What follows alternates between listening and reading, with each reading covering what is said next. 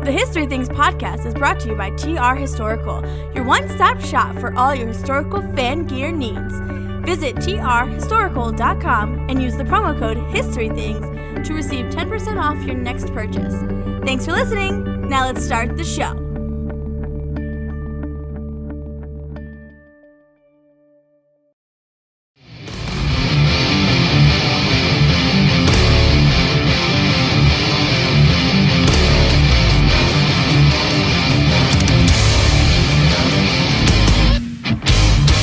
Are you ready?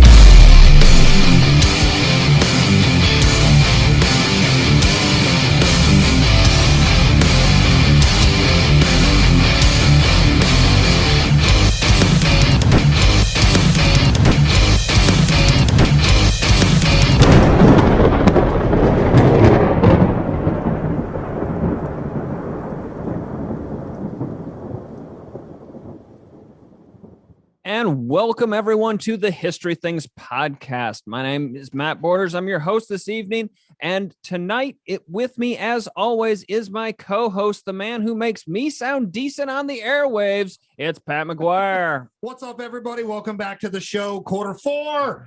Pumped. You ready? Absolutely. We've been playing this one up all season, folks. And now it is time to head to France, the Western Front, for some World War I history. Yes, it has not been a secret. I have been excited for this one all year. The First World War is one of my favorite subjects to talk about. We've kind of been waiting for the right story. More importantly, the right storyteller, the right guest. Absolutely. We found them. We're super pumped. But before we get to that, I just want to put it out there that this is going to be an extra special episode of the History Things podcast, because this is going to be something that we haven't done before. We're going to start launching slowly a visual element to the show so that we can include more of our listening impaired audience and things like that. So in a couple weeks from the debut of this podcast episode, right, you can start to look for the History Things podcast on YouTube. And this quarter 4 episode is going to be the debut episode of the visual element of the greatest nerdy podcast in history. So Matt, let's go. I hear the guns.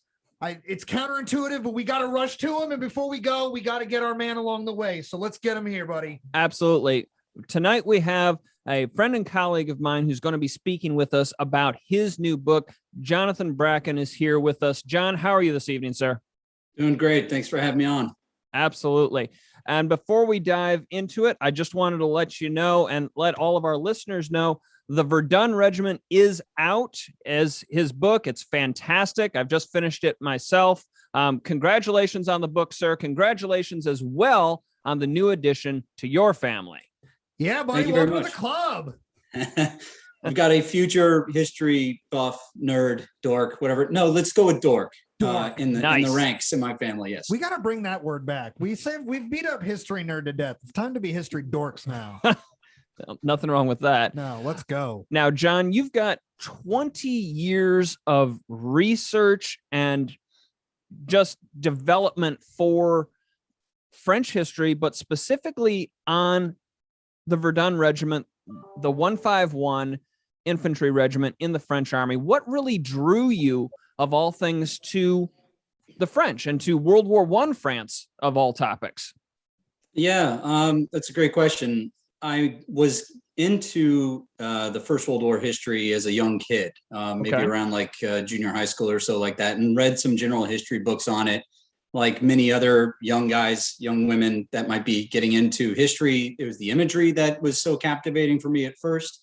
But a friend turned me on to a seminal work by Alistair Horn, the late, great Alistair Horn, who wrote Price of Glory, Verdun 1916. And I read that in 1998 or 1999, and that really propelled me into the French side of the story. And the more I read about it, the more I could get my hands first on English resources, the more interested I was and the deeper I dove, and eventually started teaching myself some French by basically reading the soldiers' diaries and learning not just French, but also like 19th century military parlance. And then just sort of went from there. Picked up the 151st history because they were featured in A Price of Glory. There's a couple of soldiers that are quoted in there, a couple of junior officers, and then it just went from there. Fantastic. Now, you taught yourself French in large part to do this research, and the research that was interested interest for you, excuse me. But while Matt butchers the English language, I want to caveat like Dan Carlin did tonight. I'm probably going to butcher the French language. So we'll just throw it out there. We're destroying languages here tonight, y'all. Good point. But when it comes to the research you did and all of the reading and whatnot you were doing, how close is early 20th century French to modern French? Was that another element when it came to your research that was difficult, kind of moving across the decades? Because German, there's some significant differences from the early 20th century and earlier to modern German. I know that much in my limited background in German. Right. Yeah. So formal French is actually, if you look at it, if you really just do a direct translation of what you're saying, even when you're speaking today, is quite archaic in a way.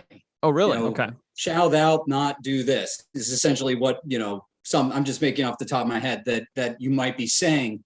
The leap was trying to understand, as I intimated before, the military parlance of the time.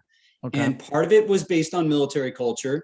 And with including like today, where you have a lot of acronyms, a lot of abbreviations for things. And so trying to wrap your head around that. But you also had the incorporation of a lot of peasantry into the ranks, of course. Most French soldiers were farmers or, did something in the farming industry at that time. And so they had a lot of what we might call like country slang that was incorporated into the army, especially when you have guys coming from all different regions. And you also have people coming not just from different regions in France, but from different parts of the world that are part of the, quote unquote, French Empire at the time. So you do see some terminology being incorporated from the French colonies, usually bastardizations of the original language, whether it's a West African dialect or maybe something from what is today Vietnam, was then French Indochina. And finally, you have various patois dialects being spoken in France at the time of the Great War. This was the first generation, the guys that fought this war, that you really had learning French as part of the French national system of education prior to the war, really learning the language themselves. So when you're reading through guys' letters, you will often come across certain regional dialects, certain patois that you'll spend all night trying to figure out what that term means. And that can obviously slow down the process. That would drive me nuts as somebody who is like just not linguistically inclined really in any way, to not only have to try to wrap my mind around the French language, but like then to get down into the like regional dialects and things like that. It's hard enough for me to understand people from the South, people from like New England. Like we got a buddy who we know who's from Maine, and everybody in his family talks like this, geez and bub, and it's super impossible to understand. So, I can't even imagine that in the French language. My brain is just spinning right now thinking about it. Yeah, it was a bit of a challenge for sure. The other one, if you guys are, in the history community, this, a lot of it was handwritten at the time. Right. So you're also having to do that almost impossible challenge of trying to decipher people's handwriting. Fortunately, most of the handwriting was actually quite legible. I think they were very consistent in teaching this skill in the French education system. But nonetheless, trying to understand, especially place names, when it's being handwritten in a different language, that's a challenge. Now, with the writing, do you see, and I apologize to be going down a rabbit hole already with this conversation, but rabbit hole for your research, were you finding that these guys were spelling phonetically? Because I've done a lot of transcription myself for American Civil War and things of that nature. And these guys are literate to a point. Oftentimes they're spelling phonetically, how it sounds. Were you running into that with French? Not too often, except when it comes to place names. And with place names, there's often 3 or 4 different ways to spell something. I even have a note in the beginning of the book about, hey, I'm going with what I found to be the consensus. And so I'm going to use that. Same thing applies to people's names. And when you're dealing with a foreign language, foreign names, you might come across 2 different names that you think might be 2 different individuals, but in fact are the same one. So there is that challenge, but otherwise not too difficult with the misspellings, I should say. Not Awesome. too much difficulty there. Yeah. And you even jumped across the pond to research overseas in France for this work, correct? Right. Yeah. So once I got the contract, so I had been researching the 151st for many, many years. And when the centennials began in 2014, I really ramped that up and started doing wholesale translations of what is the regimental diaries, the JMOs. That's the Journal des Marches et Opérations. So it's a daily diary, basically, of what was going on, written down by the scribe in the headquarters of the regiment, but at the front. And then that started, that activity started increasing when I finally got the contract after working out some negotiations with my publisher, Pen and Sword. I then started going over to Paris, to the Army Archives in Vincennes, which is just on the eastern side of Paris there, where they keep all these Army Archives in the Service Historique de la Défense in Vincennes. And they just, you request the materials, I'm requesting it from here in the United States, not really knowing what's in there. Right. It's a bit of a grab bag. And you're hoping for detail. You're hoping for not just detail, but the kind of detail that's going to help you write the story you want to write, and from a military historian's point of view, and from, a person who focuses on the human condition, that's the sort of stuff I'm looking for. And they bring out big cartons of stacks of papers, hundreds and hundreds and hundreds of papers per carton, a lot of them handwritten. And so, you get that and they plop it down in front of you, and it's absolutely thrilling.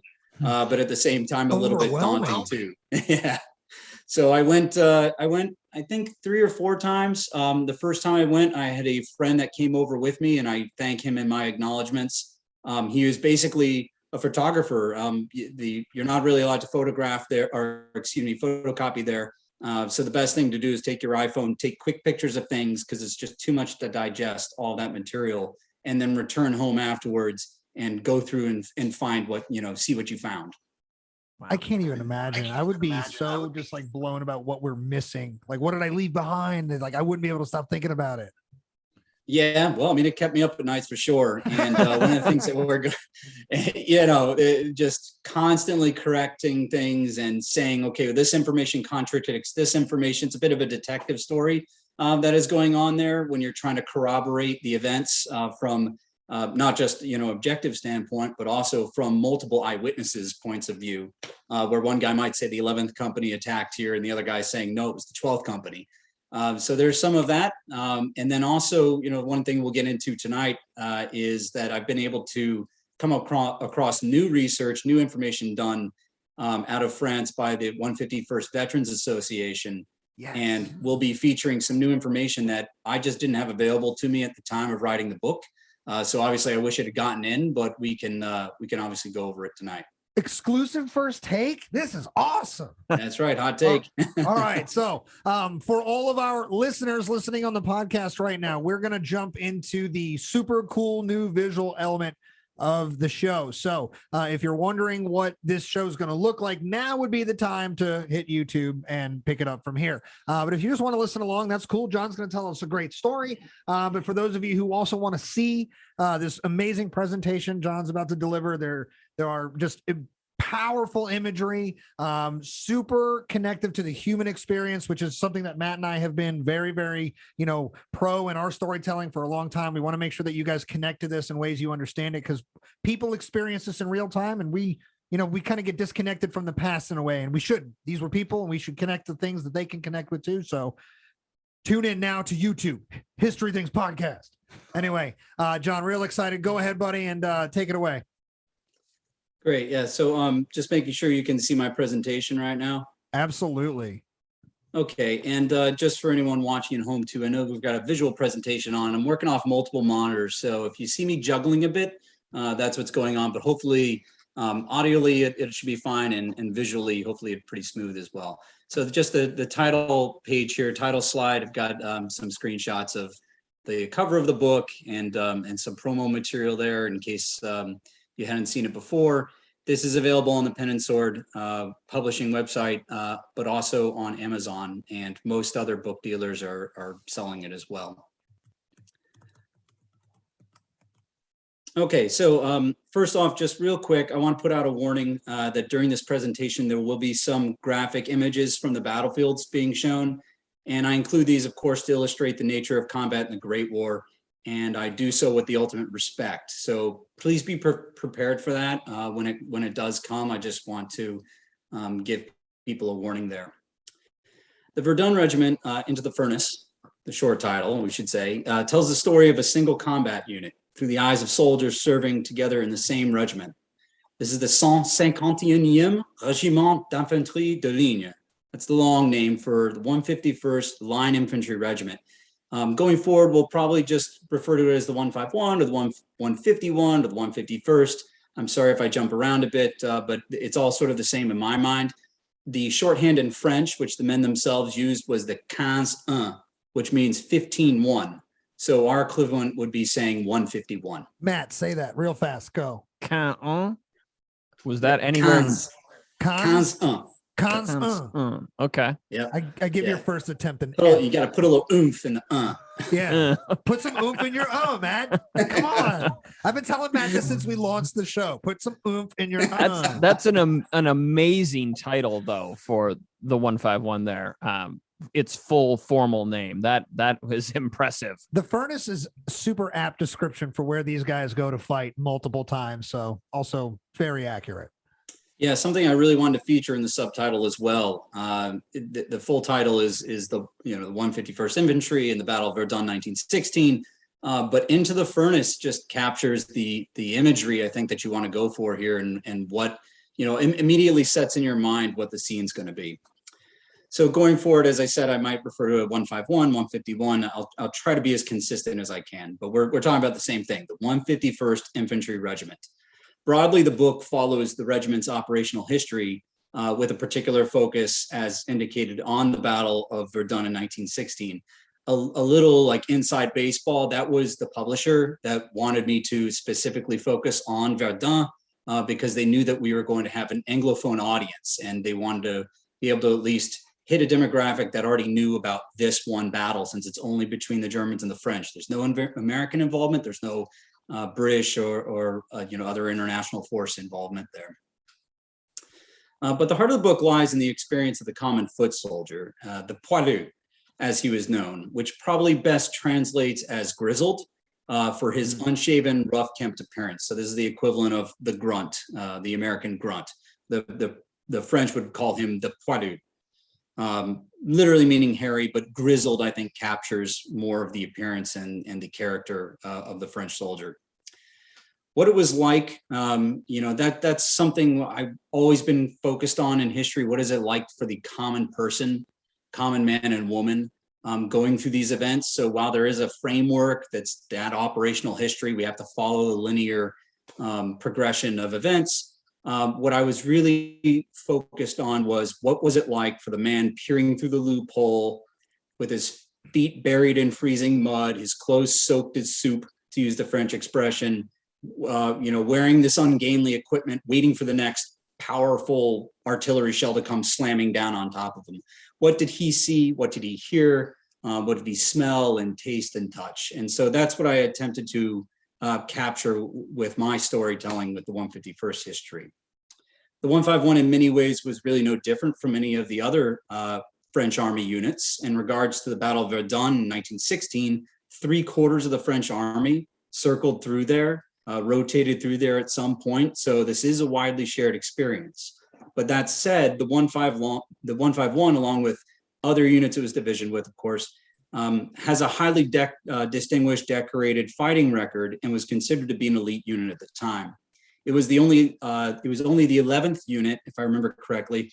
It was the only 11th unit in the French army to be awarded the Croix de Guerre as a unit distinction after multiple citations in the orders of the army, and was selected as one of the few units to be chosen to train American soldiers and Marines in France in 1917, which hopefully we'll get to towards the end of the presentation here. Hey, John, real quick, can you tell our listeners sort of what the Croix de Guerre is? Because I know that people that are passively interested in the First World War will come across this being awarded to American soldiers and Marines from time to time. So can you just go ahead and tell us sort of what that is and sort of its American equivalent? Sure. So it was an award that was created in 1915. First, it was created for individual distinction usually for courageous actions that might have actually helped the overall objective as well.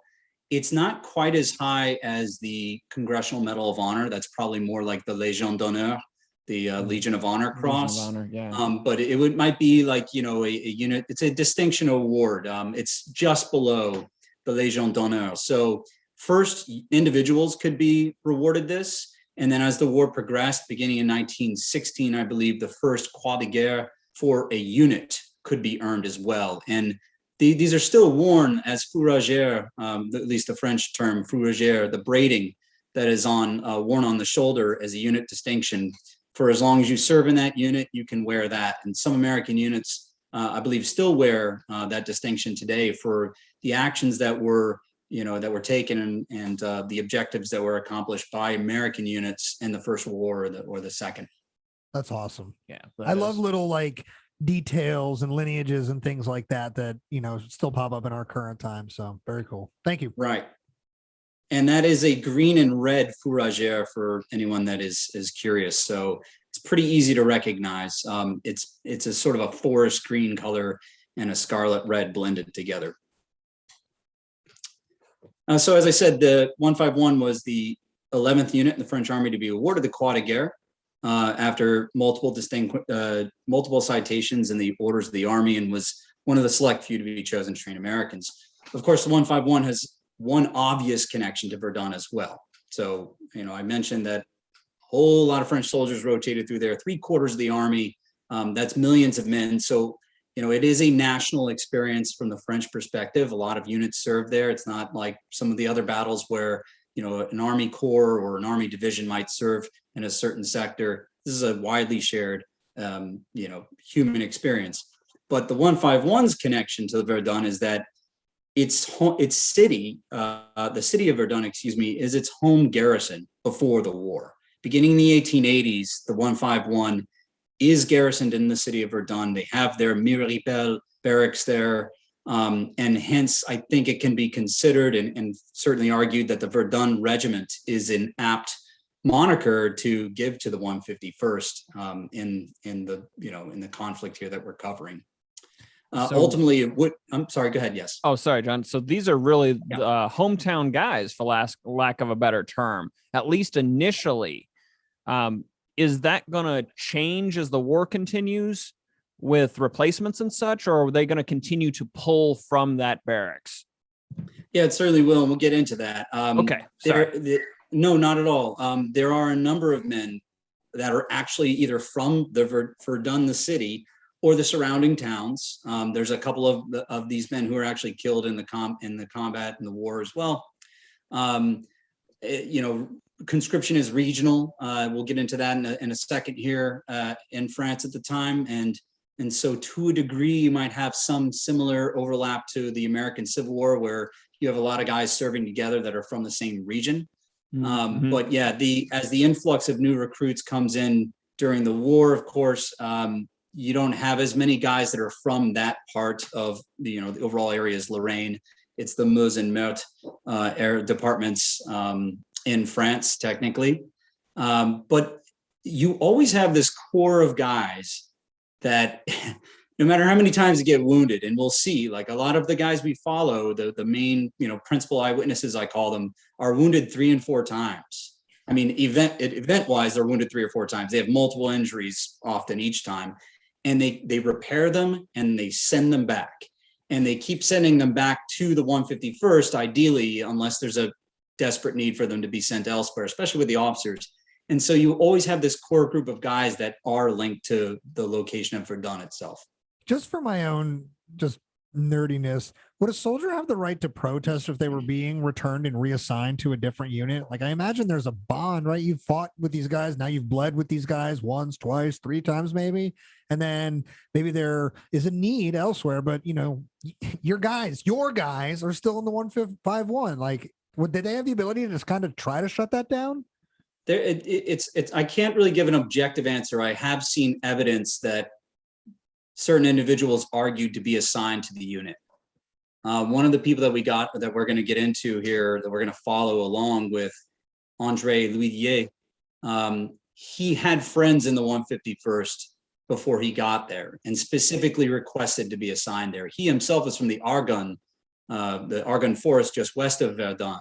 But so there is some leeway, it seems, to argue that, I want to be sent back. I would also say that structurally, it's favorable that you will be, because, as I said, the conscription works regionally. So if you're in the regiment, you get wounded or you fall ill, and then you're sent back to the rear and you recuperate from that illness or from that wound, you're sent back to the same depot of the regiment or battalion you were in before. And so they're going to train you back up, get you, instructed in the latest, methods of warfare. And then from that regimental depot, send you back to the front. So that the makeup, there's some complexity there, but the chances of you being reassigned to the unit are, I think, favorable, I would say, overall. I was thinking about Metallica when you were talking about that, just back to the front. It was like sticking out in my head. And I can't. That's the real reason I got into the Great War, was the Metallica song. I know. Oh, there you go. Yeah, absolutely. I know. That's how most people get into the First World War, obviously. But no, it's one of the things I struggle with. I try to always imagine what would this material experience would have been like the sights, the sounds, the smells, like all that stuff. And I get this super disconnected anxiety about trying to imagine what either going to the West, like the physical going part of going to the Western Front, or just being on the Western Front.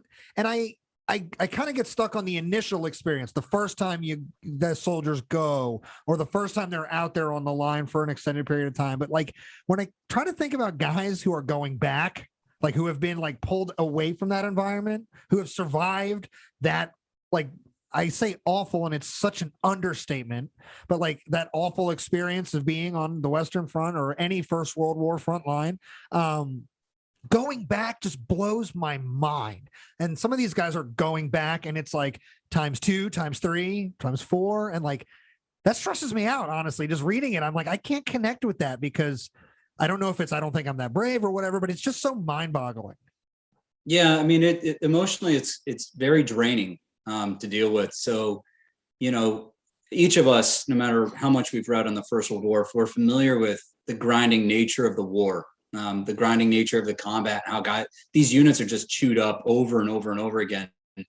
Then you see it on a personal level where, you get a grenade to the face at some battle.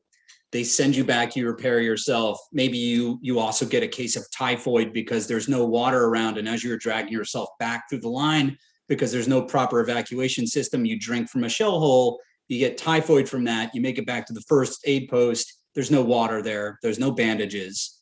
You're kind of left to fend for yourself, but somehow you pull through, and now you're being sent back over and over and over again. And there is a kind of a crushing feeling that I get in the pit of my stomach sometimes when I read these guys' diaries. Yeah, that's the thing, is I sort of live in that. It's it's a despair that I can't describe when I read these accounts myself. So that's what Verdun, that's for me personally, one word that I think about that I could describe Verdun with. It's despair, straight up. Right. And this is actually a perfect segue, because I was going to mention that aside from, of course, the connection to Verdun, the city being their home garrison for the 151st, you look at the number of times they were sent back, which I'm just referring to as, rotations, right? Or in Vietnam, you'd say tours. How many tours have you completed? They get sent there 6 times. That's a lot. I mean, there's other units that get sent back multiple times as well. There's many other units that only do one spell at Verdun. And, you read those guys' letters, and they never forget it. They never move on from it. It's somehow, in their minds, no matter how, horrible and similar some of these grinding battles are in trench warfare, that one stands out. And the 151 gets sent there 3 times in 1916, and they get sent there another 3 times in 1917 to the much less known Second Battle of Verdun, which is also uniquely awful in its own way too. It's not nearly as long. It's not the 11-month battle of 1916, longest battle in history. But it is still pretty horrendous as well, and the 151 will suffer many casualties there. The First World War to me is filled with battles that get overshadowed because there's other ridiculously, indescribably bloody battles taking place. Like in 1917, it's like kind of like all eyes on, Nivelle offensives and Passchendaele and things like that, Ypres, and then Verdun's an afterthought. Air quotes for the people only listening, because it's, the First World War to me is kind of like, what's in front of me? What's in front of me? And it's crap usually. But, Verdun at that point had been, it had been handled. Now we're into 1917 and we're good. We're still going to get the breakthrough, right? Douglas Hakes says we're going to get the breakthrough. It's going to happen. Coming. Right. It's coming.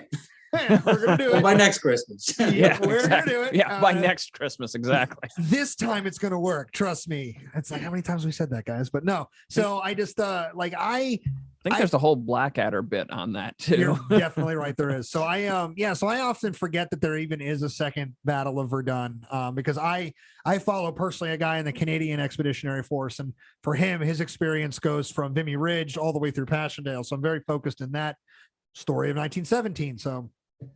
Yeah, you're going back to that 8th grade I mentioned where I first got into the Great War. It was actually through the Canadians' experience. I know there were not just Canadians at Vimy, but the Canadians' experience at third Ypres, Passchendaele. That's how I got into the Great War. It's not through the 14 battles. It is certainly not through, the so-called glorious battles of 1918, where the American army gets involved and helps, push the odds in favor of an Allied victory. It's through the mud of Passchendaele. And mud, of course, is ubiquitous to the Great War, and everyone has to deal with it. But there it was particularly awful. So that's what I tell people whenever I'm casually talking about the war. I was like, you can describe pretty much any First World War battle with some of the real same generalities: mud, slop, just moonscape, all that stuff. But like when people close their eyes and they think about the First World War and the first images that come to their mind, they are thinking about Passchendaele, because those are the real muddy pictures we've seen. That's the real big story that, we get to connect with, because obviously with the French being so focused on Verdun and the Americans not being there, and us really basically only caring about where Americans have been in history. Well, and to your point earlier, in terms of battles that get skipped over, and we can get into this tonight too, are the 1915 battles, I think, get short shrift. And if you want to talk about, yes, Passchendaele, of course, feels ubiquitous to the Great War, but the slaughter of the Great War, of guys charging, getting mowed down and caught in barbed wire, and then being sent back over, to me, that's 1915. It's the deadliest year for the French army. They lose over 500,000 killed and 1 million wounded just in 1915. That's just crazy. That's like next level crazy. They lost more guys in 1915 than we did in the entire Second World War. Right. We as in the United States.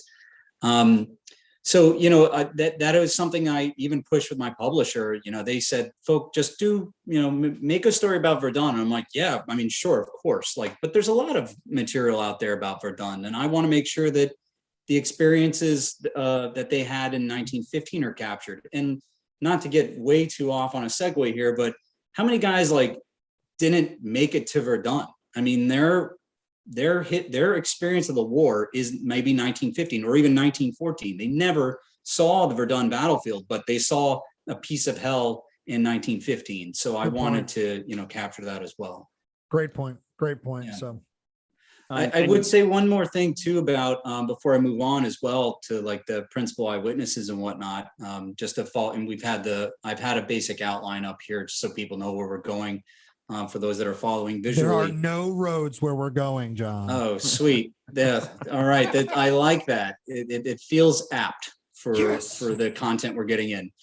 But another unique quality of this regiment specifically, just from an historian's perspective, is the quantity and availability to a degree of the firsthand accounts that were left by men serving in the unit.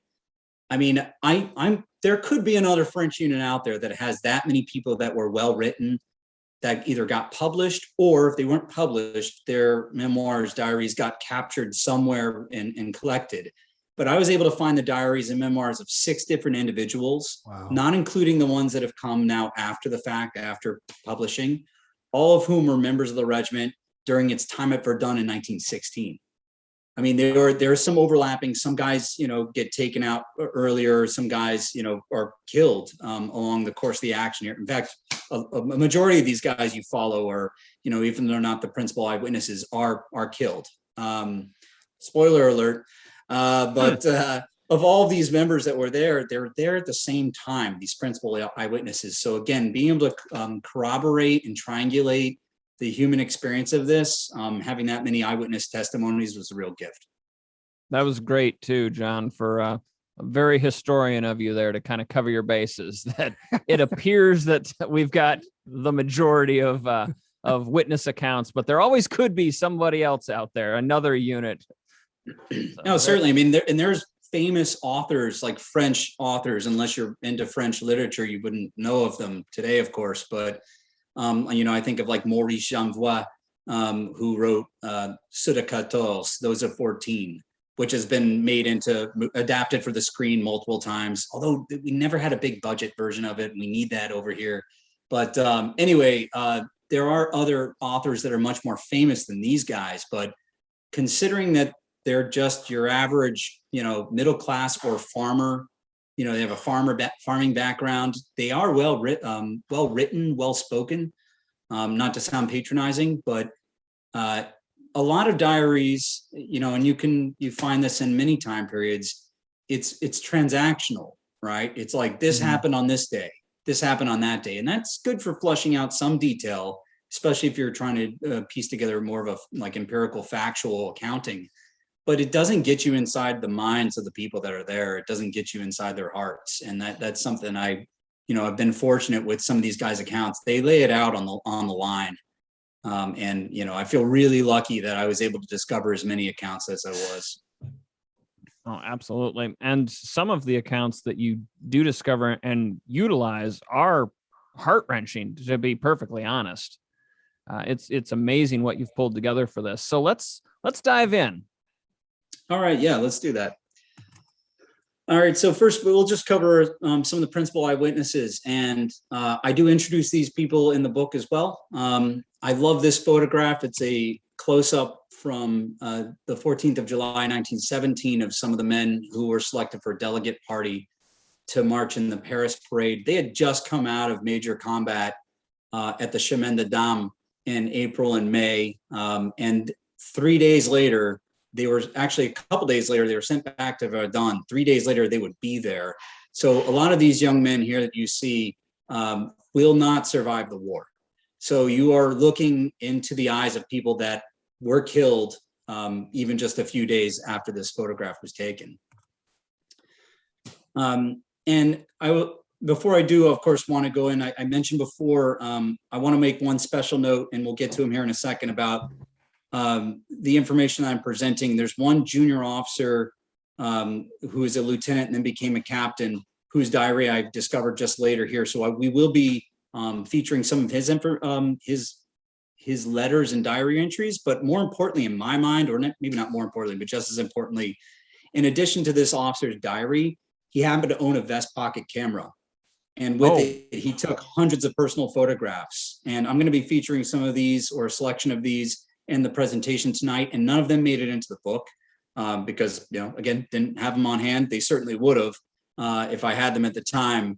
And, Fantastic. I think I'm trying to wrap my mind around this. Like, today's culture, we take out the phone all the time. We just photograph the moment while it's happening, or we video it while it's happening, and even almost to our detriment, where you're not even really present in the moment because you're just photographing it.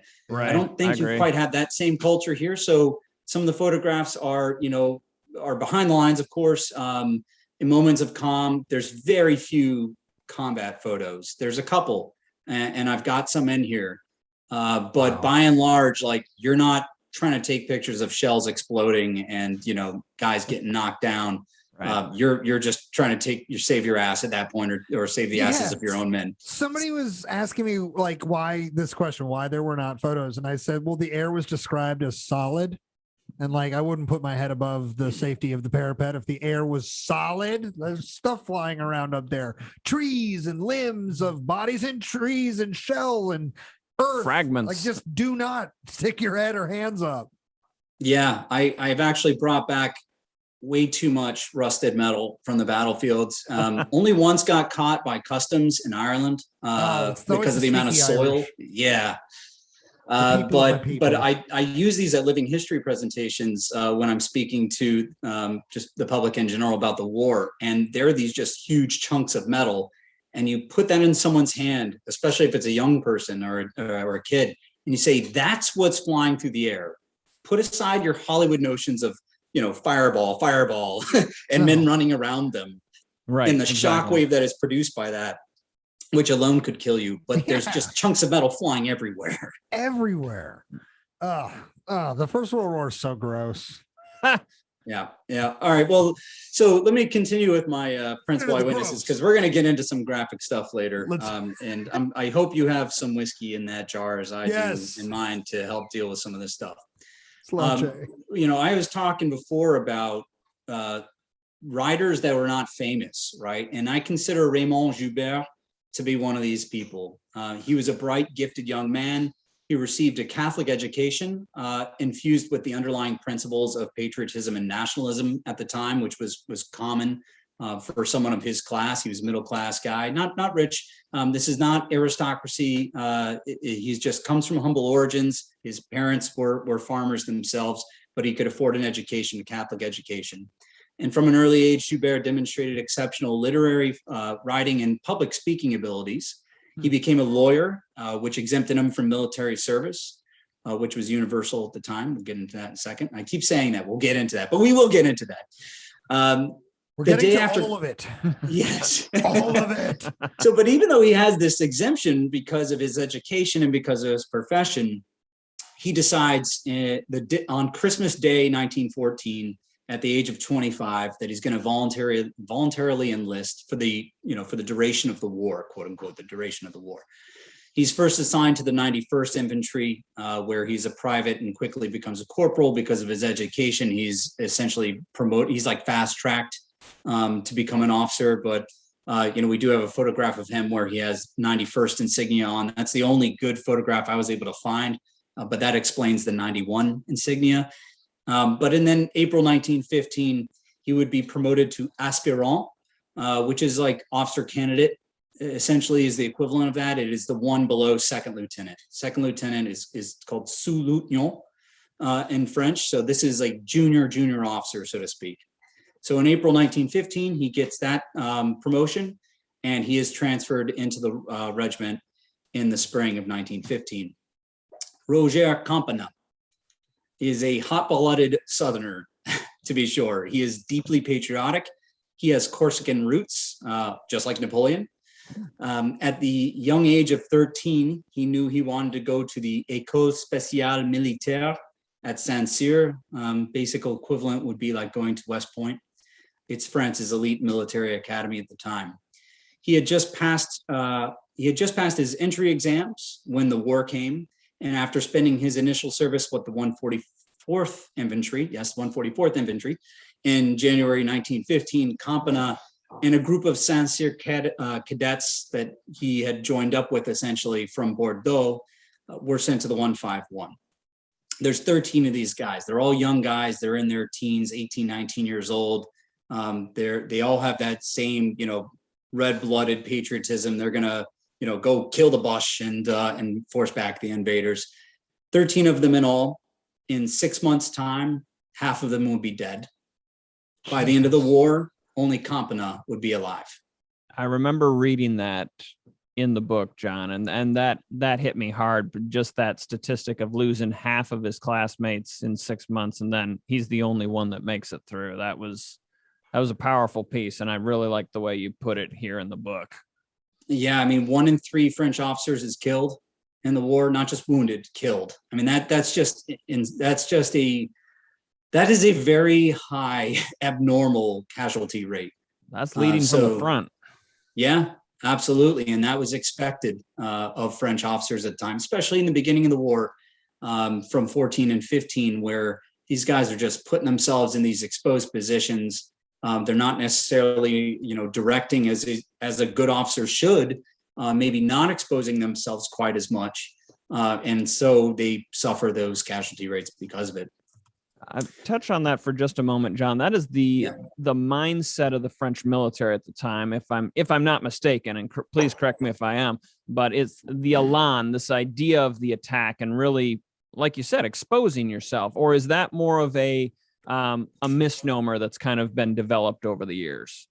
No, that is very accurate. In 1914, of course, they're still wearing red kepis and, even wearing white gloves sometimes as they go into the attack. Right. Although there is an account, and I believe I feature it in the book, that one of these Saint-Cyr candidates, who is a second lieutenant in the 151st in 1916 at Mortem, at Verdun, I think he knows, like, this is it. Like, this is my one moment. I'm not going to make it out of this. And he puts on his white officer's gloves and goes into the attack.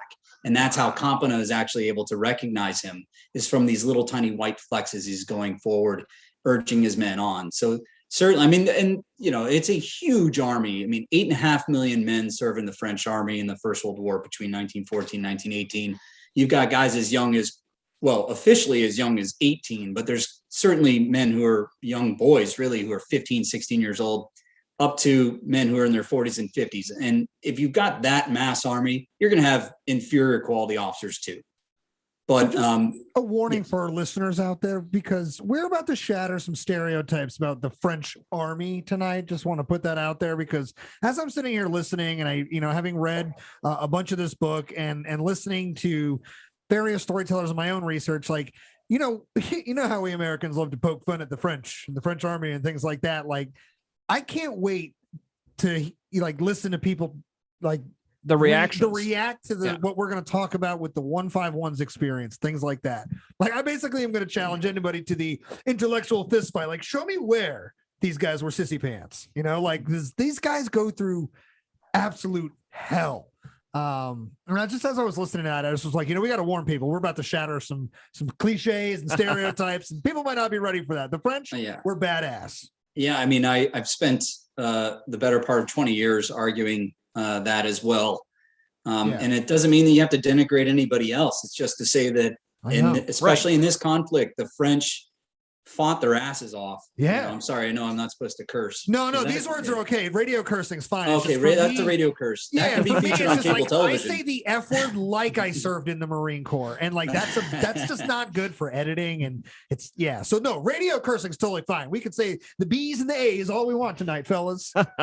This is a great conflict to get into if you want to understand what happens post First World War history in France and Europe in general, right? Sure. And what happened in the Second World War, what were the factors that led to the capitulation of France in May of 1940 so quickly? Why were they fighting so hard in Algeria, in Indochina, i.e. Vietnam? What was at stake for them?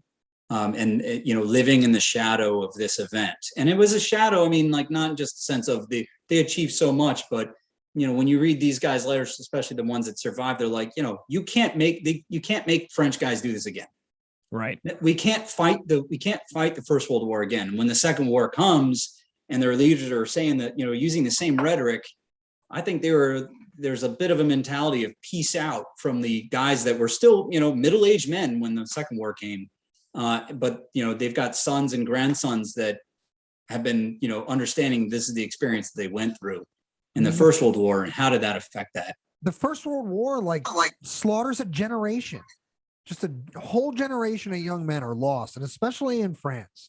Like the French suffer. What is I forget the name of the German commander, but he really wants to bleed France white, and they come damn near close to it. It's Falkenhayn? Yeah. Right. Falkenhayn, who is the sort of mastermind behind the Battle of Verdun. It's funny too, because later on he'll try to claim, "Oh, that wasn't really my strategy to bleed France white," but he was known for saying it at the time. Yeah. So I certainly think it is apt. But yeah, we'll get into that too. Just the sacrifices that are being made. We're Civil War guys. We know all about revisionist history. So yeah, that's right. Yeah, no joke. Well, so in front of us here, for those following visually, we have Auguste Borinat. He is, I would call him a simple man of the land. He was orphaned at an early age. At the age of 13, he began to earn his own living. doing farm work. At age 18, he volunteered for military service. So that's 2 years prior to your mandatory call-up date.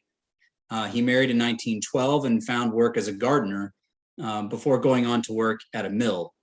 After that, when the war did come, now being 27 years old, he was initially judged unfit for active duty. I don't have any additional detail there. That's just what's in his papers. He's 27. That would be basically the age of a reservist at the time. I don't know if there was compounding physical factors or what. He's certainly intelligent and well-written, so that's not an issue. But regardless, war breaks out. They say, we don't need you. We'll assign you to the auxiliary service in the rear area. And he's assigned to a territorial regiment. Territorial regiment, kind of like National Guard in a way, but for older folks.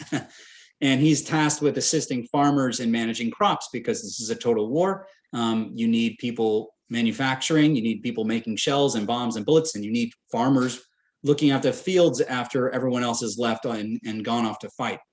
In October 1915, though, he was deemed miraculously fit enough to carry a rifle after all. They're like, oh, yeah, about that auxiliary service. We need you up front. Was that race to the sea costly? Was it? Exactly.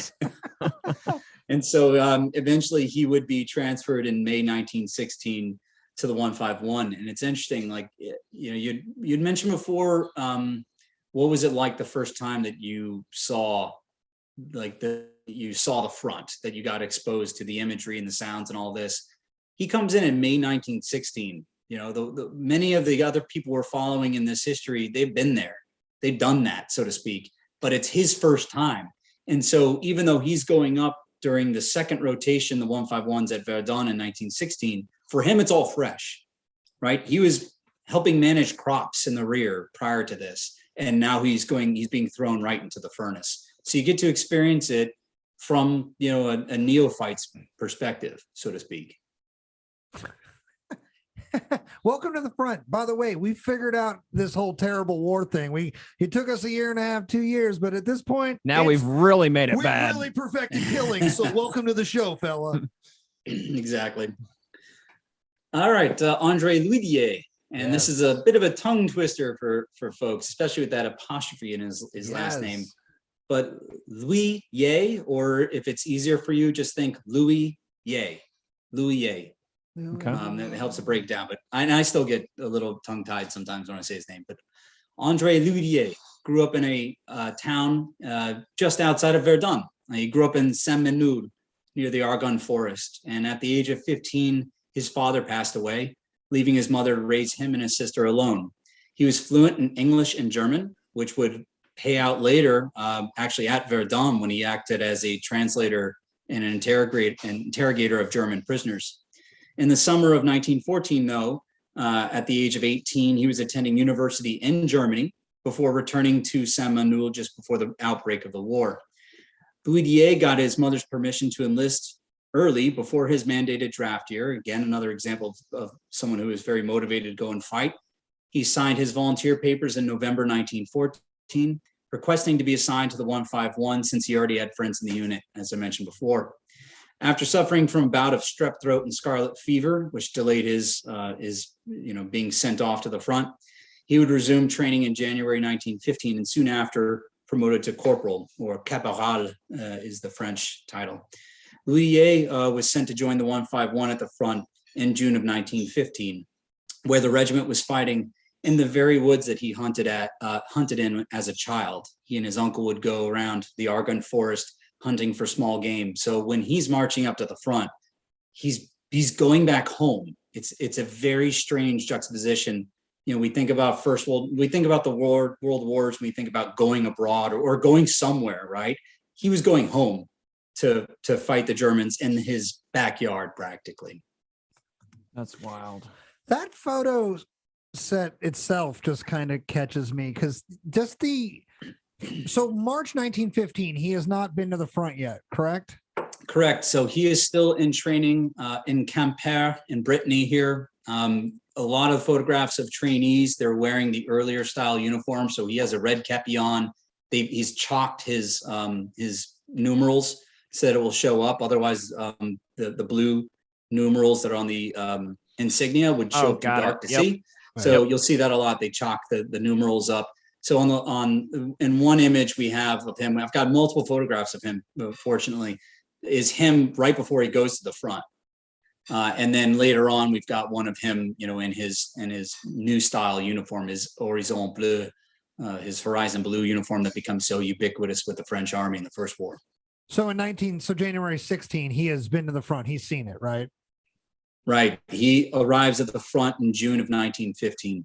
So what I get stuck on here, John, I love these, and Matt and I talk about these all the time, are these sort of before and after comparisons. The young man on the left in March of 1915 has not seen this war yet. He's been a part of the preliminary stuff, the trainings and the organization stuff, but I know he's sporting a mustache in January 1916, but that is a kid.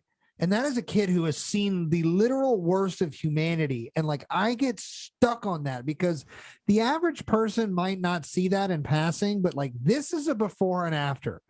On the left there, if you're following in the YouTube, there's a young man who hasn't seen it yet.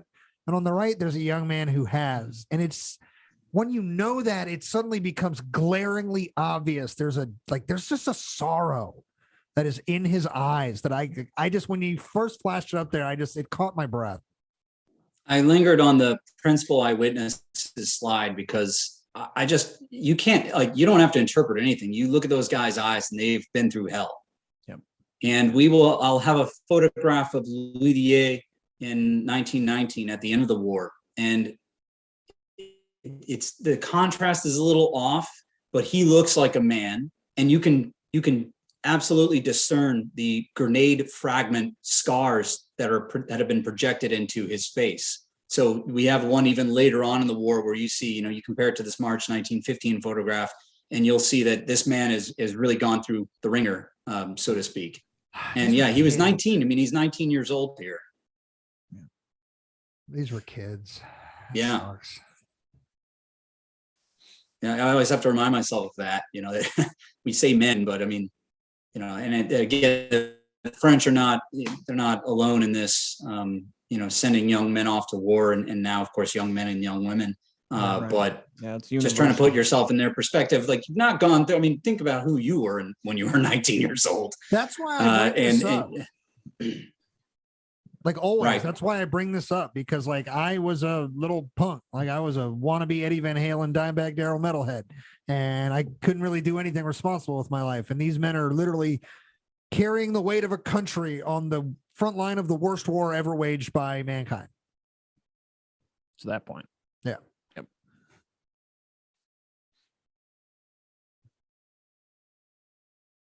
Uh-oh. John, did you freeze? Do we need to hit the pause? Well, we can always edit anything. But... Yep.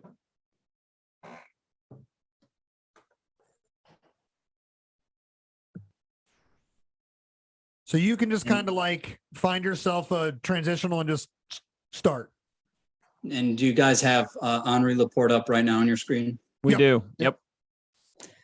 So we know less about Henri Laporte.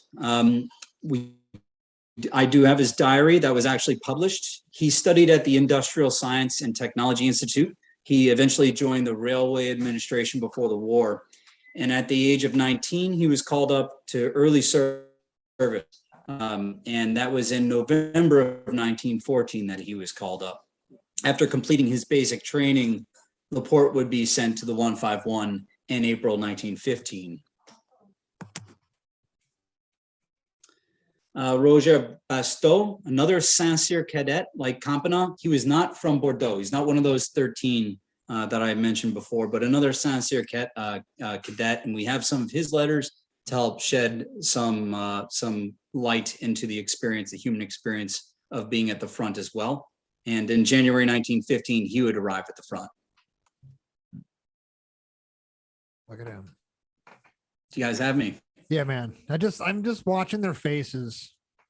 There's just so much to see in just the little details like eyes and smiles and things like that. So for all of you who just listen, you gotta hop on the YouTube. I'm gonna be the most obnoxious salesman by the time this is over. You're gonna be like, I get it. There's a YouTube, but there's a YouTube, and you should go to it.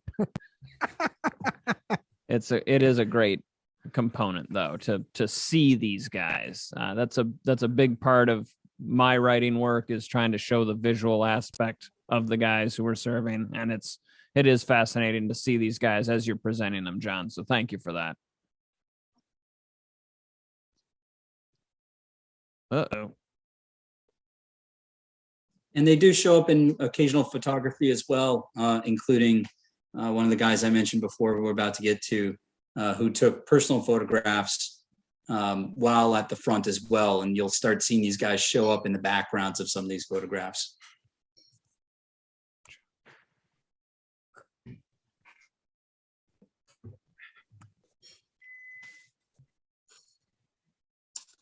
And the final eyewitness that we're going to introduce here, the man I just spoke about, is Gaston Tizon. Mentioned him previously, discovered his diary only late. He was born in Grandpay in the Ardennes. Tizon was a true career officer. He served with the 151 for 7 years, even prior to the war breaking out. He was a learned man possessing a baccalaureate in letters and mathematics. And after completing his schooling, he was admitted to the École Spéciale Militaire in October 1903 at the age of 21. He received his promotion to caporal a year later and a sergeant after that. In October 1905, he would be made a sous-lieutenant before receiving his assignment as a lieutenant, I should say, to the 151 in October 1907. 2 months into the war, Tizon would be brevetted as a captain. That's October 1914. A rank that would be made definitive in February of 1915. Prior to the war, Tizon would marry at some point. I don't have any further details on that, but I do know that he was married. And with the outbreak of war in August 1914, he was an acting section leader of the 2nd Machine Gun Section, 2nd Battalion, 151st Infantry, and would continue to serve as a machine gun company commander as the war progressed. So I love these two images of him. They're both taken in 1916, but he's wearing his sort of pre-war 1914 uniform here. He's holding his red kepi. He's got a dark blue tunic and bright red trousers. All of that looks kind of dark in the photograph, just the photography at the time. And on the right, he's holding a little kitten while he's in a quiet sector in July 1916 after getting out of Verdun. So just a kind of a nice human side of things here. These are the Lost Beauty and the Beast lyrics. No one wears a tunic like Gaston. That's a dapper dude. And that's a good looking guy. It's also a great juxtaposition between that formal photograph of his early war uniform and then his field photograph, like the kit he would have had in the field too. Right, exactly. And he's wearing that Horizon Bleu uniform there in 1916. There are many other eyewitnesses, some whose letters I've acquired randomly, some who are featured outside of the diaries and who get quoted by some of our principal eyewitnesses, and they're just too numerous to name. And really they kind of appear as almost passing figures in the pages of the diaries and memoirs of the primary eyewitnesses, but each of them played a special part in the Verdun Regiment story. And if you look at some of the photographs that Tizon took, capturing these small little moments, these sometimes quirky moments, you actually have photographs of guys smiling, which even for the time, you're coming out of like somewhat the Victorian age and people are still considering photographs as portraits. It's a nice, personal snapshot about, who these people really were as well. Is that a horse or a llama? Sorry, I just got caught up on that. What is that? Is that a goat? Yeah, that is a goat. That's a special heritage breed goat. And I think there may be a different names for them depending on where you are in France. But there's some speculation in my mind about whether this is actually the mascot of the 151st. There's never any mention of him formally, but this guy clearly knows what he's doing training this thing. Sure. What is the purpose of even training the goat? Why? Like, what is the goat doing? It's a goat, man. It'll kick your ass. I have a lot of non-story relevant questions now that I've been looking at this photograph. I have multiple photographs of the goat. Yes. This one is particularly good. Yeah, I mean, I think it says enough. There's a goat on its hind legs. As long as you're not too scared of the imagery there, of, maybe some satanic background. Otherwise, for all the metalheads out there, all you Slayer fans, they're like, yes, that's the best image we saw. Seen the movie The Witch? No. Thing starts walking around, you're like, okay, I'm out. Yep, done. Like, Baphomet, yikes. No. So anyway, moving on from goats. Moving on. So we are just getting into the background of the 151st. We haven't even dove in yet. So here we go. France has, of course, a long used a system of universal conscription based on regional recruitment, as I mentioned before, basically since the days of the Revolution, which continued to be practiced during the time of the Great War. This meant that recruits serving together in the same regiment could expect to serve alongside contingents of men from their home region as well as from elsewhere. The rule, though, was that during a man's active period of service, which lasted about 2 to 3 years, he could not serve in a unit that was garrisoned in the same region he was from. So if you were from the South, let's just say, you might be sent to the North, but there would be a contingent of you from the South in a Army Corps region in the North. It's a somewhat different story when it comes to the service in the reserves and territorial forces, which I won't go into here. But as for the demographic makeup of the 151, at the start of the war, a quarter of the recruits are from Lorraine and another quarter are from northern France. The remainder are from Picardy, which is the Somme, basically, north of Paris, as well as from the capital city of Paris itself. And as the war went on, men from other regions began to filter into the ranks as well. You've got Southerners, you've got Bretons, you've got men from Champagne. But ultimately, 70% of the regiment was composed of men from northern and eastern France, from those northern eastern regions. And a special note that 40% of the regiment's ranks were made up of men whose home departments were either occupied by the enemy or right on the front lines during the First World War. So this was very much a personal conflict to them, in addition to being a national or even a world war.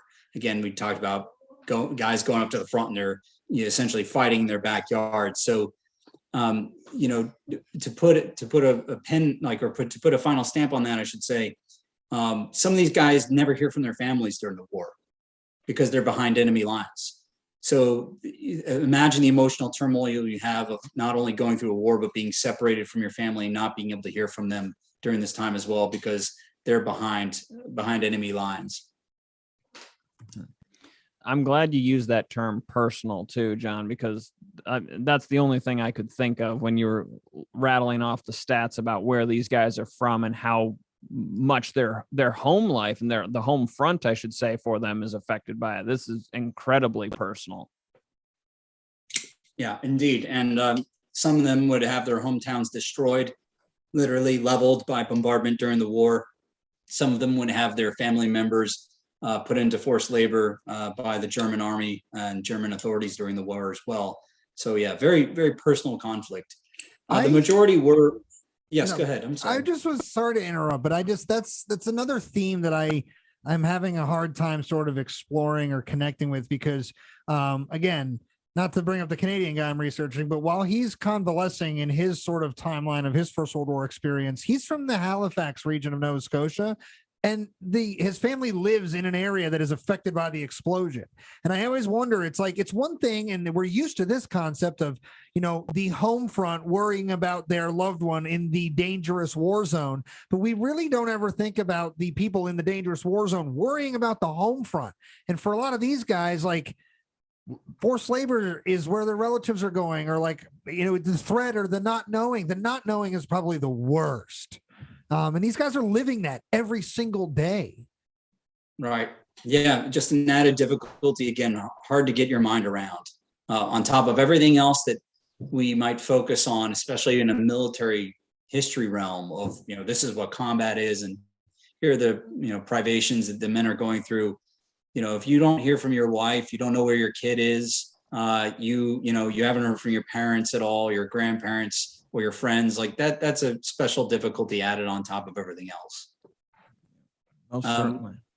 The background of these guys that kind of touched upon before, they were mostly farmers and peasants who worked in agriculture or animal husbandry before the war. Another solid block or factory or transport workers. And the rest were shopkeepers. I mean, it's a very modern society. I mean, they're shopkeepers, office clerks, civil servants, and various other liberal professions, as well as students and professors. And they varied in age from as young as officially 18, though I know that there were guys that were there that were 16 or 15 and they lied about their age, to as late as their 40s. And there actually are some officers in the ranks of the 151, just using an example, that are even in their early 50s. Though to put a fine point on it, most of the French soldiers, including the 151, were between their mid-20s and mid-30s in age. So the French army is truly a cross section of French society as a whole. And you look at the photograph of them and you can see that. I mean, you got young recruits that look like freaking kids. And then you've got older guys that, and when they refer to them, the young recruits too, it's interesting. There's sort of a patronizing way they speak about them. And I mean that in the best way possible that we wouldn't use today, but they refer to them as my children or my boys or, kids, come on kids. And it's not taken as a slight.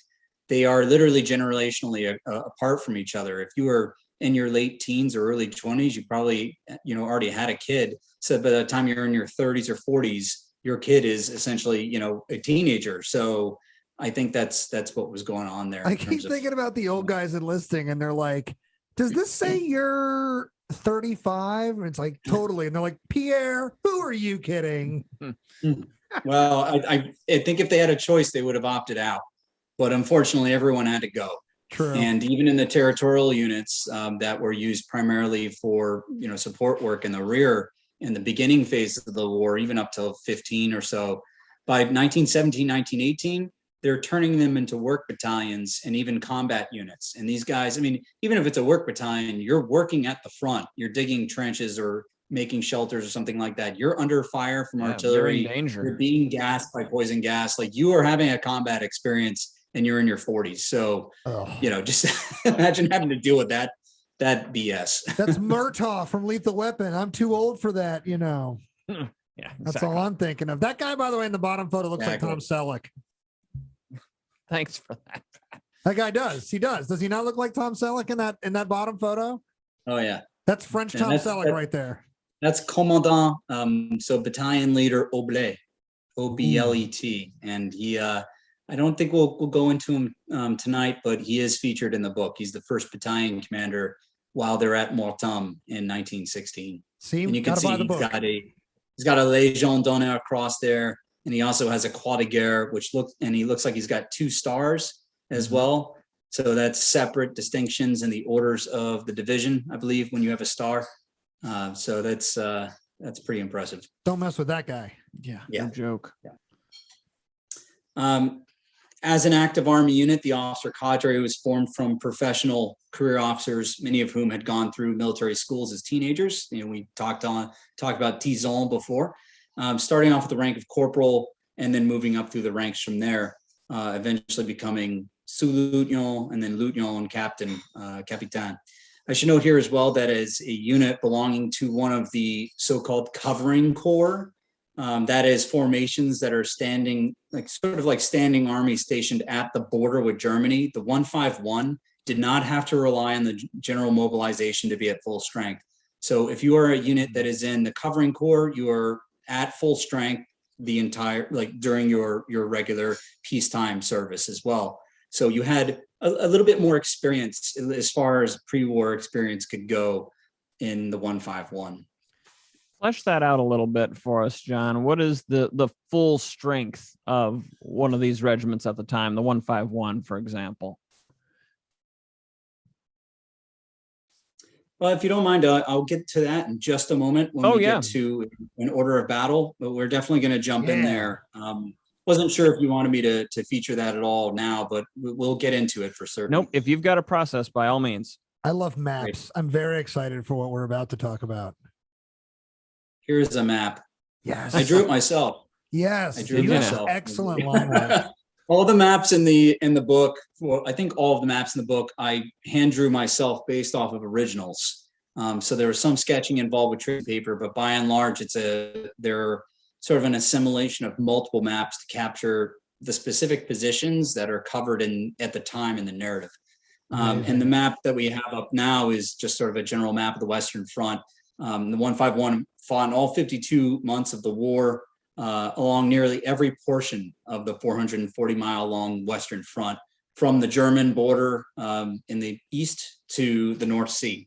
I had initially intended to speak about the combat experiences of the regiment before Verdun, to give you all a sense of what they did and what they went through before the epic Battle of Verdun 1916. Hopefully we'll be able to cover that tonight as well. But just a quick glance here of the various sectors they fought in. It's probably a little difficult to determine, but they're all over the map, as the expression goes. Quite literally, yeah.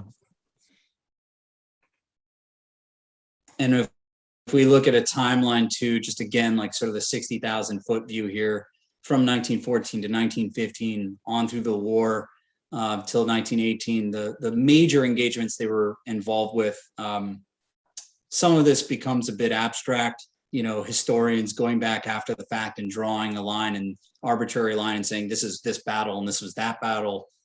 Any one of these battles could have been a campaign in previous history or previous wars, but this is their general battle history. And when we take a look at their casualty levels, which I'll speak to as we go through one by one the different engagements they were in, we'll see just how deadly the fighting was, almost as a matter of routine. Entire companies of men, companies 200 to 250 men, they're wiped out in single engagements routinely. Occasionally, entire battalions are wiped out. That's 750 to 900 men at full strength, routinely in battles, wiped out.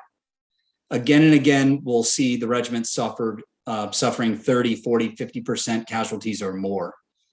And if that seems kind of impossible to wrap your head around, you're like, how can you keep suffering that many casualties and still remain an actual existent fighting force? It's because one thing to bear in mind, that you've got a constant flow of replacements coming in to fill in the ranks. So if a regiment was fighting for 2 weeks, let's just say, in a given battle, it would receive during that time maybe an additional reinforcement. Those guys are sent right up into the front, right into the trenches. They're plugging the gap, so to speak. But either way, from the standpoint of a fighting unit's effective, the losses were real and seen and felt in the ranks. So you might go up with 2,500 men into the Battle of the Somme in September 1916, and you lose half of the guys you went up with originally, or you lose 50% of those guys through the course of the battle, and they would then replace them after that battle to make sure that you were still an effective fighting force. And these replacements, they consisted primarily of two groups of people. One was young recruits called up each year at the date that was appointed when they turned 20. Although due to urgency, they would be called up earlier and earlier as the war progressed. And that's how you get guys being 17, 18 years old in there. And the other group was recuperated veterans. So guys who had been in the service before, who'd either been wounded or fallen ill, but had recovered and then were sent back. That sort of grinding wheel that we were talking about previously. Yeah. Later in the war, men either deemed unfit for frontline service, like we mentioned Bourdonnais before, or who had served in critical factory jobs were also scooped up and pushed into active units as the Army became more and more desperate to get men into the trenches. And so we'll touch just on the organization of a general French Army regiment. In this case, we're looking at the 151st, of course. In 1914, there's 173 active regiments, numbered 1 through 173. These are comprised of 3 battalions each, and each battalion has 4 companies. So 1st Battalion, 1st through 4th Company, 2nd Battalion, 5th to 8th Company, 3rd Battalion, 9th to 12th Company. Each active regiment also has a corresponding reserve regiment where men would be transferred after their active duty during peacetime anyways. And the reserve regiments took the number of the parent active regiment plus 200. So the 151st Reserve Regiment was the 351st. So those regiments are numbered the 201st to the 373rd.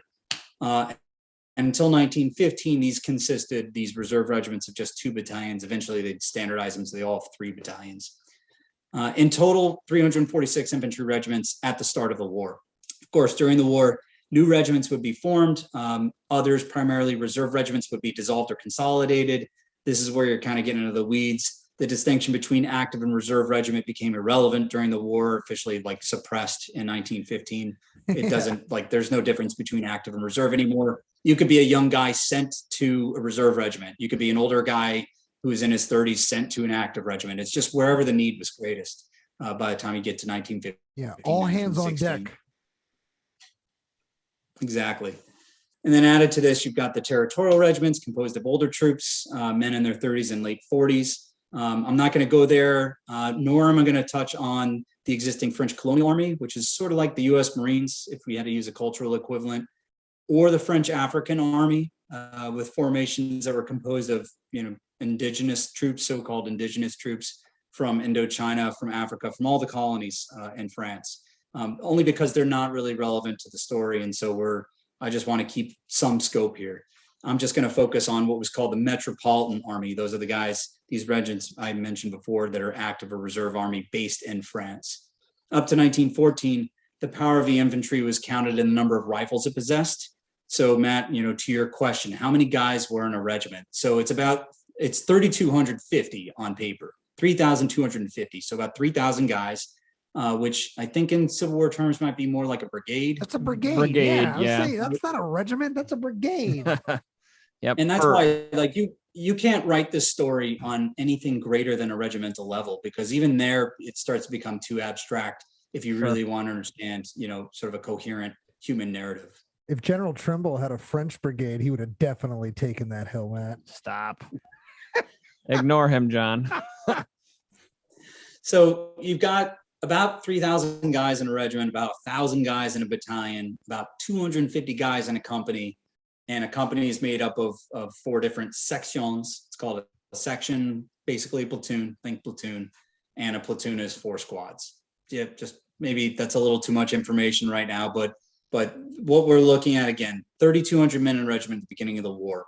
And the weapons ratio is basically in 1914, 3,000 rifles and 6 machine guns. And now we're going to go through really briefly here, I hope rapidly and coherently, that change in weapons ratio as the war progresses, primarily because you're running out of guys, but also because of development in technology, development in tactics, and the increased emphasis on firepower over volume, like intensity of firepower, and also fire and movement, which, you look at the tactics they develop and that you're using by 1916, 1917, that is the basis of what most modern militaries are based on today, to today, I should say, to modern era. Beginning in 1915, that's when you start seeing a gradual reduction in the force. So you've got about 3,200 guys at the beginning of the war. In 1915, you're starting to see regiments basically being considered to be topped off at 2,700, 2,800 men. Companies topped off between around 200 men or so, around there. You've got detachments of grenadiers, hand grenadiers being created, rifle grenadiers, trench mortars, which for the French in the beginning of the war was basically like medieval. It was like catapults and crossbows on top of improvised mortars. And they're facing a German military that was much better equipped. You get additional machine gun companies that are no longer a single machine gun section, but now entire companies of machine guns. So by 1917, the number of effectives of a regiment, around 2,500 men, but the weapons ratio is 1,800 rifles versus 3,000 before, 36 machine guns, 108 automatic rifles, 576 rifle grenade launchers, 3 37 millimeter gun cannons, assortment of trench mortars, and all those hand grenades I mentioned before. So, you've got a swing towards, a heavy, firepower dependent, rapid mobile force that you didn't have before, where you're just dealing with mainly with rifles. Yeah, that's a much more diverse fighting force there. There's a lot more they can do with that. Right, precisely. Yep. Although I struggled with how to feature that in the overall story, because when you read the guys' letters and you really even see the progress they made, yes, they're modern militaries, but they're still dealing with the conditions on the ground. and you still have these annihilating bombardments where artillery is king on the battlefield, and you're still dealing with these quagmire battlefields where you can't really advance. And despite all of that firepower and the advancement in weaponry, we haven't even gone into the tanks and the aircraft that developed, entire bomber wings, long-range bomber wings, and fighter craft and all that. To the guy on the ground, it kind of feels the same. Like it's deadlier in a way, right, with the more advanced firepower, but the battles, and that's what's sort of depressing about the First World War. Even when you have these advances in technology and in tactics, it still is just as bloody and often doesn't have very decisive results. So we are jumping into the narrative portion now, the linear portion, timeline portion of the presentation. So we're going to go right into 1914 to the hilt, à l'outrance, as the French would say, starting with the 4 frantic months of 1914 that comprised the War of Movement, a very tumultuous period that would see some of the deadliest fighting of the war, even though trench warfare, of course, is how this war is defined. The opening and the closing open warfare periods are actually the deadliest for all the participants involved. And we've got another map here for you. I'm sure you know we can revel in this. This is another one I created, but it's just to kind of give a high-level overview of the 151's movements in the opening phases of the war, just to get a picture of the amount of ground that they covered from the border with Germany and Lorraine to the Marne River Valley and the plains of Champagne, all the way up to the North Sea and the flooded plains of Flanders and Belgium. All of this ground covered just in the few first months of the war. As war approached in July 1914, the 151 had been on training maneuvers in Champagne. As rumors swirled that war was coming, the regiment was sent back to its Mirabel barracks in Verdun to make its final preparations, and the men were certainly eager to receive their marching orders. They were under the command of Colonel Louis Deville, who actually was the regimental commander for the 151st prior to the war, beginning in November of 1912, and would serve with the regiment as their commander until the fall of 1914. Their marching orders came on the 31st of July, 2 days before the general mobilization was declared, and the 151 marched out of its barracks with an effective of 57 officers and 3,090 men. So around 3,100, 3,200, somewhere in there. As they marched out, the regimental band was in lead, and the crowds were lined outside the barracks cheering them on as they went. The 151 would be divisioned with neighboring units, as in like geographically neighboring units that included the 94th Infantry, the 162nd Infantry, the 8th and the 16th Battalion Chasseurs à Pied, which were light infantry, basically. The chasseurs are essentially foot light infantry, and a regiment of field artillery as well. Together, they were ordered to proceed towards the German border or the frontiers to check any incursion that the enemy might make across the border. On the morning of which was a Sunday morning, 9th of August, Gaston Tisson, whose photographs we'll be featuring, will attend a mass unlike any he had witnessed before. And he would say, "What a deep impression. A soldier says mass while being served by other soldiers. Soldiers filled the small church, which has certainly never seen such officiants before. Here and there, a few women dressed in black are crying, and it is with stirring emotion that we listen to the soldier priest, who invites hearts to exalt in the knowledge that God, who has never abandoned France in her hours of need, would not abandon us now. Does he speak the truth? In any case, what is certain is that we here will all do our duty. Us officers, we wish we had nothing else to think of, no thoughts of family to distract us, so that we could devote ourselves entirely to this noble task, to expel the invader. But no, that's not really true. It's good that we have to make a sacrifice as great as our men and act as an example of courage, of complete abnegation, that like them, and even more so, we suffered and gave up things too. God be with us." Wow. Scale of these battles, as I had mentioned before, not a single event really, not really a single engagement, but a series of engagements. Each would have been considered its own battle, these tiny engagements within a larger battle, if it was any other war, at least leading up to the first war. they're unfolding over scores of miles. I mean, these fronts are massive. You know, they could be anywhere from 20, 30, 40, 50 miles, sometimes larger. The first major engagement of the war, the Battle of the Frontiers, or Battle of the Borders, so to speak, wasn't really a single day's engagement either. It began on the 7th of August and would last until the 5th of September, basically abutting the Battle of the Marne. 740,000 combatants were involved on the German and French sides and British side, British forces as well, 740,000. But the climax culminated on the 22nd of August, 1914. And this was the 151st baptism of fire at what would be the Battle of Pierrepont and Doncourt, just in Lorraine, just north of Verdun itself.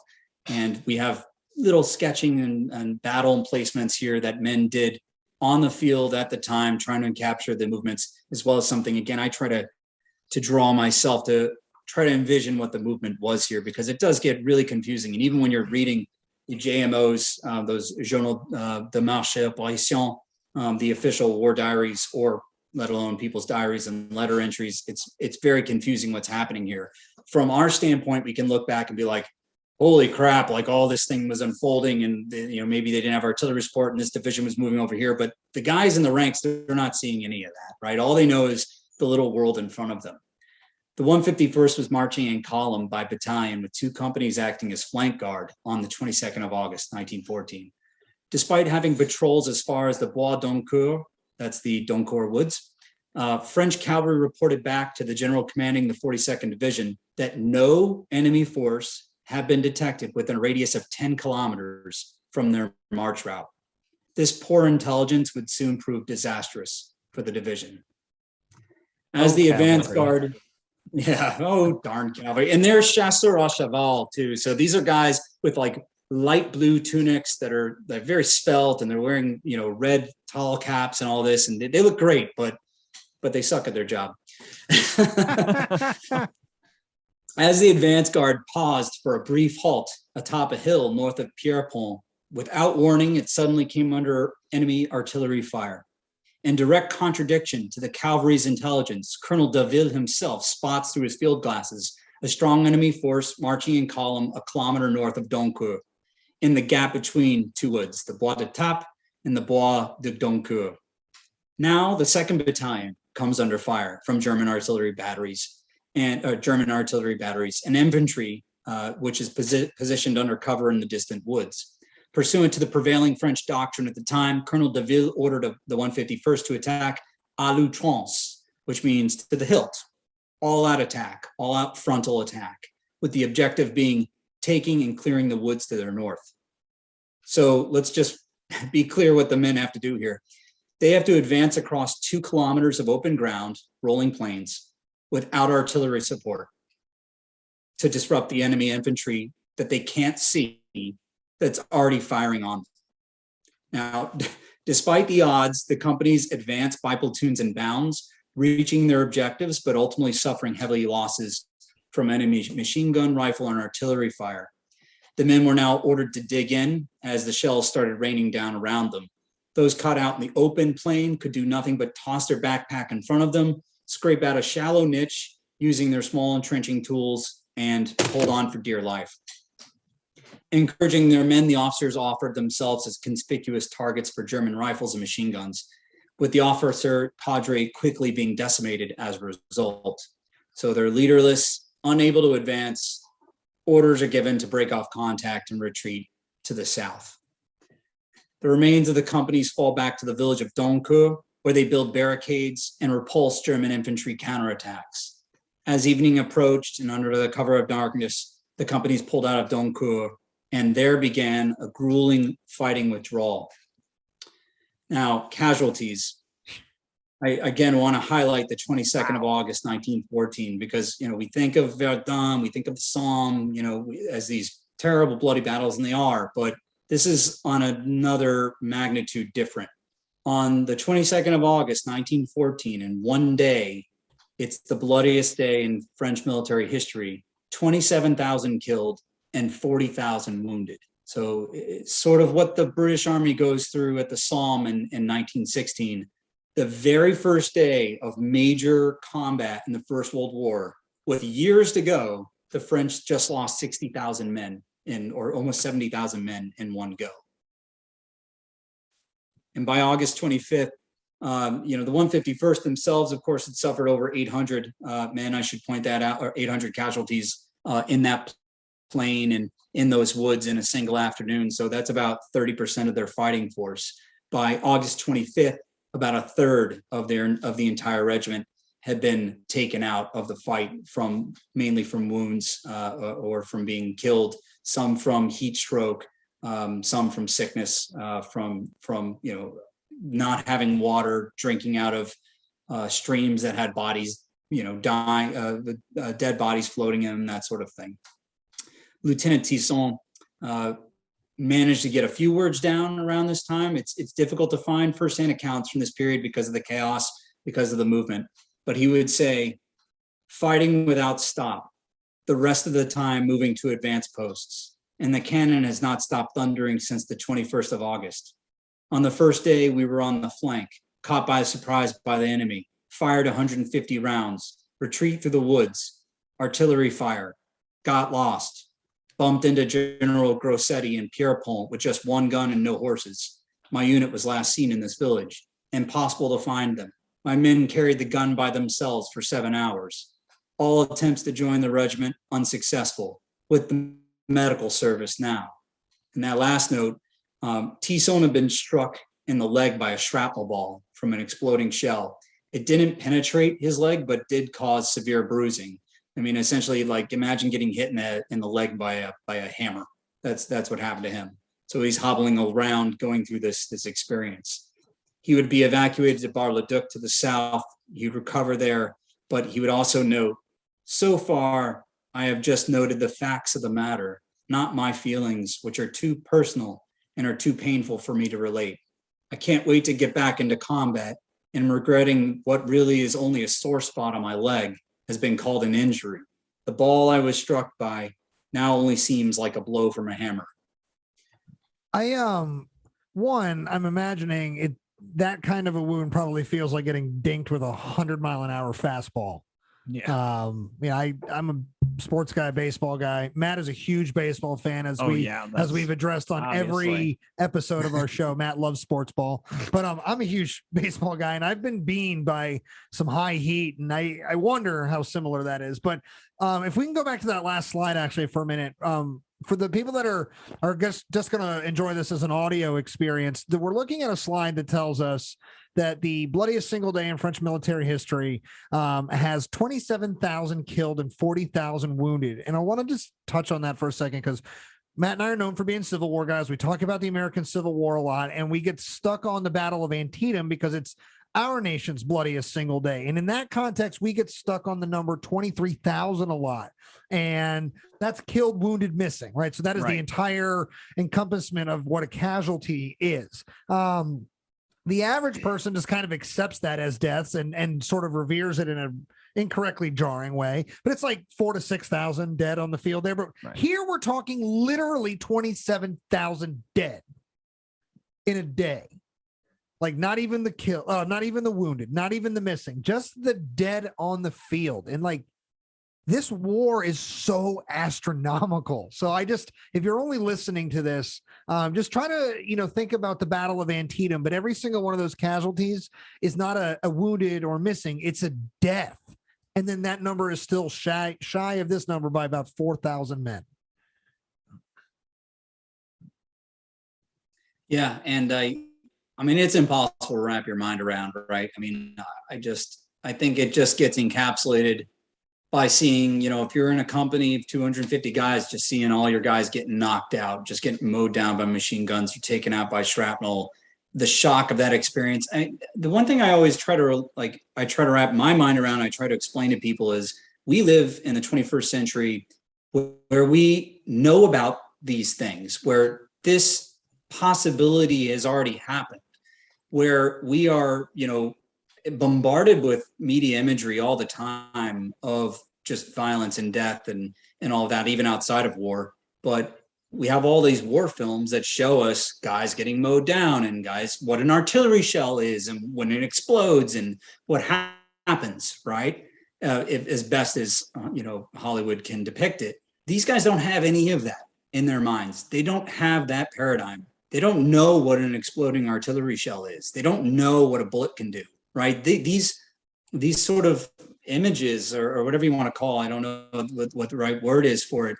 Like they didn't exist in their minds. So they're seeing this for the very first time, not in their own personal experience, but as a human experience, right?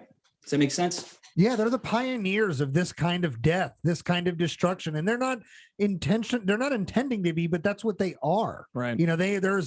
They're the precedent setters. We've had war, we've done all these things, but nothing like this. Like there is nothing to compare this to. You guys are the first. And now for us, we've obviously seen another war 20 years later that ups the ante significantly. And then, we have various other forms of warfare, the Cold War and the modern wars and things like that, which are equally deadly, but statistically different. Like there's a lot of nuance. So we're not going to go into that, but there's just something about this, like you're touching on, because these guys are the pioneers of it. There's never been until them. Now, John, with the 151, the 151st, it's going to sustain, as you said, 800 plus killed and wounded, 25% losses on the 22nd of August. Have they ever in the history of the regiment ever sustained anything like that? And I don't want you to obviously give an entire history of the 151st Regiment as it's ever existed, but has it ever had any significant combat in its unit history before that they could hearken back to?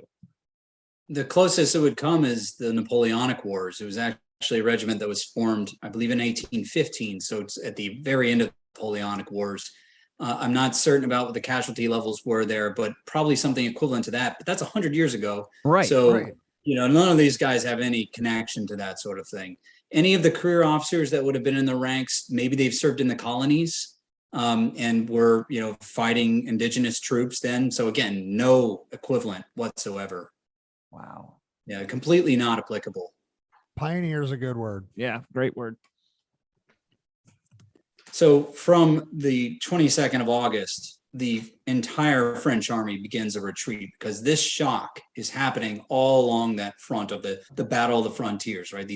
It stretches from almost with the Swiss border practically to the Marne Valley because there's combat happening all along there as the units strike the enemy for the first time. I'm not going to go into the reasons behind why this is happening. That's a different story altogether. It's a larger strategic military study. I'm just going to focus on, again, what it was like to be there. Thus begins the Great Retreat.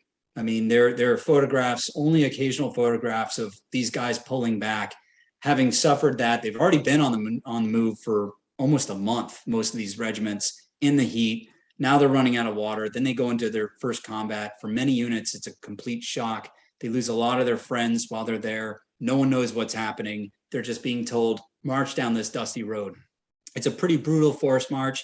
The 151 passes back over the heights of the Meuse River above Verdun. In the first day of the retreat, they go 45 kilometers. So that's quite a ways. I mean, that especially after being up for days on end anyways, probably not having proper food under a scorching sun.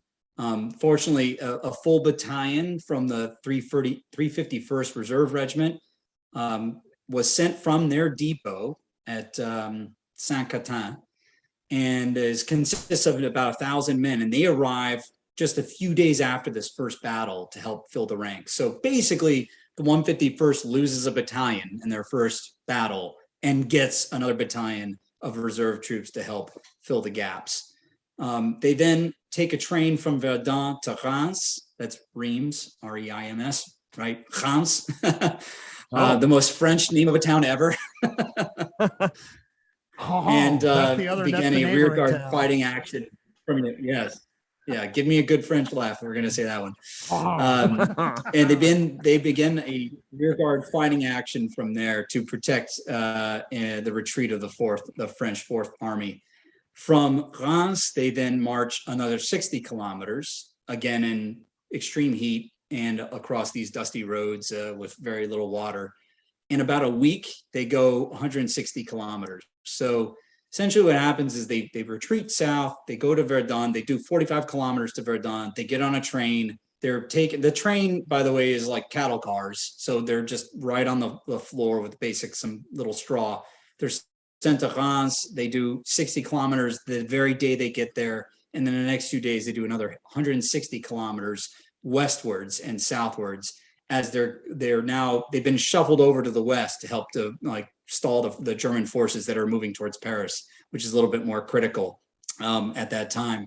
And they're retreating to the southwest every day, keep pulling back and pulling back and pulling back until we get to the Battle of the Marne, the famous Battle of the Marne, which is essentially the rallying of the Allied forces. I say Allied, and I don't want to disrespect the efforts of the British soldiers that were there. But let's just remember that the entire BEF was like 80,000 men, I think, had 70, 80,000 men. Right. They're going to be compared to the arrested million when they strong land. of the French. So, Right. Yeah, right. Exactly. I'll have them arrested. Exactly. Who is that? The Kaiser, I who's that believe. German commander that said? I thought it was the. I think it was Ludendorff. Yeah, I was going to say. I thought Was it was it Ludendorff? Ludendorff when he was Okay. talking about them landing in Belgium. Got it. Belgium. Belgian I'll is have them a. arrested. Yeah, Yeah, it's like a words are fleet thing. hard. Actually. Yeah. But those 80,000 Yeah, Brits. I mean, were the like British Army top of certainly the had line. an absolute.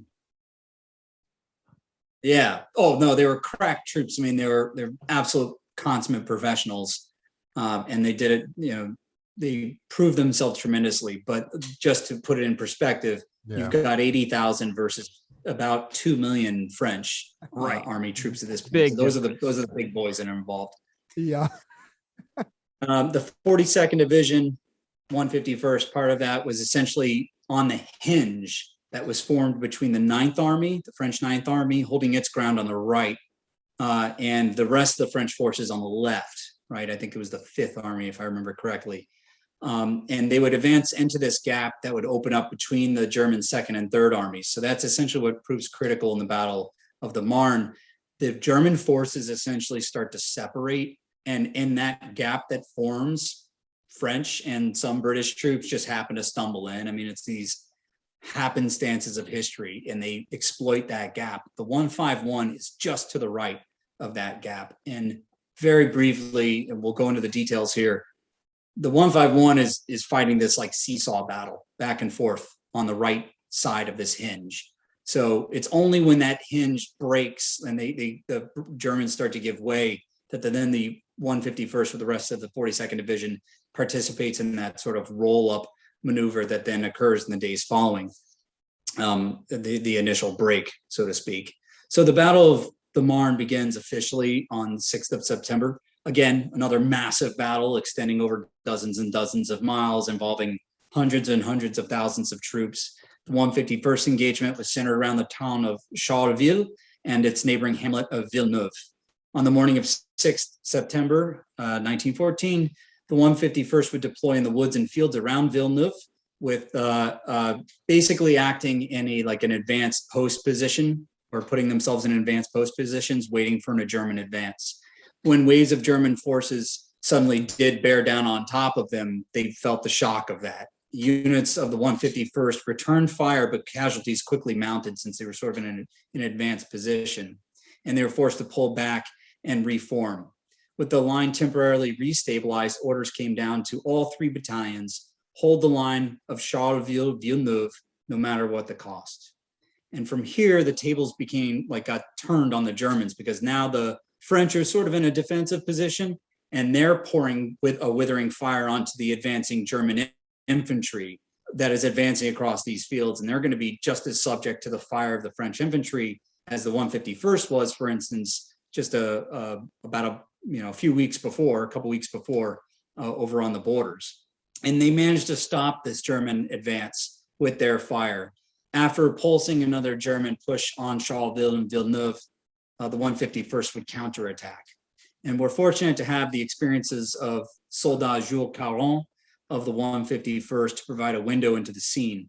And this was another find that I didn't have at the time of writing the book. I discovered his letters later on, but I figured, hey, let's throw this guy's experiences in here so we can provide a little backdrop. And the photograph I have up here right now is just from one of my trips I took over there.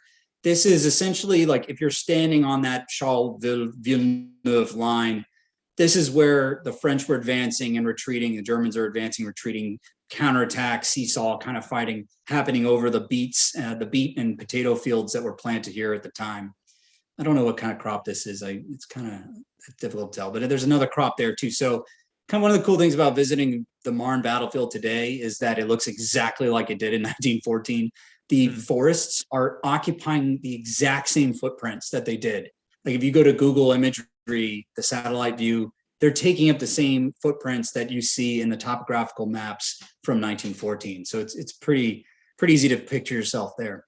But anyways, Jules Caron, right? So he's there in the 151st, and he says, at dawn, our unit leaves its position, approaching the dangerous village of Villeneuve, a town surrounded by ridges and fields of potatoes and beets.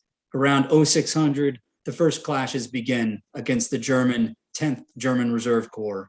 The latter are hidden in the woods, assaulting the 1st Battalion with their skirmishers and machine guns. We experience serious losses. You take shelter behind a wall, a tree, a ditch. Bullets whistle around you, ricochet, explode. Some are hit, fall heavily to the ground, or are injured and crawl slowly away to get out of the reach of the projectiles. The order is firm. Hold the position.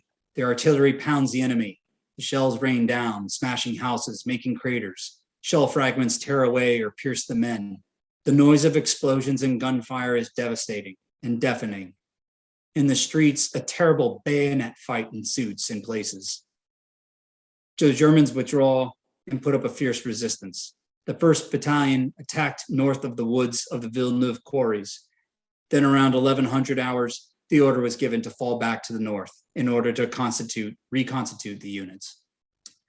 So you actually had a bayonet fight on the streets of Villeneuve and Charleville as the two forces literally clashed into each other. Yeah. Gross. That is wild, and such a vivid description too. I love too how and you see this time and again, they note like the type of crops growing in the field, right? Like these are farmers. They're just like, oh, they were growing beets over there. Well, that's because in the German army there were a lot of Schrutes, and as we know, beers beats Battlestar Galactica. So great. So that's how we know those things. For the remainder of the day, there was followed a confusing mix of orders and counter orders, advances and retreats over these green leaf beet and potato fields north of the disputed villages. A bloody seesaw fighting, right? As daylight faded, an uneasy calm settled over the trampled fields strewn with the dead and the dying. The situation on the French Ninth Army's front was essentially stalemate. The next morning, the back and forth fighting resumed, a confused series of movements, ebbing and flowing across the fields and in the woods. The French line being composed of a complete mashup of units at this point. Though it was not yet discernible to the troops on the ground, the tide of battle, really the entire war, began to turn. The French Fifth Army continued to push forward, wheeling on its right, advancing into the gap between the German armies. In the chaos of these critical days, no official counting of the casualties for the 151 for these 2 days of critical battle seems to have been kept or preserved. But I was able to piece together some of this, and we're going to go over that in just a second here. And the French armies now advanced rapidly, 151 covering about 110 kilometers between the 14th of September when it reached Montmollon-le-Grand, southeast of France. Where did it reach? Montmollon-le-Grand. So Okay. It looks like Montmollon-le-Grand. You rolled that. The confidence that you're hitting the French language with tonight is impressive. I've got the critical factor is to make sure you have at least a couple glasses of wine or a couple glasses of whiskey. So you can feel like you're French. That's what it is. It's liquid French courage. You're drinking Bordeaux while talking about Bordeaux. The 151 casualties. All right. So the JMOs, it's interesting. In the JMOs, in normal periods of time, they'll actually handwrite in all of the casualties by name and the ID tag that was assigned to these guys, or the serial number assigned to each man. But when we get into fighting like this, or some of the really big combats where there's just hundreds and hundreds of being lost, or even thousands in a day or two, then they just are jotting down numbers. I think because of the chaos of this time, the accounting is incomplete, and also because of the scale that we're dealing with here. There's just, it's very frustrating. Like, you would think, how do they not know how many men they lost? Like, couldn't they do a roll call at the end of the day and figure it out? But there's just, some of these numbers are gray. From what I've been able to piece together, 600 killed and wounded on the 6th of September alone, just the 6th of September, which constitutes about a quarter of the entire effective. Another 25% losses. Yeah, then. just another 25, right? Yeah. Jeez. As I said, the French forces had advanced. The Germans were on the run effectively. So for the next week, they're pushing and pushing, and they make it up to the south, or excuse me, to the northeast at Montmollon-le-Grand, which is just, I think it's just southeast of Reims, if I remember correctly. Sorry, I don't have a map in front of me right now. Yeah, southeast of Reims. And again, Jules Caron, the guy I quoted before, he gives us a picture here of what's going on the ground. And he says, the ordeal of long, tiring marches begins again. We are heading towards Conatre. Following these hot days, rain now arrives, a steady rain that falls continuously. Clothes are soaked, clay sticks to the hobnailed shoes with feet and calves sore from kilometers of marching. We had gone 25 kilometers on this day alone. The battalion crosses the vast plains of the Marne. A halt is made in the woods. We try to take shelter under the trees, but the men are soaked right down to their underwear. Night does not bring relief to the suffering. Resupply chores for food and ammunition are painful when done in this thick and sticky mud of Champagne. Each effort is painful for our bodies, so fatigued by several days of fighting and lack of sleep. It's here that the Germans begin really starting to dig in and taking advantage of the terrain to occupy the high ground and other defensively advantageous positions, and resistance grows stronger. And some of these positions they take up, and they're not like high grounds by by any standards, but if it's 10 meters above, the elevation from, the surrounding terrain, that's all you need, right? Especially in this war, to be able to dominate the battlefield. The 151 would take up positions south of the village of Auberive-sur-Cipre, a village that in a year's time will truly become infamous in the annals of the regiment's history.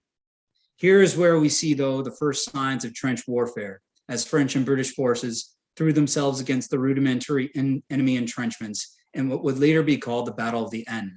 So the Aisne that's A-I-S-N-E, N. The 151 was ordered to attack on the 25th of September, 1914. Only minimal progress could be made, and at great cost. After 5 days of fighting with 400 killed and wounded, the attacks were called off. And I mentioned here the annals of the regiment's history. So the 25th of September, keep this date in your head. The 25th of September, 1914, 1915, 1916, except for 1917, but 1918 is a bad day in the 151st history. So I just find it's highly ironic. We're going to see in 1 year's time at the Second Battle of Champagne, they're essentially assaulting across the exact same plain that they were a year before. You think in 1918 they were applying for leave on like September 20th, 23rd, and they're just like, hey, I actually need to be in the rear on the 25th, just, because I need to be for reasons. Yeah, I mean, well, so that's kind of funny. The funny in the very sad sort of in way, the right? Ironic, dark humor yes. way. Yeah. I had told my wife before our son was born, I'm like, please just don't let him be born on the 25th of September, because she was due on the 28th of September. But fortunately, he landed on the very clear date of September 17th instead. Yeah. So it's the bloodiest day in American history. Why does that date stick out for some reason? Jeez. Mm-hmm. It's okay. We're talking about the French here. So that's a safe date in the French military construct, right? I'm sure there's something Yeah, I'm terrible sure they going got on. slaughtered on the 17th in September somewhere in this war. This was I'm going to say it. It was an S show. See, I didn't say it. I didn't curse. Good job. Dude, I'm pitching a perfect game tonight. Can I get a round of applause, please? No. I'm post-production it in. Everybody listen. Now. Okay. Thank you. Thank you. Yeah, I'm not cursing. Thank you. You hate me. Moving on. Sorry, John. No worries. No worries. I digressed to begin with. No, it's not your fault. It's always mine. I'm the great derailer. Well, the derailing seems to be a very common theme with First World War battles in general. No matter how well you prepare them, it makes it 1 day, 2 days, and they're doing excellent. And you just can't move your forces up. You can't get your artillery up there, and by day 3, it's entirely derailed. We were talking here about Oberlief, sur sweep, Oberlief for short. So they lost 400 guys in this attack, but because of their depleted forces, that still constitutes 20% loss just from these completely, needless, futile assaults at this point. I mean, the French, the commanders are thinking just one more push and we're going to break them. And I know we know that, that sounds redundant from what's going to follow in the years later, but this is the opening phases of the war. And everyone expected it was going to be bloody. They thought it would be short, for sure. They thought, it will be home by Christmas. But no one thought it would not be bloody. So they said, all right, we're going to just sacrifice guys, but we're going to, at the end of the day, we're going to win a quick and decisive victory because of it. Unfortunately, as we know, that would not prove out to be the case. To my point before about how the 151 got shuttled around and experienced a lot of different sectors, a lot of different front in 1914.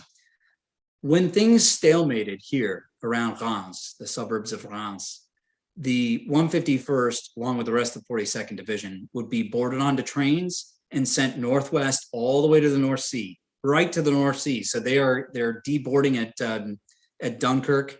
They're getting lined up on the beaches at Newport, and they're going to fight from there. So it's clear that this part of the front, that they had left, that part of the front rather was deadlocks. They're going to send them up to where there's still some sort of flexibility, still some sort of leeway. Maybe we can punch around the right flank of the Germans. Of course, Germans are thinking the same thing. We're going to punch around the left flank of the Allies. This is the final sector where there's still some sort of fluidity and movement, possibly some success that can happen here. So the entire 42nd Division gets off at Dunkirk on the 20th of October, 1914. And after receiving reinforcements, it launches an attack on the 23rd of October at Newport, right along the North Sea. So the 151 was literally on the extreme left flank of the entire Allied force, the entire Allied army, I should say.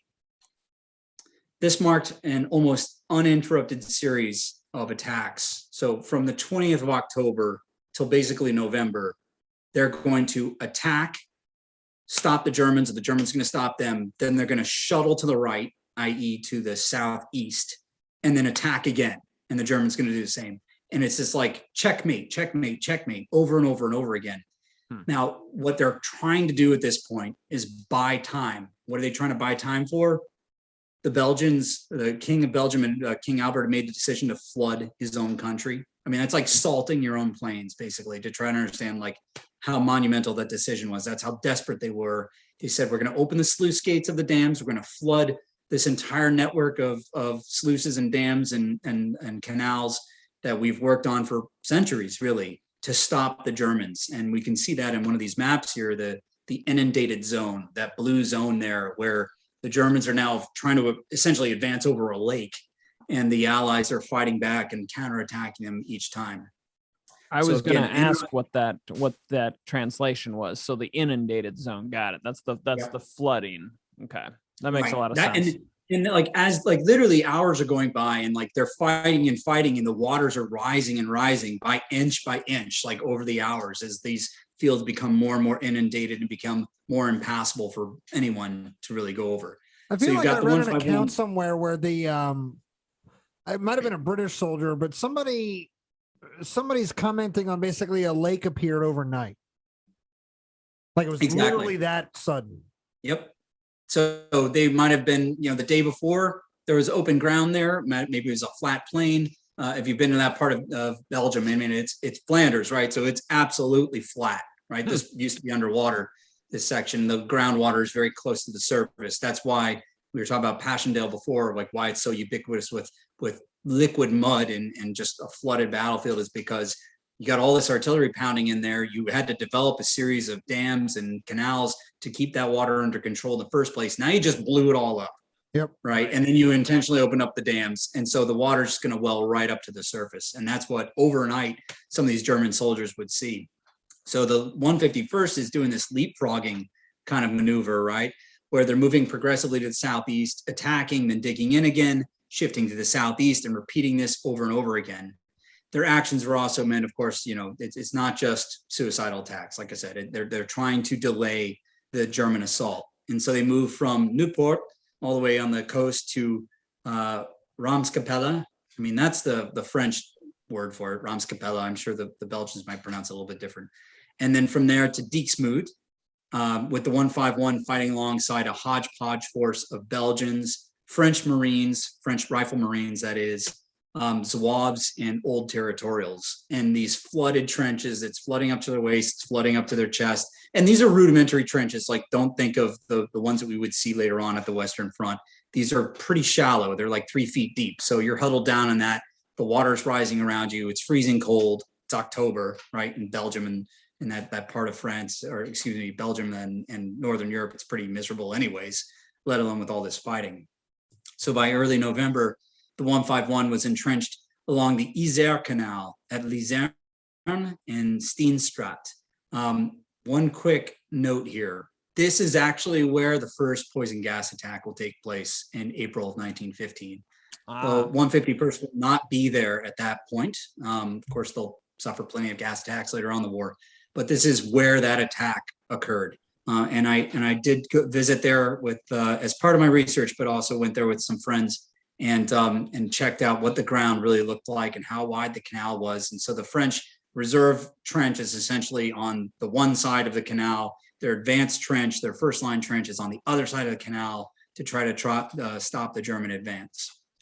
John, on a tourism note, how much interpretation do they do for that event? I mean, the first gas attack of the war, that's a huge deal in the history of the war. Do they interpret that at all? Or is it just because there's so much layered history there that it's one of those things? So there is a small placard there. Okay. I mean, you'd have to go out of your way to find it. There's no sign, really? Okay. Say battlefield this way. There's nothing like that. You just, if you happen to know like what happened in this area, like, all right, let's go and check this area out. I know the 151 fought here, and I even happened upon the placards that were there. There was also I don't know what you call it, a monument, more like a memorial to the first gas attack of the French soldiers that were here at the time. It's on the west bank of the canal. And the first iteration of it was pretty poignant. I mean, it's a guy like grabbing his throat, being asphyxiated. And when the German army came through in 1914, they demolished it. For propaganda purposes, we're like, no, we're not buying this. So they destroyed that memorial. And the one that's there, the French rebuilt it after the war, but it's a little bit more like prosaic. It's not quite as touching as the original one was. This is the gas attack that the Canadians are also a part of, right? The French are hit with it first, and there's the imagery of them kind of streaming chaotically through the Canadian lines, so to speak. Precisely. Yep. So the main method of deployment at this point in the war, it's quite a feat of engineering if you consider it. The Germans had to bring hundreds of canisters, like imagine like the tall like the gas canisters that get loaded for CO2 and that sort of thing. They bring those into the front line, install them in the trenches, like dig them into the trenches themselves, and then have to wait for the right wind conditions. And when the conditions are right, they open up the valves, and this gas cloud then blows across the French lines. And so you've got French Zouaves, Algerians, and territorials. This is a quiet sector in the front. So when that happens in April 1915, there's nothing happening here. So like, let's just throw some old men, and we've got these territorials that we can plug in, or Zouaves that we can plug in here. It's pretty quiet. And then this occurs. And so again, I mean, I can't imagine how terrifying that was. Seeing this thing creep forward, not knowing what it is, and all of a sudden guys are choking to death in front of you. And Right. yes, the Canadians were behind them essentially, I think, or maybe to their flanks, and then brought up in from the reserve and had to advance into this cloud themselves with very little gas protection. This is the imagery where like we're talking about like the big wall of the smoky cloud coming across the field, and it moves so slowly that you could literally walk in front of it. And a lot of these guys were confused by what was about to happen. They didn't like, again, another first pioneering this kind of death and devastation, but they're like, what's this? And then suddenly it's like, uh-oh, I can't breathe. And like this burns, and or worse, I'm dying. Like literally it's eating everything inside and all that. So whenever this gets brought up, I always like to focus on it for a minute, because gas is one of the things that becomes synonymous of the many things synonymous with the First World War. But like when you're talking about the first gas attack, it's such a scary and confusing experience because it's a novel situation. They've never run into it before. These guys are like, what the hell is that? And then, right. Again, we have that imagery, right? Like we know, oh, there's such a thing as poison gas. Oh, it can come in this form, like early on, before they started deploying it in gas shells and in grenades. It was a cloud coming towards you, but they didn't know what the hell it was. They're like, they knew it was some sort of German trickery, right? Sure. But they didn't know what it was until they hit them. And then, I really feel for them. What are the sneaky Bosch doing? By the way, can we touch on Bosch for a second? Because you snuck it in earlier. I just snuck it in now. Just for the average listener out there, what is the Bosch? The Bosch is a derogatory term that the French use to refer to the Germans. So it's essentially like Kraut or the British Hun is probably even more equivalent. Hun has a context of barbarity to it. And I think the Bosch, Bosch comes from the term Albosch. So put an AL in front of it. ALBOCHE. Bosch is BOCHE. It literally means, from what I understand, like square-headed, like block-headed. So I hope I'm not over the line here, but in Vietnam, when our guys were calling the Vietnamese slopes, right, and or something else derogatory about their physical attributes like their eyes, it's the equivalent of that, right? So they're not just, it's not like Kraut's almost a little bit more harmless, right? It's referring to sauerkraut, right? As in like, oh, it's a stereotype that all Germans eat sauerkraut. And frogs, right? With like the Americans like using the term frogs, or maybe the British too, as in reference to, in Paris, some people eat frogs. Like most French people don't eat frogs, but that's fine. Bosch is a little bit more mean-spirited, right? Like there's a bit of like that 19th century racism at play here, not just like black, white, Asian, but like that weird racism of the 19th century that you could somehow scientifically prove that there were different races. There was a French race and a German race, and the Bosch were a different type. They were barbarians, basically, uncouth. And they had brought this German Kultur, right? The German culture with them that was savage somehow. A lot of nicknames for the people participating, Fritz and Jerry and Tommy and the Doughboys and things like that. And just Bosch is one that you hear a lot. And I think people get lost on that one because Fritz is obvious, stuff like that. But I always just like to get that explained. So thanks for rabbit hole on that for a second. Yeah, no, it was a good point to raise right now, because I did just kind of mention it in passing before. All right, so back to November 1914, and you've got the 151. So if you're looking at the imagery right here, the top left image is the west bank of the canal, of the Isère Canal, which is a tributary of the Isère River. And on the right bank would have been where their first line trench was, about 50 yards advanced from there. And so the Germans are on that side. And again, the bottom picture is me standing on that west bank. There would have been a French trench practically right where I'm standing, overlooking the canal itself. Now, through the night of the 9th and 10th of November, the German artillery targeted the regiment's trenches fairly heavily for the time. I mean, heavy artillery at that point are like 90 millimeter shells, 120 millimeter shells. The French and the Germans used millimeters. The British, I think, used centimeters. But essentially, like well, I'm trying to think of what the equivalent would be. of a 90 millimeter shell. Well, I can tell you it's basically like a foot tall and 4 inches in diameter. That's the size of a 90 millimeter shell. They're using 90s, they're using 120s. They're big shells. They're scary, right? But they're hitting the French lines of these shells throughout the night. They're dealing with this. It's drizzly. A fog develops, as it often does at this time of year. And in the early morning fog on the November 10th, that lays over the land so that there's a visibility of only about maybe 20 meters or so. So it's very limited visibility. And the Germans took advantage of that, right? So I don't know if they had planned that initially, but they were bombarding the French lines to soften them up for their mass infantry attack the next day. So we're talking about a division. So maybe a German division being maybe 10,000 at the time. So the very next morning, fighting erupts.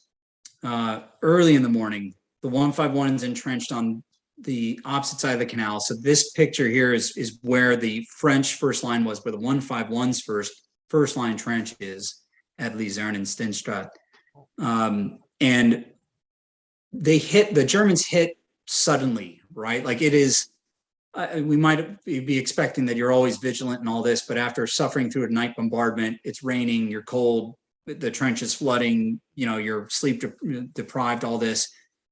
And the early morning hours, all of a sudden, a wave of German infantry just appears in front of you, right? You've got very little wire. There's no barbed wire at this point in the war, very little of it. It's smooth wire, right? Just meant to like hold back, trip up, slow down any sort of enemy advance. So they just appear out of nowhere, out of this thick fog. And so we're looking basically where the German infantry would have been coming from, just to be clear. And the fighting erupts and becomes furious, right? Like you've got guys bayoneting each other, clubbing each other with their rifles, shooting each other point blank. Entire companies of the 151st you've got a line of infantry, German infantry, walking up and just shooting down into them, firing right into them. So, you've got entire companies being slaughtered right where they stand in a matter of seconds.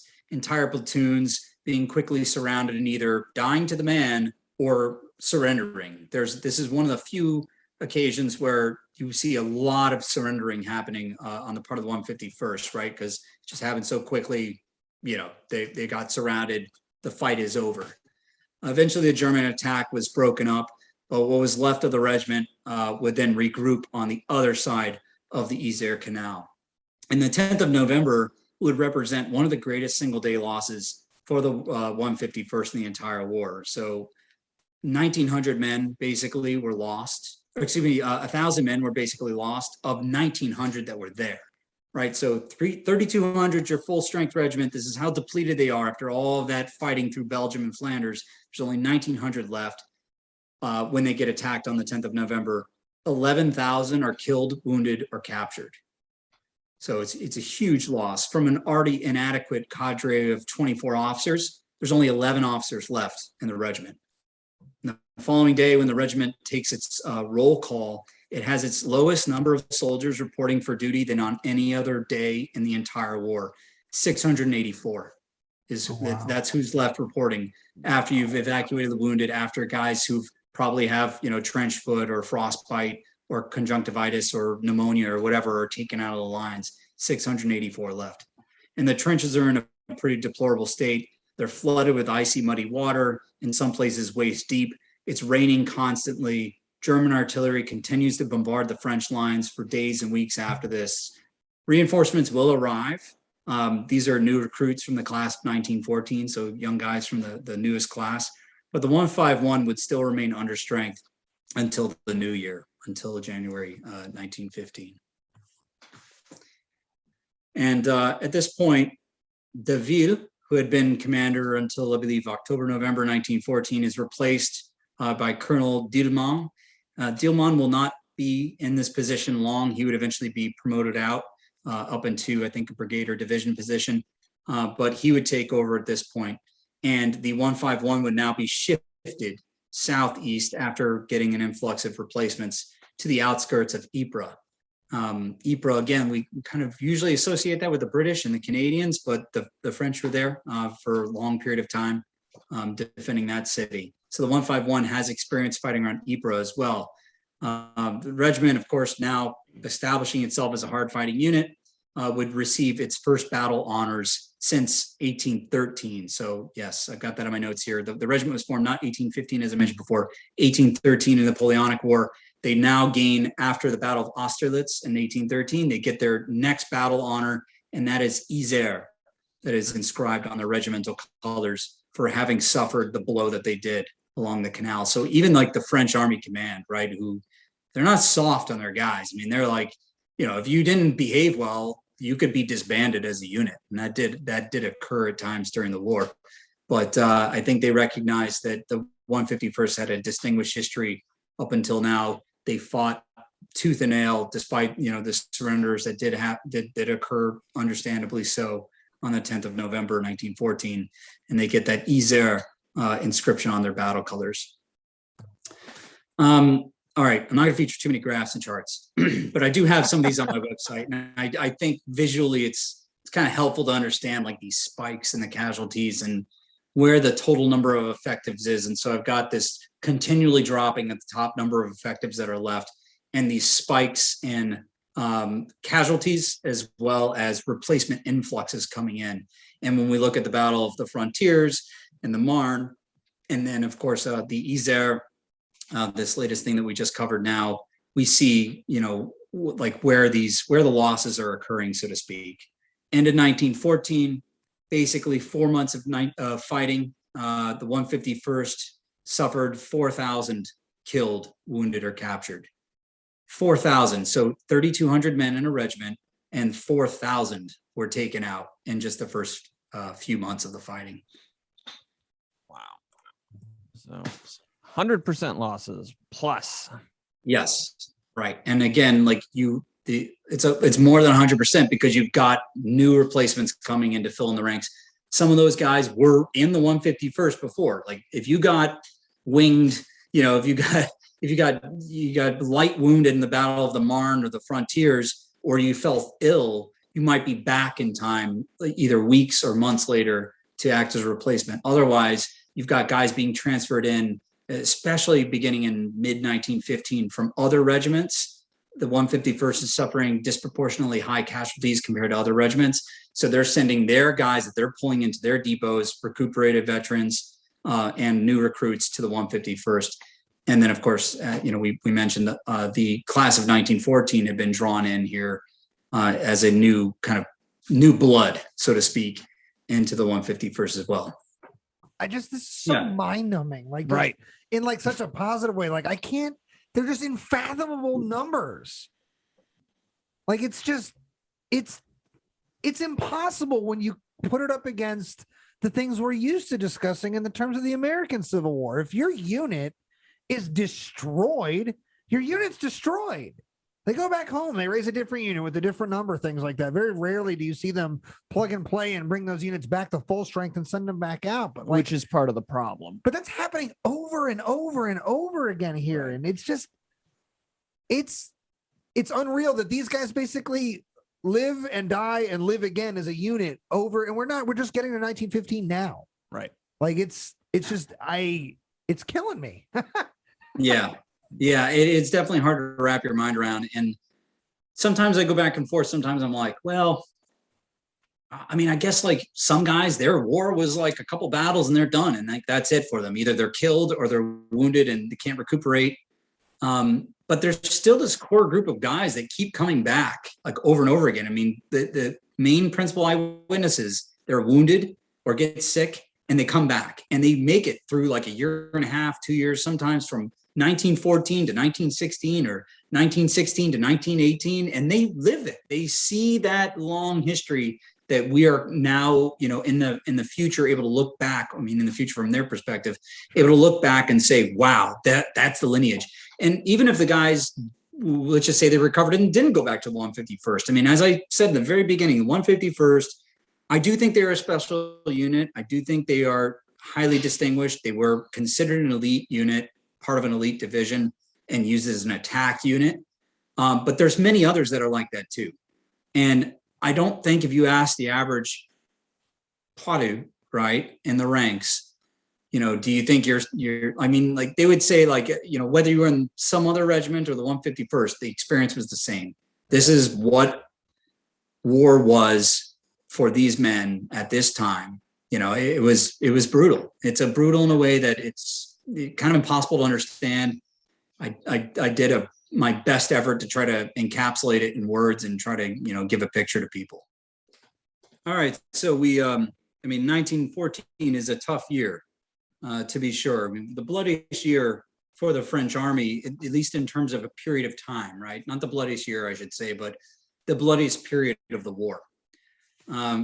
And maybe it seems hyperbolic to call 1915 the killing year, as I do in my book, but it is the bloodiest year for the French army. They would lose over 500,000. I forget the exact number, maybe 550,000 killed, on top of 1 million wounded.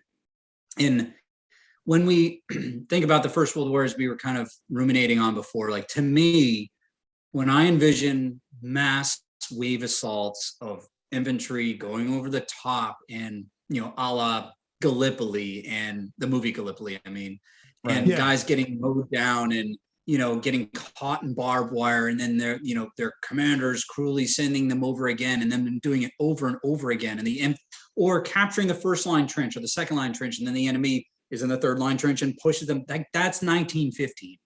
That is absolutely 1915, and unfortunately, the 151st would play a role in that sort of that lineage of the First World War.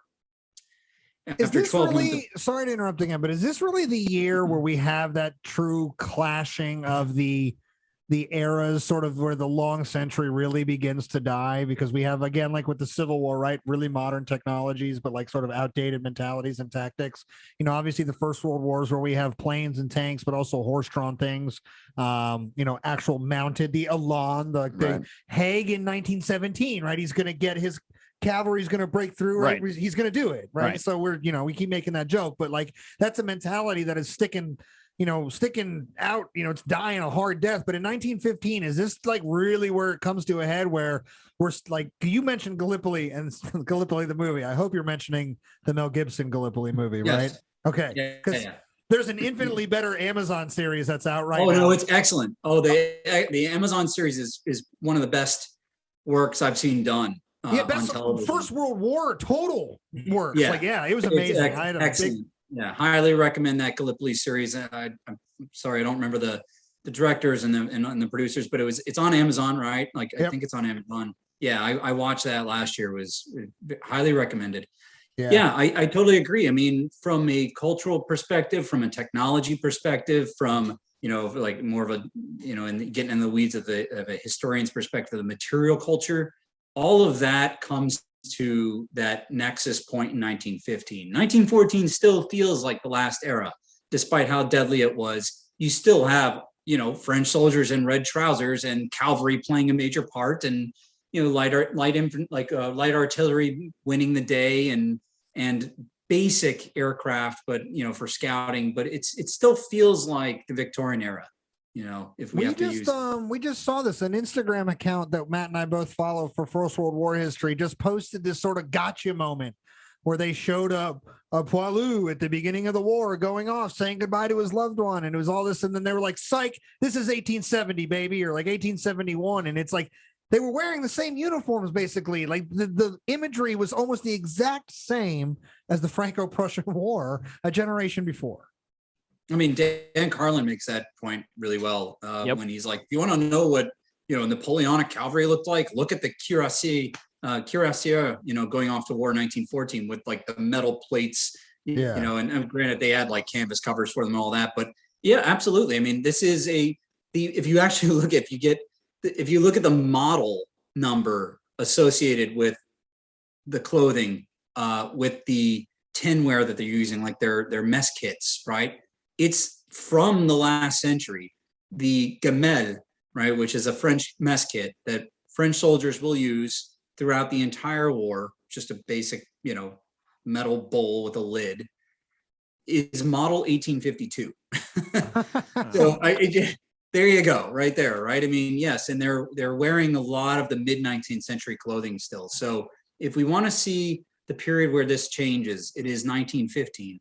And I will say this, that although it is, it's ubiquitous with slaughter for sure, French commanders, British commanders, German commanders are trying their damnedest to come up with innovative ways to win.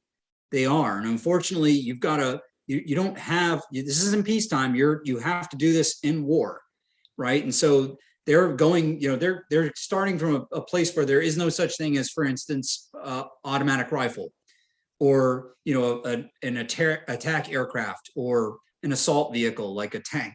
And in months developing that thing, prototyping it, and then mass producing it. So, you do see a lot of flux here happening too. If we have to say, though, that the First World War was a birthing of the modern era, then I think 1915 is that violent birth, really. I mean, if we have to sum it up to a very specific period. Yeah, that's a great analysis. I love that.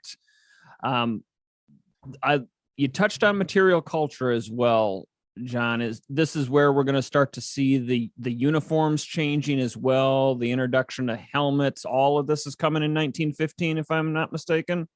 Correct. Yeah, and I don't speak to it too much in the book.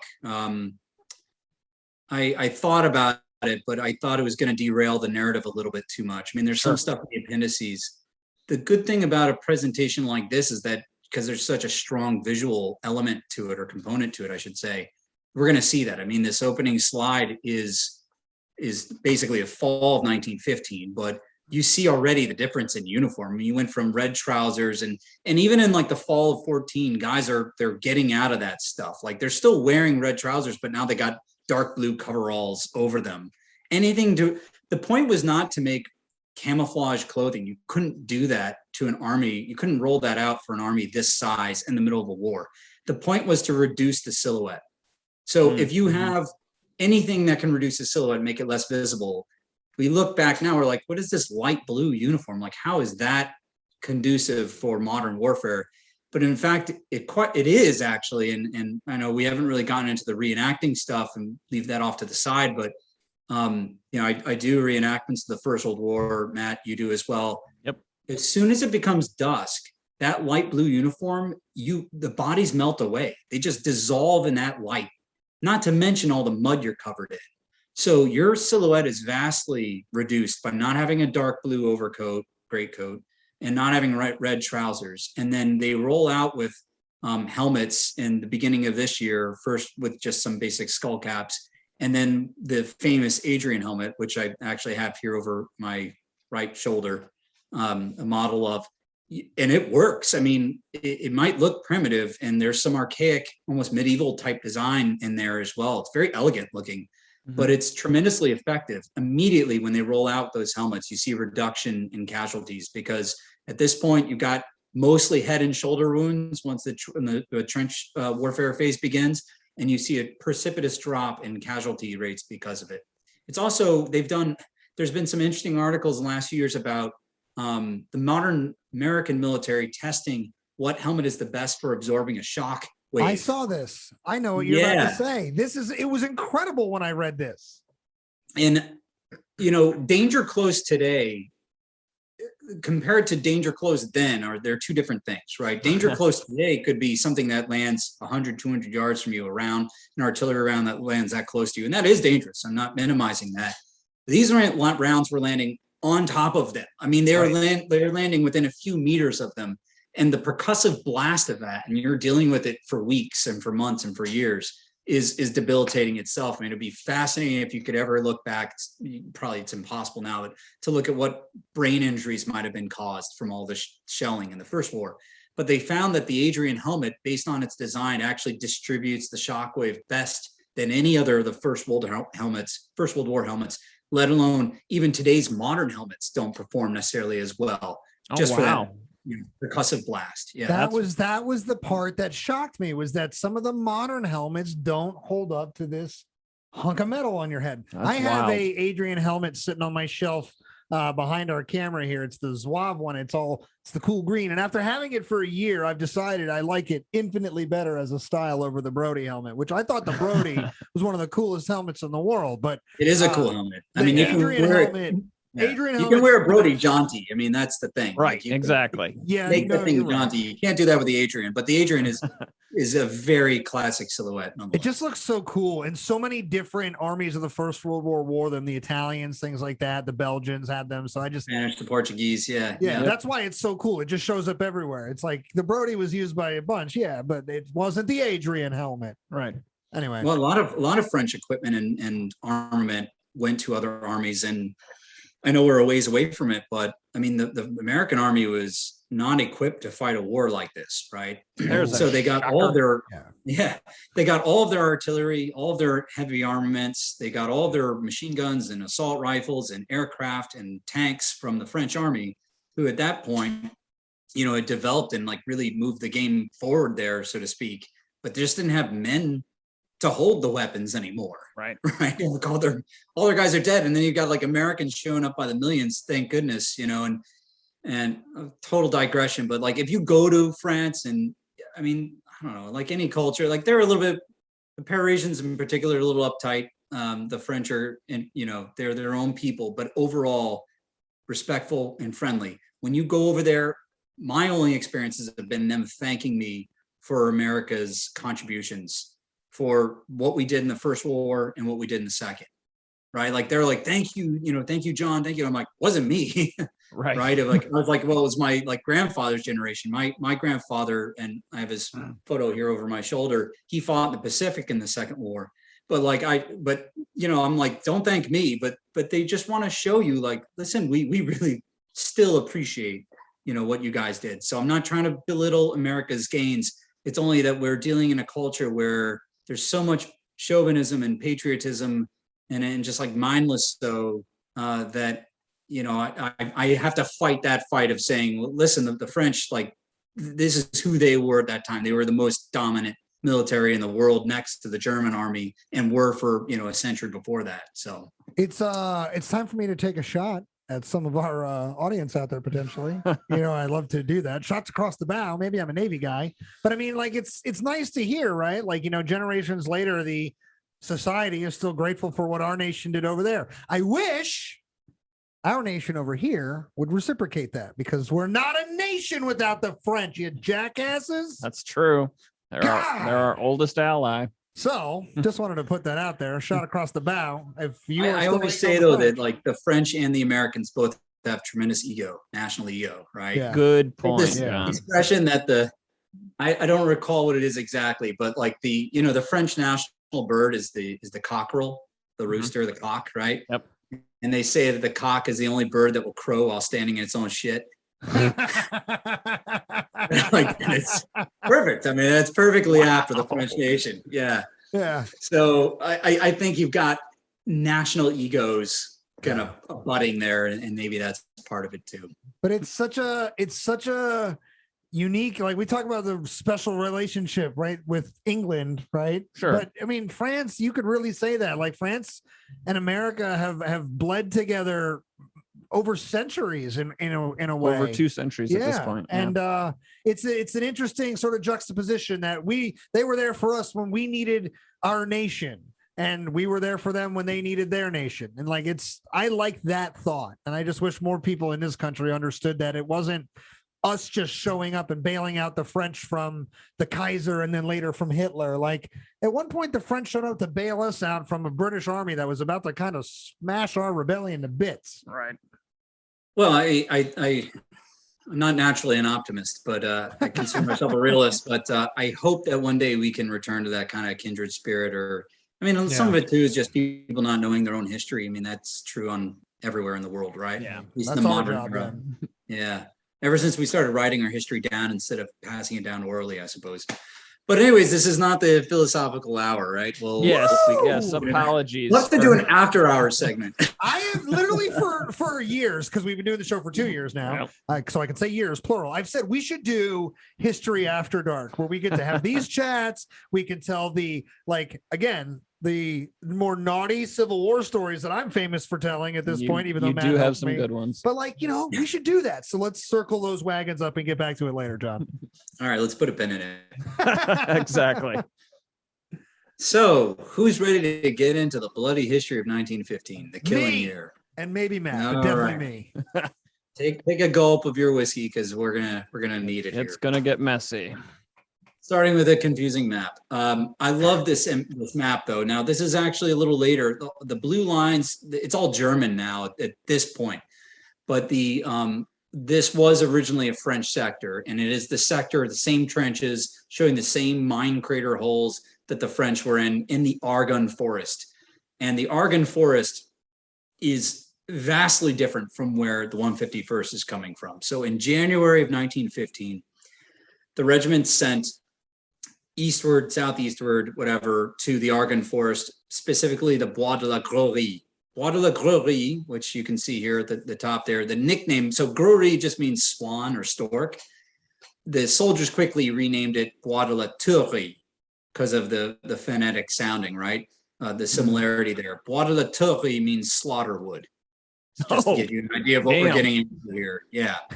And the 151 would be there for 6 months in 1915.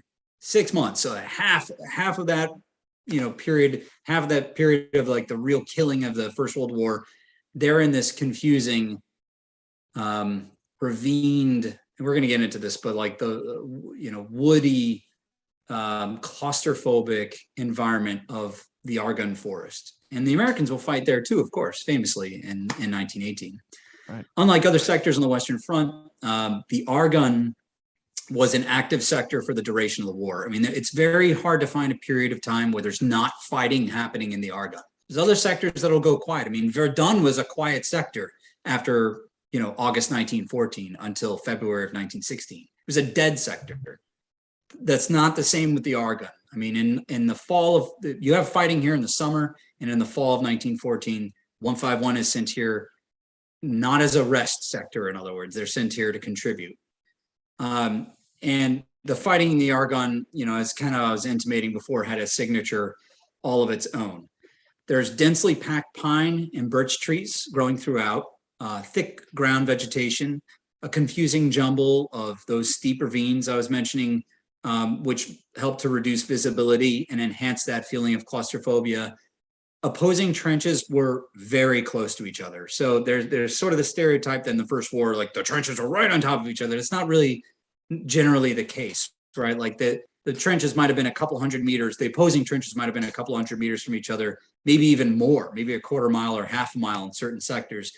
In the Argonne, the trenches were generally separated by 25 to 50 meters. And in some places, they actually connected. So as the fighting was happening here, like a German platoon might take a section of French trench, throw up a bunch of sandbags and create a barricade there. And now you have essentially a joined trench, and both sides are just watching it from, a safe distance, so to speak, ready to bomb the other side. It's nuts. It's really crazy. And, you look at the photographs from the time, you can clearly see that even into 1918, when the Americans were there, the woods were still there. I think, so part of it is that this sector was not beneficial for a large offensive. So you're not going to have these massive bombardments that you would in other sectors that would have truly devastated this area, this ground. You certainly had a lot of shelling though, but because of the nature of the terrain with all these folds and dips and valleys and peaks, you still have this jumbled forest, except just shattered by 1917, 1918. Even in 1915, when the 151 is there, it's just this maze, this entanglement of brush and broken trees and that sort of thing. I was watching The Lost Battalion the other night, and I was wondering about the amount of foliage in that. And I was like, how much of this forest would have actually been there at that time? And this sort of illuminating that for me, like a decent bit of it might have still been around. Now, the green tree coverage, that's maybe a Hollywood oversight likely, but just the amount of they weren't just stumps. You had these masts of trees that were still standing, significant branches still, but very alien looking considering what the forest did look like. But I was wondering that while I was watching, and I was like, I felt like it should have looked like Passchendaele, but like you're describing, the terrain kind of eliminates that kind of brutal artillery.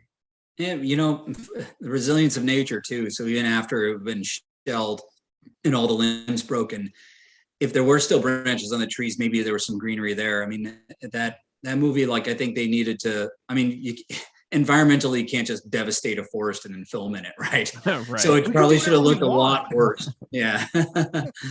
But if you go to the Argonne today, so you do have natural regrowth that is happening there. But what's really known for today is that there's certain areas that have been replanted by the National Forest Service for their paper industry and for lumber. And so nowadays, like, you've got these rows of pines, but it actually creates sort of the same feel that it did. And I'll say this, like, I've been to many different sectors in the Great War sectors, I should say. Verdun obviously stands out. I mean, it is still this unending sea of shell holes, and the forests have grown up around that, but, like, devastated towns and villages, and it a lot of material left there, but not like the Argonne. The Argonne, when I visited there, I was navigating by 1917 trench maps. I mean, to the point where, like, you're like, all right, when we come down this comm trench, this communication trench, we should hit a Y intersection, and then we should see some mortar pits to the right, and they're all there. And there's so much material there. Like, I've brought back some of the stuff. I know you're not supposed to. It wasn't even digging. It's just literally laying everywhere. John, there's a lot of bunkers there. Stop it! We're trying to protect you. Well, I mentioned the custom service in Dublin. I know. We're just going to omit all of this from the show. Cut that part. Right. Cut that in post. But no, there's just debris laying everywhere. And when you go now, it's starting to change. Like, if you look at the photograph on the top right, you can see that there's already cutters going in there and felling trees. And when they do that, just from a total history dork's perspective, it sucks, because these machines get in there and they level the trenches. So like, you can't, there's a series of, I'm standing on top of what's called Blanc-Le. And that's the center of the 151st sector in 1915. They're also on these neighboring heights. I mean, you look at that, the bigger picture there on the left, like, look at those ravines. I mean, they're steep, like they drop off. You've got another platoon or a company on the other side that, like, during the daytime is basically cut off. It's crazy ground, really. It's difficult to imagine fighting over, but of course, that's what they did. I'm going to use the word giddy because it's the only thing I can think of. But how giddy were you to stand where you were standing and to see these things, to walk these trenches using these maps? Like describe that feeling for a minute, because I want to go to the Western Front so bad, dude. Yeah, I mean, it was a surprise. Like, I didn't know what I would find there. I parked at La Arrezé, which I don't really mention in the presentation here, but it was basically the village that was immediately behind the front lines, about a kilometer behind the front lines. And as soon as you park and start walking to the woods, you find stuff. Like, you immediately hit a comm trench. It's the same comm trench that the 151 used, the central comm trench, to get to this sector.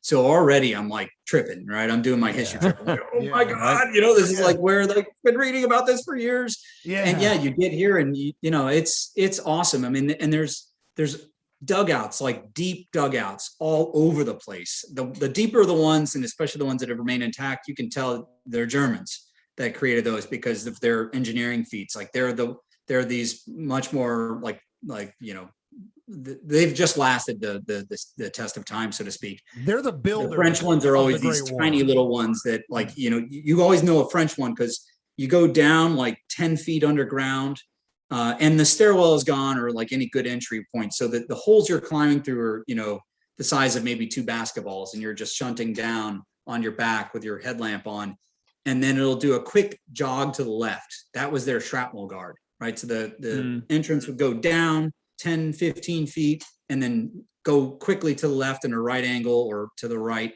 And then there'd be a small chamber there, maybe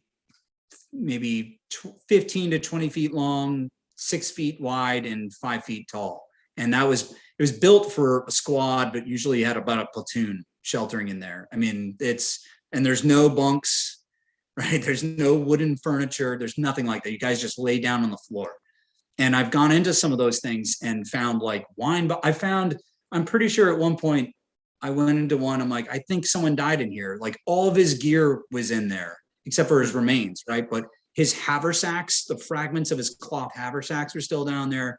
His belt buckle, his bayonet, full bayonet, bottles of wine were still down there.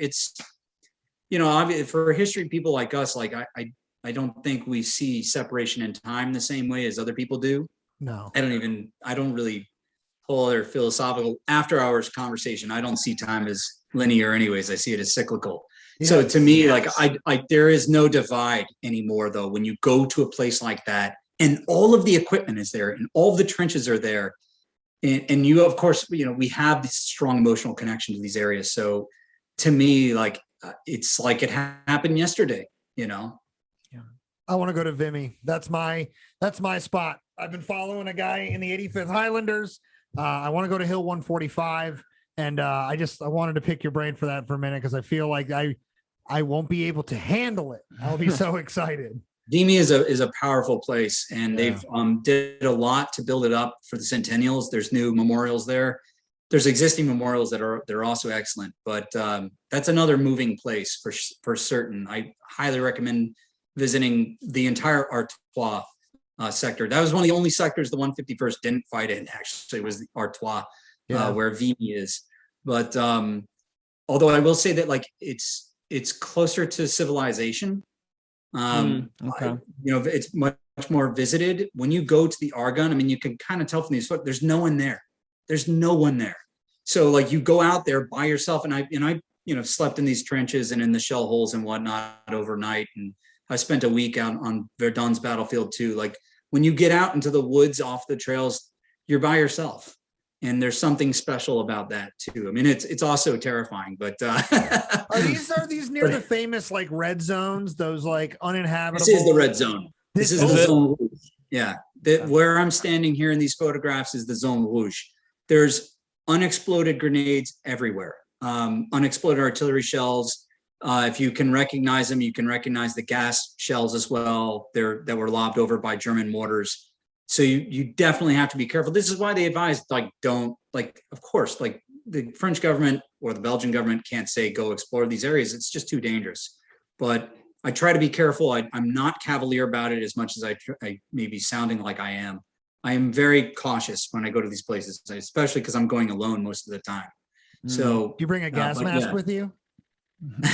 No, I'm not. Although, I mean, like I said, I've definitely found gas shells. And one time I was climbing out of a bunker that was not too far away from where these pictures were taken, and a French rifle grenade came like tumbling down into the entrance after me. And I'm like, okay, all right, just take it easy. Everyone calm down. Your heartbeat is like, I can't calm down. A freaking grenade just rolled near me. Yeah.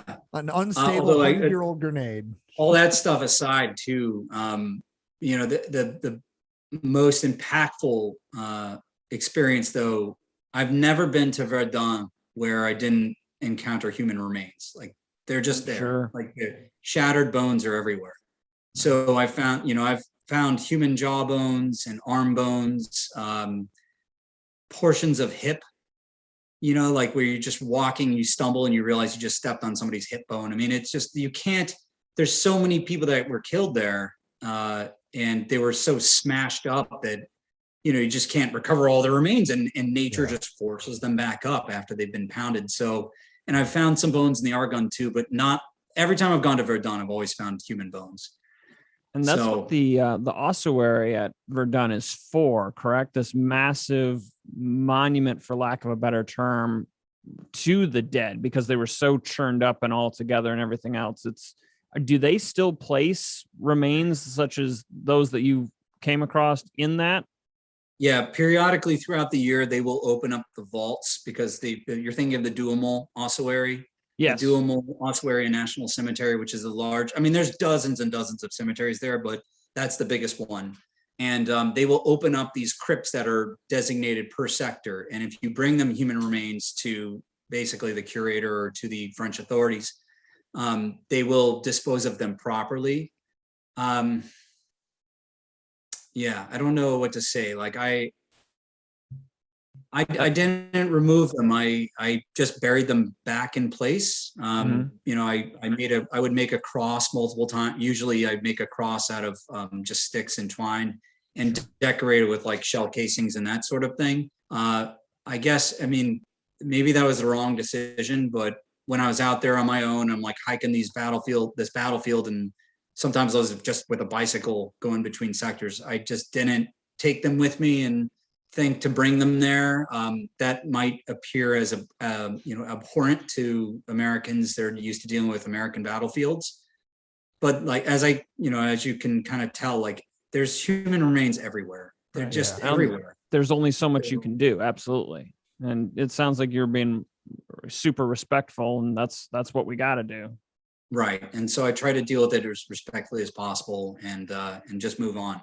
But it's wearing. I mean, that's why I have such a personal connection to the 151st, obviously, but the French experience in general. I mean, it's just, you just keep encountering that kind of thing. And it takes it impacts anybody that has any sort of sense of empathy or compassion, I think. You don't have to be a history guy or a history girl to be able to understand that, I think. No, that's the human experience we're always trying to connect to, is like, look, you don't need to be a degree holder or a history nerd or whatever. Like, just feel like human feelings. Like, this is loss, this is despair, this is horror, right? And those are things that anybody can feel. They're not exclusive to academia. Right. I mean, I only have Matt because he holds degrees and I don't. I have a bachelor's degree. That's it. Like, I mean, for people like me, you almost feel inadequate. At least you used to. Like, am I allowed to write a book? Like, will that be respected? And I think the world has changed a lot. I mean, I don't know if that has to do with the information age and the internet. Of course, I also abhor all the anti-intellectualism and anti-establishmentism for anti-establishment sake. That seems to be rampant these days. Yes, right. I do think there is such a thing as an authority, and they should be respected. But also, if you know your shit, there you go. You're good. I mean, yeah. See, yeah, si tu sais ton merde, if you know your merde, then you can. Why not have it doesn't matter if you say it in French or not. I gotta bleep it out anyway. No, I don't care. But no, it's true. Like, that's the whole point of real patriotism, is like sort of respecting the rule of law, the governance, but like when that governance gets out of line, then you can act a fool in the sake of doing the right stuff. It's just, I'm with you. You and I are on the same page. All right. That's like, move on, guys. All right. Not at all. I'm just kidding. All right. Well, let's take this energy and let's jump back into it. Let's go. And it's so funny because these photographs, I mean, it looks, I remember what it was like. I mean, these days it's beautiful in a way, right? But it's hauntingly. What happened there. Yeah. So, I mean, when we look at the Argonne, the combat in the Argonne, as I was saying before, it is a relentless nature, right? It is of a relentless nature. Sudden raids, artillery bombardments, grenade attacks, sometimes from the other side of a barricade that, of a trench you're sharing. The fighting was close, like up close and personal, in a way that in a lot of other sectors you don't see.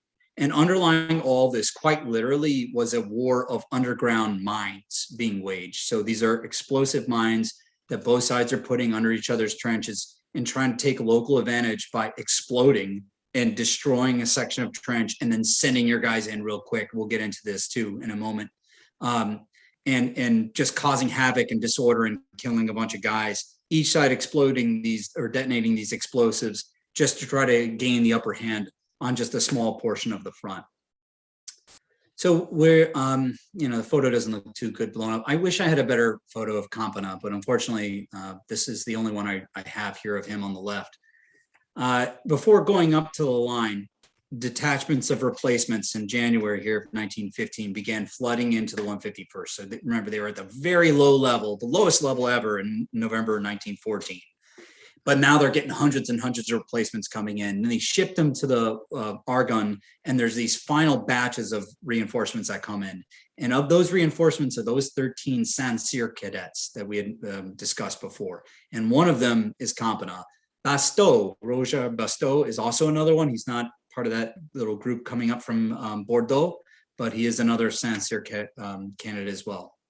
By the 20th of January, the total number of effectives which would reach its peak at 46 officers and 2,732 men, just to give you an idea. So we went from 634, I think it was, in November of 1914. Now they're back up to 2,700 men. And this included, these these 13 Saint-Cyr cadets. Upon arriving at the front, Basteau said that he felt like he had entered a different world, right? I mean, this is the Western Front. So now, and it's got its unique Argonne flavor, but it is still, ubiquitous with the First World War. And he said that to him, it felt like a world of persistent cold, mud, filth, and rain. And it seemed impossible to get warm or to keep dry or to remain clean. The new officers were introduced to their platoons, and the stark contrast between Campana and Basteau's crisp uniforms made of the new light blue cloth, the horizon bleu, eventually it would be called, of the French army, and the veterans in their ragged and filthy old uniforms was plain. And an exacerbated Basteau admitted, "We knew nothing or practically nothing about how to do our job." Our arrival wasn't well received by the old NCOs who'd all gone through the 1914 campaign. They have only the most minimal confidence in us, young officers coming from the rear who've not yet received their baptism of fire. Arriving in the front line after an hours-long slow trek through the winding communication trenches, Campana relates, the floor of the trench consisted of a thicky stick mud that made progress laborious. Stray bullets whistled overhead or bored into trees around us with a sharp crack. Occasionally, a shrapnel shell burst in the woods, the sound of the explosion reverberating between the steep ravines like a huge thunderclap. We passed stretcher bearers heading back from the line, carrying the dead on their litters. It sends a chill down the spine. Campana, though, despite these proclamations, was beside himself with joy. I mean, he had been thinking about this moment, being at the front, wanting to be there in the thick of things for months. I mean, at the age of 13, he wanted to go to Saint-Cyr. So this is a guy that this is the realization of everything that he thought he wanted. And of course, he's uninitiated at this point, right? He's uninitiated in the cruelties of war. But his time would come sooner rather than later, really. I mean, before he would even know. In the first day, he'd get hit. And we'll get into that here in a second. He's peering through a loophole in the trench wall, and Campana can make out these stretches, these huddles sort of cloth, and these bundles of cloth stretched out in gray and blue uniforms. And that's when he realizes, oh, that's the German and French dead out there that have just been left to rot from previous fighting that couldn't be recovered. Again, another ubiquitous element to the First World War, unable to recover the dead, just leaving them out there. The air to him was filled with a strong cacophony of sound as stray bullets zipped high overhead like super sped bees, making a dull thud as they burrowed into ground, whining loudly when ricocheting off something hard. The men suck into their shins up into mud, though in spots it was actually knee-deep. The cold was made all the worse by rain and snow. Added to the natural miseries were the man-made ones. German artillery was active, shrapnel shells frequently burst in the shredded canopy of the forest, while light and medium caliber high explosives smashed into the trees and struck down around the regiment's line. In his first day, as I mentioned, Campana would be struck by a shell fragment that penetrated his right thigh. Not wanting to be evacuated when he'd only just arrived at the front, Campana refused to go to the first aid post. 2 days later, though, the wound had become swollen and painful from infection, and he was forced to be evacuated. Campana had made it only 3 days at the front, a true testimony to the everyday attrition. He would return to the regiment at the end of April. Basteau's look would hold out a little longer. He would make it 4 months before he received his first injury of the war, several small shell fragments to the face. There was a certain rowdiness and chicanery to these activities, though, in the Argonne, something that almost is reinforced by the occasional name-calling and derogatory exchanges between troops on opposing sides. Again, these trenches are close together. These guys can hear each other. So the French and the Germans are exchanging insults, almost like, two opposing. I can totally see that happening. A bunch of young men on various sides. Why not, if they're that close? And that happens in multiple wars. Yep.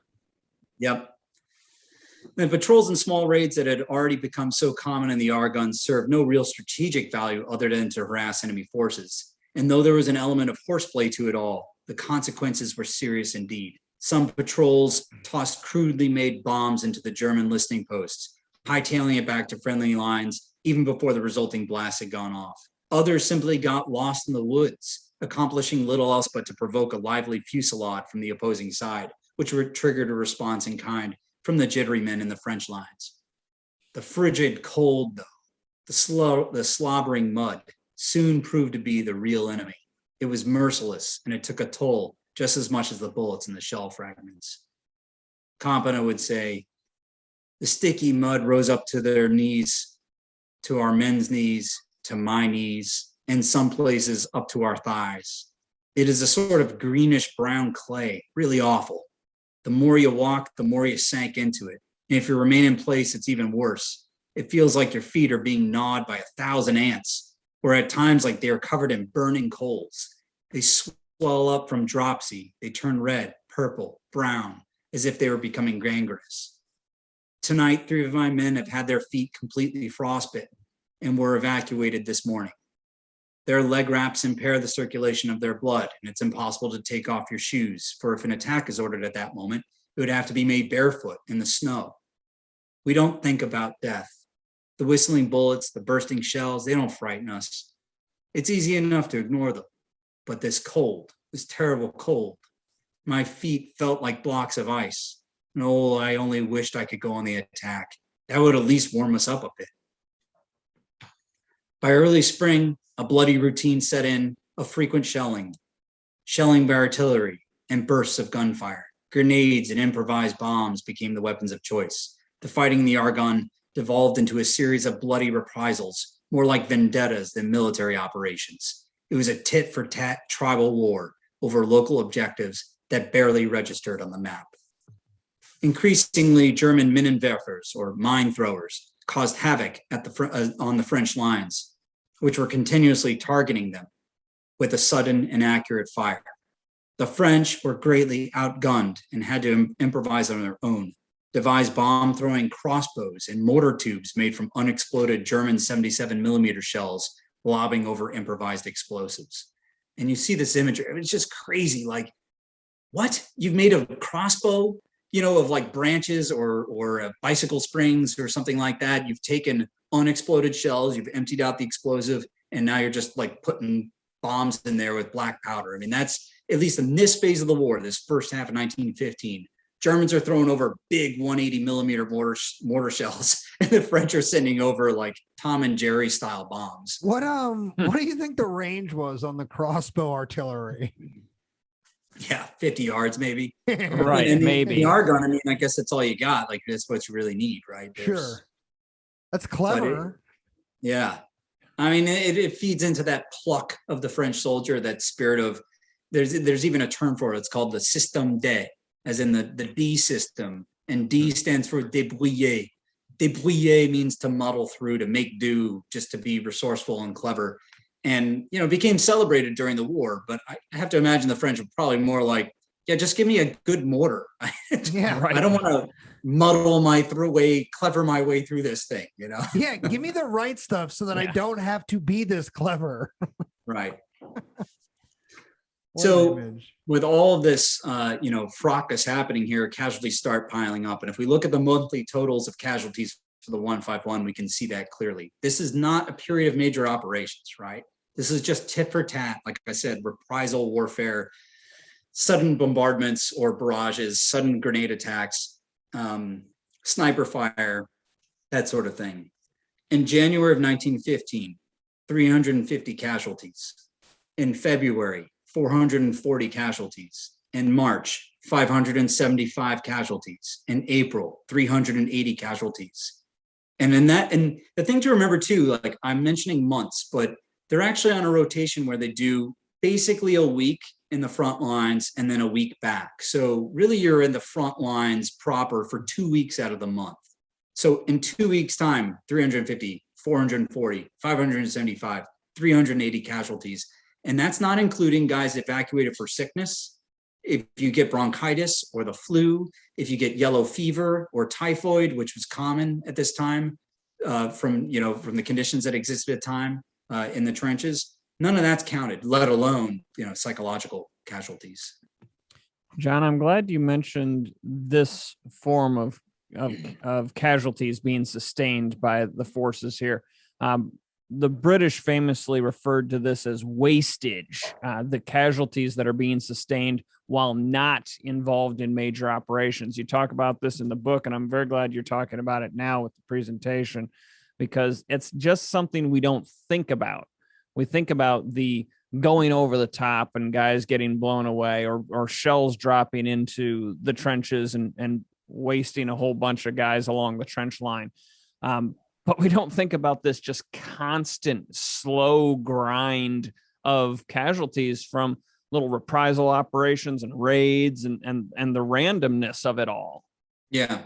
Yeah. I mean, the words that come to mind are just what you're saying: relentlessness, grinding, futility, yeah, helplessness. I mean, you can, like, that 180 millimeter mortar there, you could see it coming to you.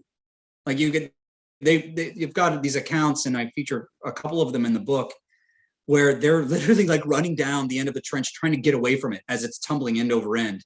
And when it hits, I mean, it just absolutely flattens a section of trench. And if you don't get those guys out in time, you just lost an entire squad, maybe even a half of a platoon, either killed from the explosive blast, cut to pieces by the shrapnel, or it's something that we're going to really see when we get to Verdun in particular.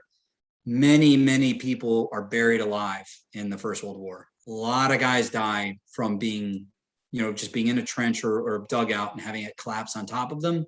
And they either die from asphyxiation, or from a broken back or broken neck, or from internal injuries, bleeding, completely crushed by the earth. And you spend those last few minutes or maybe even hours in that kind of environment, while all this is going on around you. I mean, you think about bullets and shells, but you don't think, oh, you can drown in mud. Oh, you can suffocate when your dugout collapses on top of you. I was just touching on that, like talking about all the things about the First World War that just set off like insane anxieties that I have. One of the things that came to mind from when we were talking about Passchendaele earlier, and the groundwater being so close to the surface, was that's a part of the First World War battlefield where you really start to see German pillboxes popping up. And one of the things I think people have a big misconception of is that these were things that were designed to be machine gun nests, even though you did have them used as time to time. But these were things that were more or less designed to be troop, like infantry sort of cover as they moved across the fields. But one of the things that touches off my anxiety is the amount of soldiers that were buried alive or drowned in these pillboxes, as, say, let's say, we were talking about the Germans being builders earlier, right? They have a lot of the stuff that's stood the test of time or whatever. They have the big concrete bunkers, the big concrete trenches, things like that. So they're building these pillboxes that are feet thick. I mean, some of these things can take some of these, potentially 180 size millimeter, shells directly. Right. And handle them, like, kind of laugh, like, just imagine a boxer getting punched in the face and being like, that all you got? But it's not impervious to the shell that lands right outside of the door or whatever and blows away the landscape. And because everything's soft, these pillboxes would then roll over, and God forbid if it rolled over on the doorway, there was no getting these men out. And like, when I think about that, I'm like, that's in a way more terrifying to me than going over the top. Yeah. Like, just not like being in what you think is a safe space, and then suddenly you're swallowed by the earth, or you're swallowed by your bunker, or you're drowning in a shell hole that looks like it's 2 feet deep, but it's actually 40 feet deep, and you're wearing 100 pounds of gear. And you don't have to be claustrophobic to realize the terror of that moment. And to think about, like, that's how you spend the final moments of your life. I mean, that's just, and that's the kind of stuff that's just so heartbreaking to have to deal with. And, but I don't want to, I'm not trying to celebrate it. I just think that, and I'm not trying to revel in it. Right. I just think that it needs to be kept in mind. Absolutely. I think Dan Carlin said, at one point, I mean, obviously, like, we're all big admirers of his because of how he presents history. And the seminal series he made on the Great War, the Blueprint for Armageddon, is fantastic. Amazing. It was. He said at one point when he was covering Verdun, he's like, I have to remind myself when I'm looking at history like this, that really what it comes down to are a million stories of, fill in the blank, of the guy that's suffocating because the trench just collapsed on top of him, or because he's been gassed in some bunker and he's watching his friends around him dying. And all he can think about is like, how can I get out of here? How can I get back to my loved ones? Those moments, like, how do you spend your last moments like that?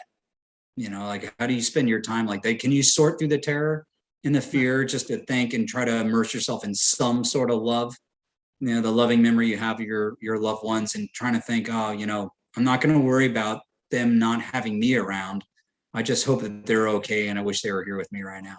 Yeah, absolutely, man. That's the despair I'm talking about. When I talk about this, it's not just Verdun. I mean, you can apply that word to the entire war. I mean, it's just full of that kind of despair. And yeah, it's powerful. Dan Carlin is definitely the man. We gave, even though, Dan probably has no freaking clue who we are. Actually, false. Dan Carlin knows exactly who we are. Yeah, right. You better watch out, Dan. Your ratings are taking big hits because the History Things podcast is out there. But like we basically said, we really like the long format storytelling thoroughness that his shows were. We just wish that it was somebody in addition to him, so that it was more of a conversation, and like you could do kind of like what we're doing, where you're telling us a story, but we can kind of pause it and explore some of that story for a little bit, in more ways than just the storytellers presenting. So we're sort of wanting to just basically build off of what Dan Carlin has established, what we think was one of the standards for good historical storytelling.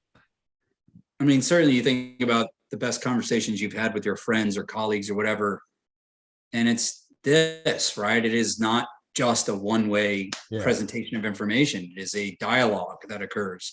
If it was just this knowledge that I had in my head, that I've accumulated or whatever, like, what good does it do?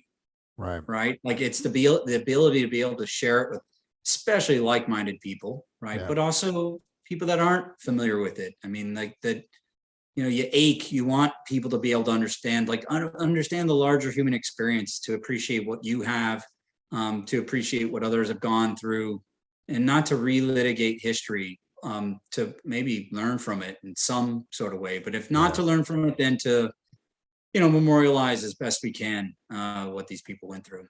Yeah, absolutely. So, yep. All right. Well, we've on been that talking happy note. Yeah. We were talking about the casualties of the 151st, and as I've been hitting on before, I mean, it's pretty brutal stuff. So you're in the Argonne Forest. You're going to deal with bodies everywhere. Again, probably ubiquitous for the First World War, but you've got body parts hanging around. You've got people buried into the trench walls. I mean, Henri Laporte, we're not going to cover it tonight, but when he first gets into the Argonne Forest and he's leaning up in his little shelter, a little place he thinks will be his little comfort, out of the rain, out of the wind, maybe a little protection from shrapnel, there's a dead body behind him, and he knows it because he can smell it, and then maggots start falling out of the wall and landing in his dish before a shell explodes and knocks the body into his lap practically. Are we looking at remains at the top of this tree in this picture here? That's a human leg with a boot. What I thought it was. Right. Yeah. Yummy. Yeah. And then on the left, you've got French stretcher bearers just looking over French and German dead, mainly French dead, from what I can tell. You've got the dark blue greatcoats, and you also have some light blue in there too, which I think is the new uniform. I mean, one of the stretch bearers who's alive there is wearing the new greatcoat, the new light blue one. But I don't want to get lost in material culture and something like, the scene that's depicted there. I always wonder what conversation is taking place right there, strictly because of the, like, look at the hand gesture. I mean, right. That's clearly talking about this scene. So like my brain always wants to know, are they talking about what they're going to do? Is this older guy teaching this younger guy sort of like the ropes? Yeah, the ropes. And the human aspect, right? There's two guys talking shop, and unfortunately talking shop is very morbid in this moment, because their talking shop is about how to clear away the fallen on the field. So I think, by the way, one last thing on the material culture. The older stretcher bearer there on the right is wearing the 1914 uniform, and he's not even wearing a kepi cover, the blue cover that would go over the red kepi. So yeah, he's wearing good a red observation, John. Yeah, absolutely. dark blue gray coat and red trousers. So even in the Argonne, and this picture is from probably the spring of 1915, you still see that. The one thing you don't see too much in, at least in the French army, is that sort of elitism that develops in other wars, where the new guys don't want to have to do anything with the old guys don't want to have anything to do with the new guys, and won't teach them anything. There's a much more of a fraternity, it seems, and as I was indicating before, because the generational differences, a paternity as well. Now there's obviously ribbing that happens and like hazing and things like that, but you don't see I've never encountered like French soldiers just saying, screw those new guys that can take care of themselves. I don't want to get to know them because they're just going to die in 2 weeks. Well, yeah, but so are you. Like, everyone's going to die. And so I'm looking at this scene, I'm thinking, what is it like? Is anyone elite here? Does it matter what your training gives you, or, you know, how much of a badass you are with a grenade or an automatic rifle, when a simple shell can come over and bury you or crush you, and you'll be in this pile of people the next day? Yeah, and, I mean, you know, that's the losses, Damocles. We're again, Dan Carlin, I guess we'll get a lot of mention, because I mean, he's the first person that really made me think about the Damocles concept. You were talking about what it's like to, you know, be existing on the Western Front. Like, these guys are literally about to have a hammer drop on them at every single waking moment. And it's like, I feel like there's two ways to handle that. You could either focus on it and it'll probably tear you apart emotionally before it physically does, or you can try to do what these guys do, which is just go to work and exist. This photo you put on here, when I first, got into your presentation, things like that, this photo kills me. Look at this kid in the front. And I feel like everybody looking at this picture is going to know exactly who I'm talking about. But right now, he's the young man holding a cigarette, slightly darker skin complexion. He's got the vase or jar right between his feet. I say kid because, like, he looks like he's 12 to 14 years old. Yep. Absolutely. Yeah.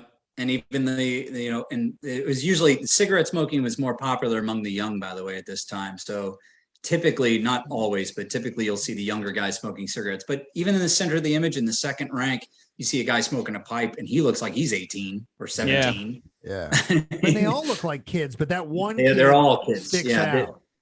Yep, absolutely. And this is 1915, so this is probably the class of 1915. Yeah, because the class of 1914 got called up early in the fall and winter of 1914, and they actually suffered the highest percentage casualties of any class in the war. Was the class of 1914.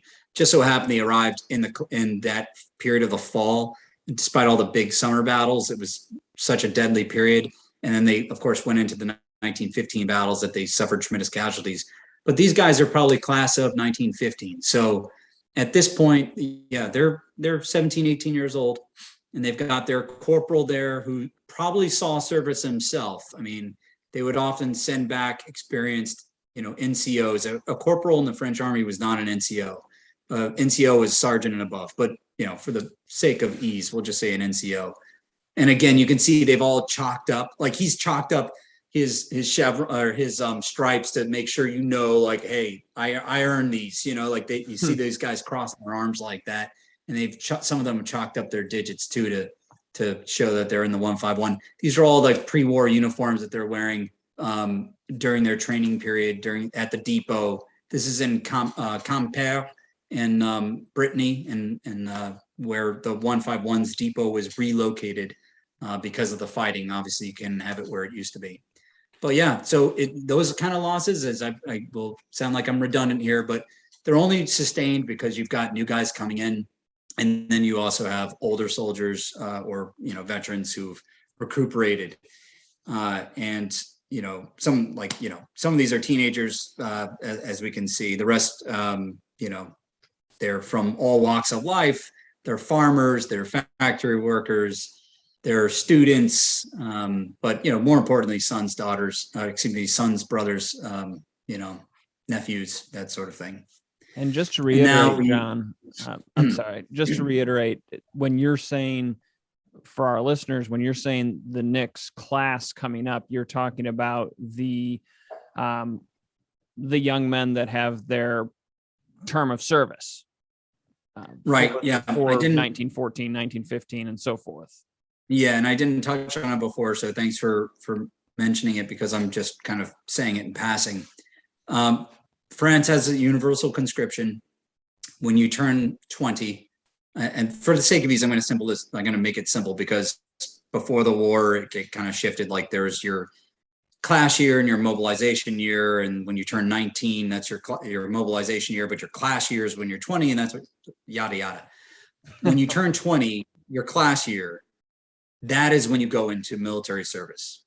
You will serve, even before the war, you will serve 2 to 3 years in the active army, depending on the laws that were in effect at the time. And then you'll serve a few years in the reserves, and then a few years in the territorials, which is like, as I said, kind of like National Guard, but age-based. And then the Territorial Reserve Army, right? So that's the RAT. The Reserve d'Armée de Territoire, the RAT. And those guys they're guarding like railroads and boats and stuff like that. So when I say class year, it's a way to quickly determine the age of a guy, right? Because that if it's a class of 1915 and the delineation is October, every October is when you're called up. So anyone that is 20 but by October of 1915 in this example, will get inducted into the ranks. National conscription, no choice. There's a lot of exemptions in the decades before the war. As the war approaches, especially at the turn of the century, those exemptions will start to be reduced because they realize that the German army is bigger than theirs. There's also the issue of national birth rates. France's national birth rate is declining. Germany's is increasing. So to offset that, they have to extend the service of men. But anyway, class year is the year you turn 20. In the war, because of the needs of manpower, they're being called up earlier and earlier. So the class of 1917, I forget the exact years, or the periods, but not class of 1917 is called up in 1916, right? Like I think spring of 1916. So that's what that refers to. Here we have Henri Laporte and Raymond Joubert again. So Henri Laporte is a caporal, a corporal at this point. Raymond Joubert is an aspirant, that lowest rank of junior officer, right below second lieutenant or sous-lieutenant. Campana, meanwhile, is recuperated. So we're jumping forward a little bit here in time. This is April 1915. Campana is back in the ranks. So he got there, remember, in January of 1915. On his first day, got hit by shrapnel. He toughed it out for a couple days, and then the infection got bad. He got evacuated. Now he's back again. Taking over for Dielman, as I mentioned before, Colonel Dielman was only there for a short time. And then you have and that guy got promoted to 80th Brigade. So I mentioned before, Dielman got promoted up. But in May of 1915, Colonel Edouard Jean Victor Massoin, and because his middle name there was Victor, he became nicknamed Papa Victoire, or Father Victory, Papa Victory by his men. And Masson is kind of like the face of regimental command for most of the war. I mean, from May of 1915 to May of 1918, so basically through most of the fighting, Moisson is like the sort of face of the regimental command. He's very much beloved by his men. He was a tall guy who's about 6 foot something tall, and you can almost see that in the photographs here. Kind-hearted guy, kind-spirited guy, not a severe commander, and as I said, much beloved by his men. Well, yeah, because his name's Papa Victory, and that's obviously who you want to. Right. I mean, no one's like, no one would call him that otherwise. Yeah. You talked about his height, and like it just reminded me of one of the images you showed earlier. There was an image of several. It looked like one of the class photo kind of things you were showing, but these guys were all kind of kitted out and had their arms. But there's a couple dudes that were like my height, And they would look like there was some real short fellas standing in the ranks there. I was like, there's some like, European peasant class type people, you know what I mean? They're like me 4'11". Yeah, I like this one dude. I was like, I'm 5'6". I say 5'7" in the NBA, just to feel good about myself. But I'm like really 5'6". And every time I see somebody that's my height, I'm like, I can tell you're my height. I don't actually know the average age or average height of the French soldier was, but I think they were relatively smaller statured, probably due to the nutrition. Sure. Probably due to their diet. That's why you like. I know it's a stereotype, but there are like European peasant type folks that like some of them are our grandparents, and they're just tiny people. Yeah. And you look at the French uniforms, like they are generally smaller, like the original uniforms. So 100%. Certainly some big dudes like Papa Victory there. Yeah. But a lot of smaller guys too. All right. So we're in May 1915. And at this point, the reason I kind of demark this is because we start to see an increase in that underground mining warfare that I mentioned before. From the 6th of May to the 15th of June, just to use a kind of arbitrary period of time, the French alone, just in this sector, just the French explode 78 mines. Wow. Typically, one side would detonate a mine, immediately would then attack with rifle, machine gun, or grenade fire, and then attempt to rush in and take that small portion of ground. Remember, all this is like these tiny little folds, right? These tiny little, the Vendetta War, where like that hill matters and this section of trench matters, and got to wear down the enemy, and it's just such bloodletting, and for no real strategic end whatsoever. But you had to take the fight to the enemy. The photographs here I have are some of the better photographs I could find from mines exploding. Especially the one on the left is in the Argonne. The other one is actually at the Chemin de Dame, but just gives an idea of like a smaller mine crater, because as the war goes on, the mines get bigger and bigger. And if you go to Vauquois on the edge of the Argonne forest, you'll see some massive mine craters that are more than 100 yards in diameter and 60 yards deep. But the mines that they're exploding right now at this phase of the war, they're a little bit smaller, so to speak. But if we look at what the experience was like, and I almost feel like it doesn't matter. And we've got this one incident that Campana relates on midnight, on the night of the 16th, 17th of May. Campana and his platoon gets word that there's going to be some detonations along the line, along that Blanc-Le summit. And he mentions here what it was like. He says, and this is a mine being exploded under the German. This is a French mine exploding under the German lines. It felt like the earth swallowed us up whole. So I'm sorry, let me step back for a second. The mine that the engineers planted exploded under their own lines.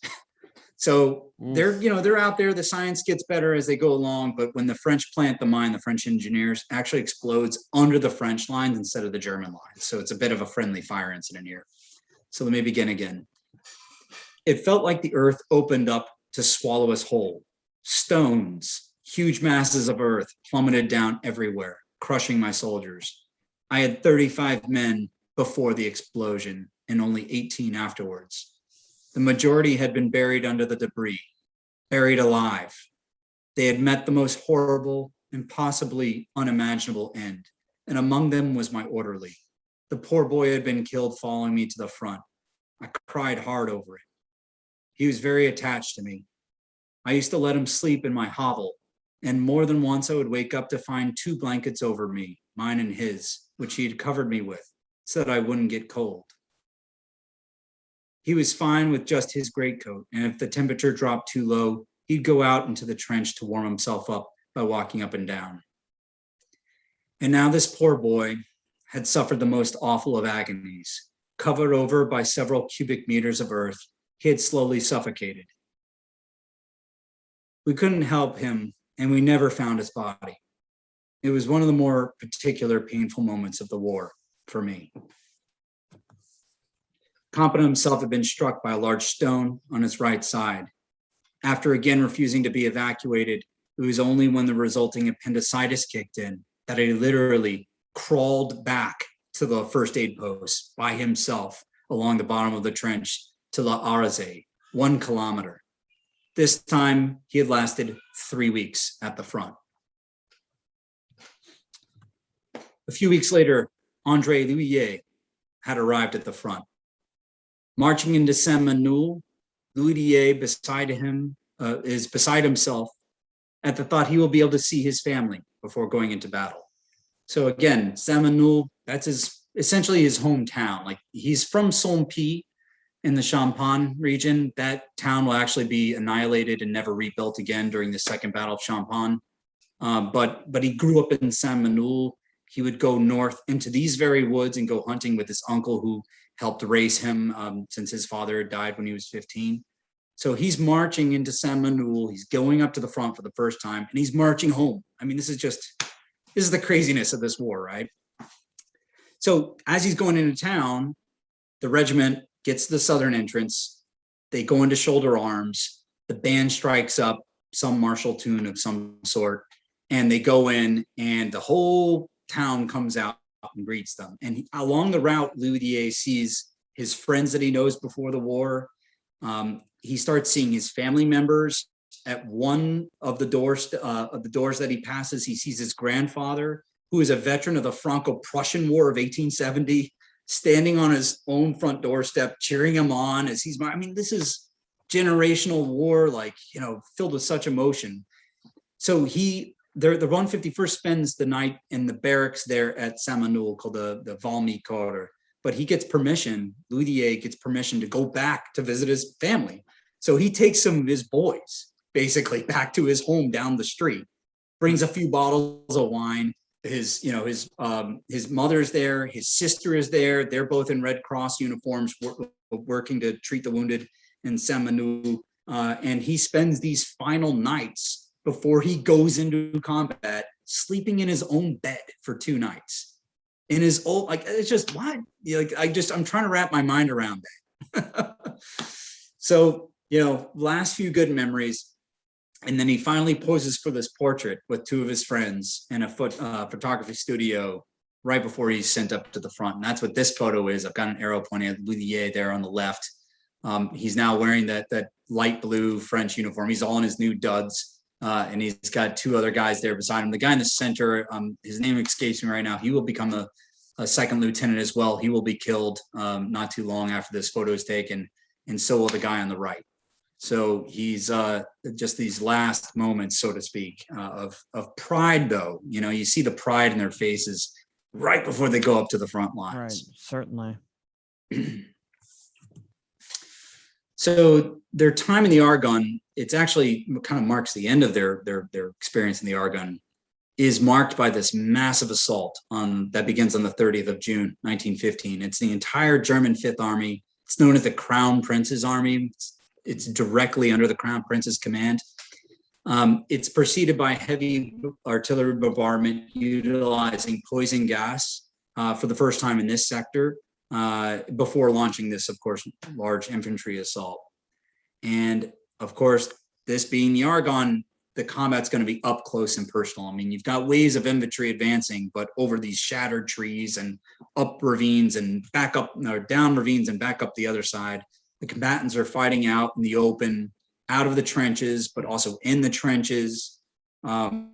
These winding sort of like circuitous, like the trenches in the Argonne in particular, they're like a honeycomb. So like you might be having a tiny little fight in one corner, and then like 30 feet that way, like the French are winning, but 30 feet that way on the left, or the Germans are winning. You know what I mean? It's chaos in a lot of ways. And, they're separated by these narrow barricades that we mentioned before, these sandbags, where there's fighting on either side of the sandbag, guys tossing over these rudimentary bombs. And while the companies, the 151, would put up a fierce defense, they were ultimately forced to give ground before counterattacking the next day. The fighting would rage on for 3 days in total, 30th of June, 1st of July, 2nd of July. Excuse me, 30th of June. Yes, right. There's 30 days in June. The fighting would rage on for these 3 days. There's going to be a series of attacks and counterattacks, sweeping up through these woods, down through these woods. Visibility is low. Smoke is drifting.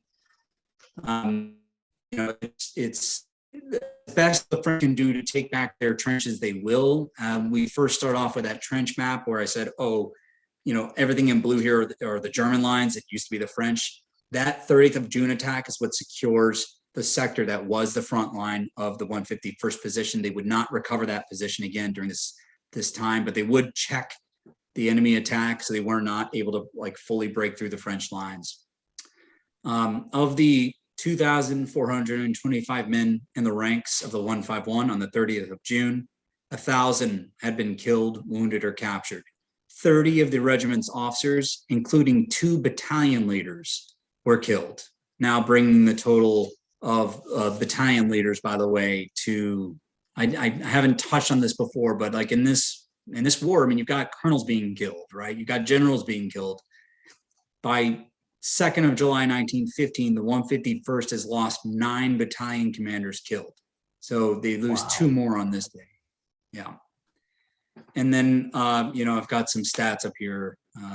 So that 1,000 men killed and wounded, that's a 40% loss for the regiment. They had been in the Argonne for 6 months. They lost 4,200 people, 4,200 killed, wounded, and missing. That's 150% loss. So wiped out 1.5 times. Included among the wounded was Basteau. We've been talking about Basteau before, from Saint-Cyr. He suffered a burst right eardrum and a shell fragment in his left hand from a close shell blast. He would return to the trenches. Laporte he actually been previously wounded. We didn't touch on it here.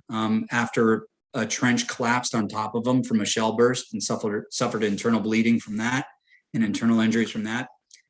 He contracted typhoid after drinking from a stream that was contaminated with dead bodies, and he was soon evacuated. He too would be sent back to the front. Louis Dier continued to fight on even after receiving mortar shell fragments in his left thumb and chin, before being showered with liquid flames from an incendiary bomb that set his greatcoat on fire, and he suffered burns on his entire lower half.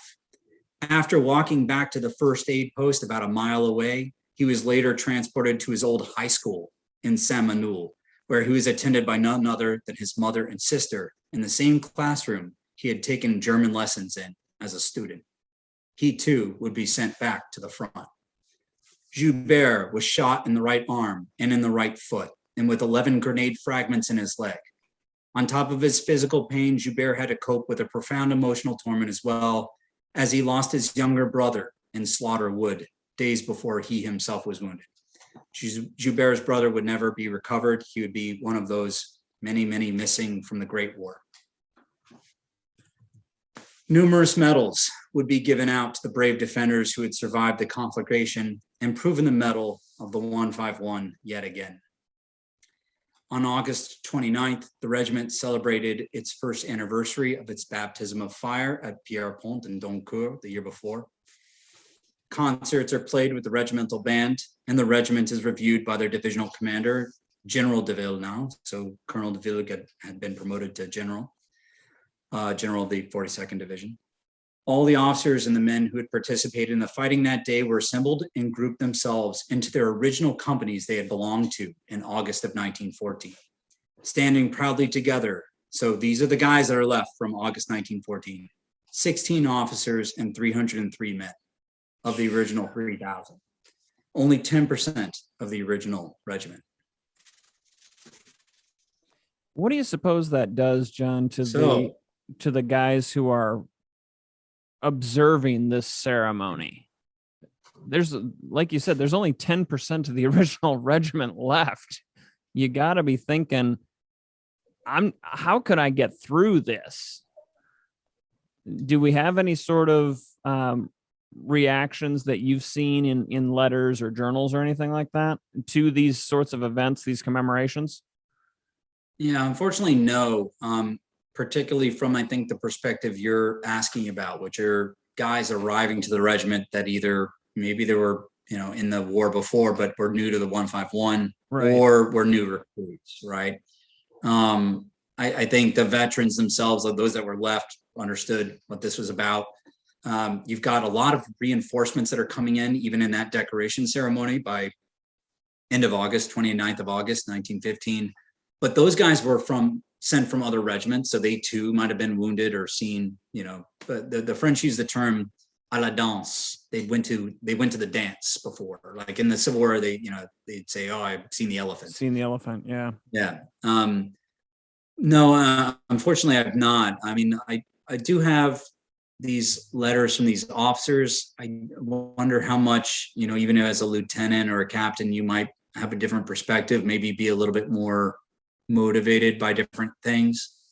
One of the areas that I only touch upon lightly in the book are some of the more worse, like the worst soldiers, the poorer quality soldiers that come in sometimes from time to time, and you see the men talking about it. It wasn't that I wasn't trying to say, oh, the 151 didn't have any of that. Sometimes there just wasn't a way to fit that into the story. But there are definitely times, including after this, where especially Campana, he's a bit of a hard ass, but but he's like, oh, these new guys that come in, we need to instill our esprit de corps in them. Like they're a bunch of cowards. Like they don't, they're from a certain area that like we think are like country bumpkins come from, or they come from the South. And there's just this general prejudice against the South and in the nation of France at the time that they're poorer quality fighters or less motivated or whatever.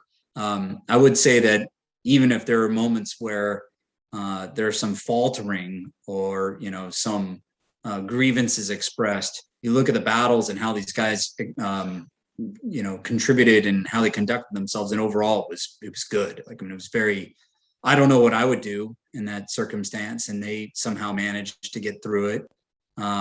So yeah, that's probably my best answer. Sure. No, absolutely. So we're moving towards the end of 1915 now. So you've done 6 months in the Argonne with the 151. And at the end of August, they're transferred to Champagne. And the reason is that the French army is going to retake the offensive. And the British army is going to, coordinate their works with them as well. But it's really the French army that's going to lead the way here with the objective of having a breakthrough offensive. That La Percée is the French obsession. We're going to break through. We're going to rupture the German lines. You see the same thing in 1914. You see it in 1914. You see the same thing in 1915. You see the same thing in 1916. We're going to get them this year. This year. But, and they're like, they convince themselves because they're like, all right, we've got more firepower. We've got heavier weapons. We've got better training. The ground is better. All these different conditions that they convince themselves, would uniquely contribute to a success, finally. I don't want, though, to take away from what people were really thinking in the ranks. If you read these guys' letters, like they genuinely believe this fall offensive would be successful. They'd never seen that kind of concentration of weapons before. The full parks of tens of millions of munitions, more aircraft than they'd ever seen. Good planning. They're like, all right, September 25th, 1915. First day of the second Champagne offensive. Second Champagne, first offensive, first Champagne had happened beginning of the end of 1914 and lasted into the new year. So this is the second major engagement in Champagne. So the 151 was moved to this different sector in anticipation of this offensive. Its first mission was to just complete a mind-boggling 25 kilometers of entrenchments in 2 months. So up on the map here on the right in particular, you see all the red squiggly lines of the French lines, the blue ones of the Germans. The 151 dug a lot of those trenches, right? So they kind of converted to a work battalion, so to speak. And that includes a series of jumping off trenches. They're going to have their first line trench that was existing already. Then they're going to build a series of jumping off trenches, trying to get closer to the German lines. These are rudimentary ditches, basically. But at the moment of attack, they'll send guys into there and get that much closer to the enemy lines. And I visited there in 2016. And I mean, to me, I'm terrified because I'm standing as best as I could determine where the first line trench was of the jumping off trenches of the 151. There's no cover. I mean, you're advancing over this plain. The German lines are basically where that ridge is off in the distance. A little bit closer if you consider that the jumping off trenches were only 100 meters away from the very first German outposts. But this is effectively the open terrain that the 151 is going to be assaulting across. Again, 25th of September, 1915. I mentioned the 25th of September. Remember that date? Yeah, I was getting ready. I was going to say, so this obviously goes really well because it's open ground and it's September 25th, right? Yeah. Right. Super. I mean, they were just, again, a year before, they're just a half a mile, less a half a mile. I mean, they were assaulting Oberrief a year before. So now they're here again. Although many of those guys that were there in 1914 probably weren't around at this point anymore. But you've got the entire French Second Army and Fourth Armies assaulting. That's 130,000 troops. I mean, that's like basically how many guys we had in Iraq at the invasion. I mean, that's how many they have amassed along this 20-something mile front, I think it is, or 25-kilometer front for this second Champagne offensive. And it's going to be the most powerful bombardment of the war at this time, right? I mean, like everything is going to be, the ante is going to continue to be upped as time moves on.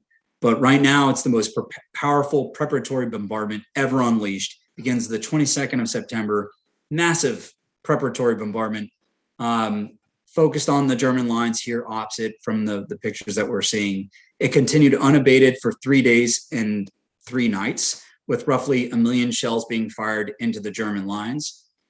Here again, we've got, these are the jumping off trenches that the 151 dug. And you can see actually that the numbers there, those are the company assignments. The dark numbers are the company assignments, 5th company, 7th company. So the CIE, that's the abbreviation for company. On the right side, the numerals with the V means VAG, that's a wave. So first wave, second wave, third wave, fourth, fifth wave. And when I was, part of that research I did in the French Army archives, I found the original photographs of the aerial reconnaissance of the French trenches. So I've got kind of a blow up on the upper right, but those are the trenches in November 1915. So after they've assaulted, but the French trenches are in the bottom. Those are the originally jumping off trenches that have now been reconstituted as fighting positions. And on the upper end there, the top end are the German trenches.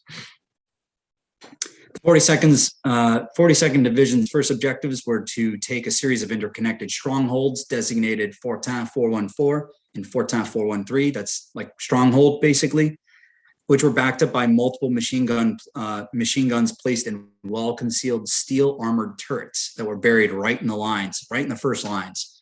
The Germans also had increased the amount of their barbed wire entanglements in the front. But morale was high among the French, and they were now clad in their new uniforms, of course. They were also donning their new helmets that we had discussed before, the Adrian helmets. So they made sure, the French army made sure that all assaulting units had the Adrian helmet before they went over the top into this attack. At 9:15 in the morning, the whistles were blown, bugles sounded, and the first waves went over the top. And then all hell broke loose. In seconds, a deluge of bullets swept in, and entire ranks of men were mowed down. L'Huillier was there, having recovered from his wounds in the Argonne, and counted 6 machine guns to the front and flanks that were sweeping their front, creating an extreme crossfire.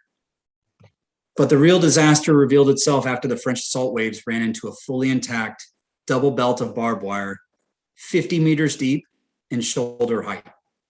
With the German first line less than 100 meters away, entire companies were literally mowed down by machine guns and 77 shells coming in from both front and flanks. There was nothing for the survivors to do but to lay down in front of the belt of wire and take cover as best they could, pressing themselves as low as possible into the earth, using the bodies of the dead as human parapets. No one was spared, not even the wounded. Anyone who attempted to flee, anyone who attempted to crawl away, was immediately machine gunned. That is where that true vision of the Great War, I feel, comes to life. These massed assault waves, because now the second assault wave is going to follow in the wake of the first, and it's going to meet the same fate. Then the third wave was sent over. Then the fourth wave was sent over. Then the fifth wave was sent over. all suffering the same fate. They came upon this barbed wire entanglement. It's 50 meters deep. It's shoulder height. I mean, I've got a picture in the bottom left. That's not this entanglement, but those are Germans making shoulder height entanglements right there. That's what they're facing, right? The next morning, those who survived made it back to the lines, were reorganized, and launched into new attacks with only minimal gains made. The depressed survivors could do nothing but huddle in their original starting positions, now under fire, and gaze out at the rows of dead of their own friends. 1,400 dead and wounded on the 25th of September. Ouidier managed to survive by taking cover amongst the dead in a shell hole and crawling back to the departure trenches at nightfall, only to be injured by a blast of a shell exploding on the parapet, causing it to collapse on top of him.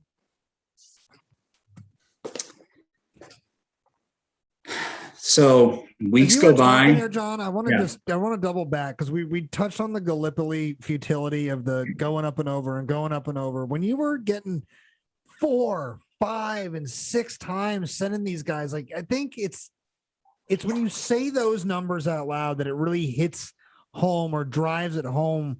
Hopefully for our listeners and the viewers, our new viewers, go to our YouTube channel. There it is. 4 hours in. Told you I'd bring it back. But like, I think it really does drive home that this is like the year where they're really trying to drive the square peg through the round hole of the old world. And like, just hearing you say that is just making me think about that from earlier in the chat tonight. It's just like, that's unreal to just keep sending them and keep sending them and keep sending them. And it's like, it's going to work. It's going to work. It's going to work. And like, what does it take to realize it's not going to work? You try to give the commanders the benefit of the doubt that they don't understand what the conditions are. I've walked that ground myself. From what I have been able to extrapolate, there was a slight dip or defilade just before the German lines that hid this portion of barbed wire. The rest of it had been kind of tore up, but right in front of where the 151 was, and to an extent, the other units of the 42nd Division as well, there was just this intact belt of barbed wire. And they just thought, well, we've got word back, like in Gallipoli, they're like, there's word of a marker flag being in the Turkish lines, right? Something like that, but the first time I read through it was in the regimental diaries, the JMOs.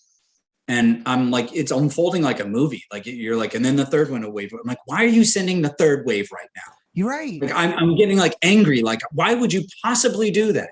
Yeah. And they're not, but the commanders are not, well, it's not the colonel, right? So you're talking about brigade and division levels, but they're not idiots and they're not bloodthirsty. There has to be some sort of breakdown occurring here. I just have never understood it. I've never seen it. Maybe I'm not looking in the right place, but to me, this is just mindless slaughter.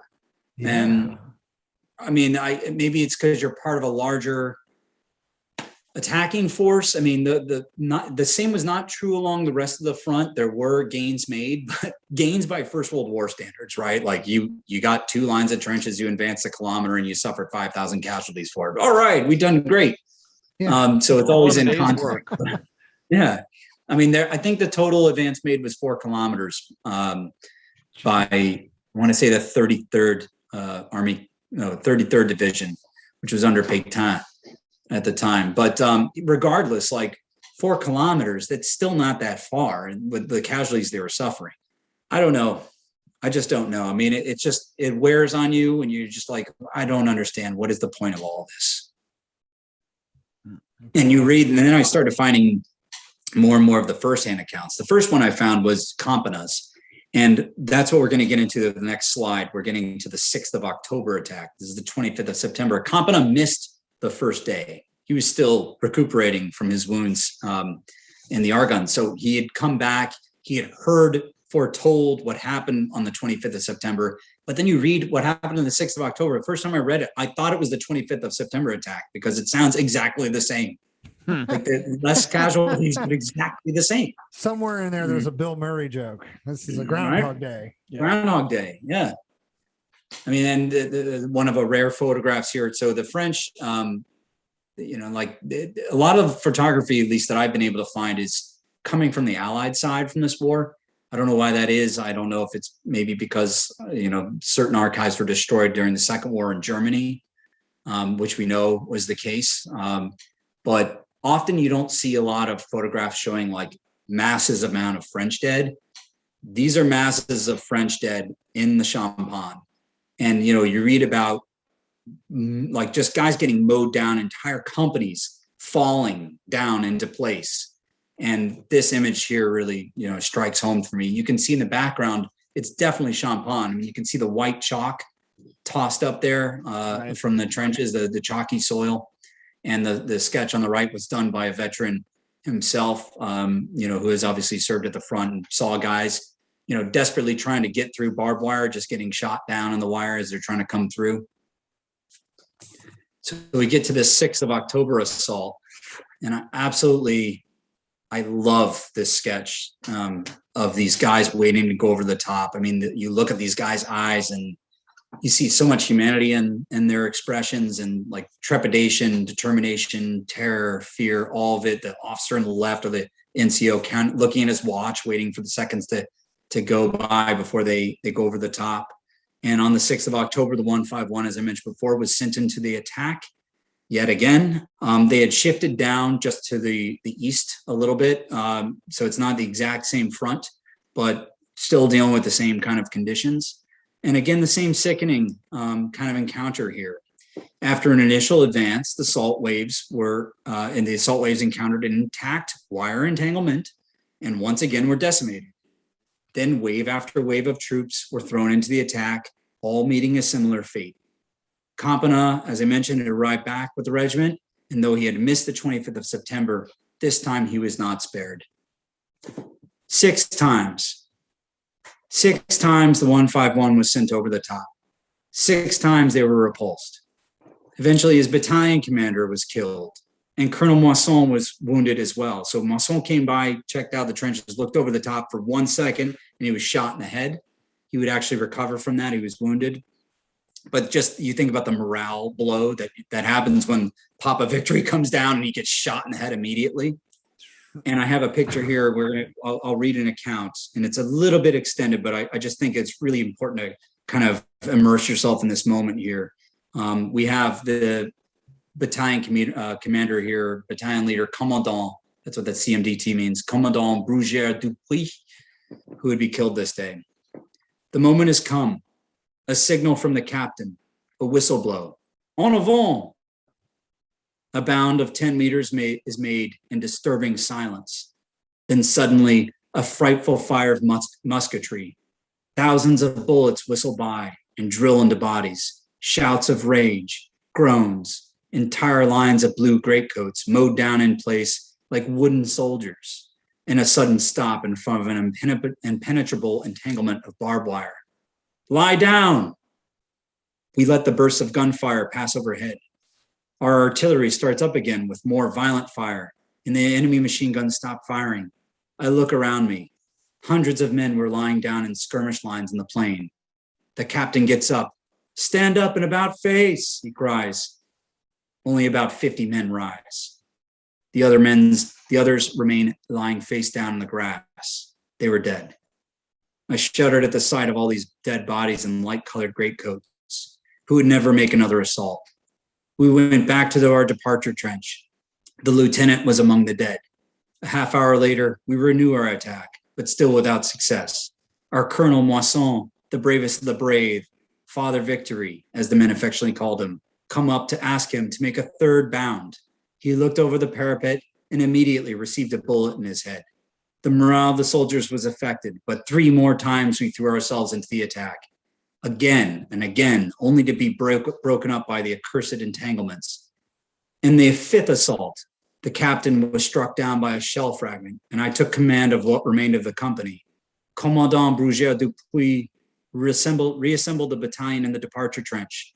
The terrorized survivors didn't want to leave the trench anymore, and he began to murmur among themselves. Their commander exhorted them in vain. Are you ready to make another go? It's slaughter. We're going to get killed for nothing. For nothing? No, for France. Come on, one last time. All right, you go first. First? Certainly. The commandant takes out his pipe, packs it deliberately, and lights it. He takes a hold of his cane and with his hand dashes forward, crying, "Forward, my boys. This is for France." All the survivors dash forward behind him. He went a dozen meters before collapsing as the bullets rained down like hail, felling a number of his soldiers. And for the sixth time, I ordered in my turn what remained of the company back to the departure parallel. An adjutant went up to the body of the commandant, leaned down towards him to see if he was dead or simply wounded, but then collapsed on top of his body. A corporal who crawled up to make the same attempt suffered the same fate. Captain Laboulanger took command of the battalion. We were the only officers remaining. Such dishonorable and stupid carnage, I tell you. How do they expect us to take this fort, still defended by an entanglement 50 meters deep, that hasn't even had the smallest breach in it, and is protected by multiple machine guns? If we're ordered to attack a seventh time, the men will no longer follow us. It will only serve us all to get killed like the commandant. The order to stop the operation arrived several moments later. Campana was both disgusted and enraged as he watched German machine gunners sweep the piles of dead and wounded again and again, turning the bodies into paste. And he swore in that moment he would avenge his comrades. The rest of the winter was spent recuperating from the shock and the trauma, the men having to look out on the bodies of their dead who lay unburied in no man's land. In total, the 151 had lost 5,400 men in 1915. The winter of 1915 to 16 was spent recuperating and rebuilding. This included training in the new arts of war, new weapon systems, and increased the firepower and mobility of infantry units on a squad and section level, led to the development of fire movement tactics that are still used today. So I think that what we're going to do here, folks, is we are going to call it a night on part one of our quarter four look at the 151, the Verdun Regiment, the 151st, which is a storied unit in the French military. They have a harrowing First World War experience. We've obviously done a lot of stage setting to get to the Battle of Verdun. We still have some ways to go because we're only really ending it at the end of 1915. And obviously Verdun gets going a couple months, 2 months, but a couple months into the war. So there's still a little bit of setting up to do, but we're going to let you think about the first 2 years of the war for the 151, what some of these experiences have been like for the men, the replacements, the men who've returned.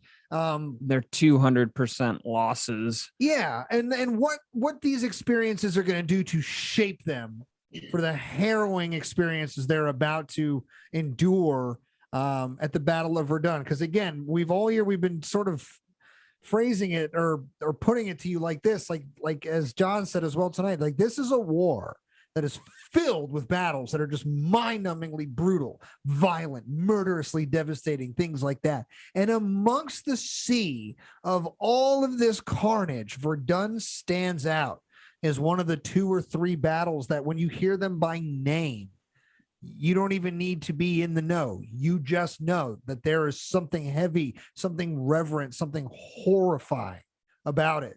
And these guys are all now veterans. And in every way that you can be, as far as the ones that are still around, even the replacements now that have come at, the end of 14 and early parts of 15. And I guess they're going to get fresh people throughout the war. So I'm speaking in some sort of generalities right now, but these guys have been blooded. They've seen it. And the worst is yet to come. So we want to thank John for hanging out with us tonight. John, you've been an amazing storyteller. We've been blessed all season to have some awesome ones.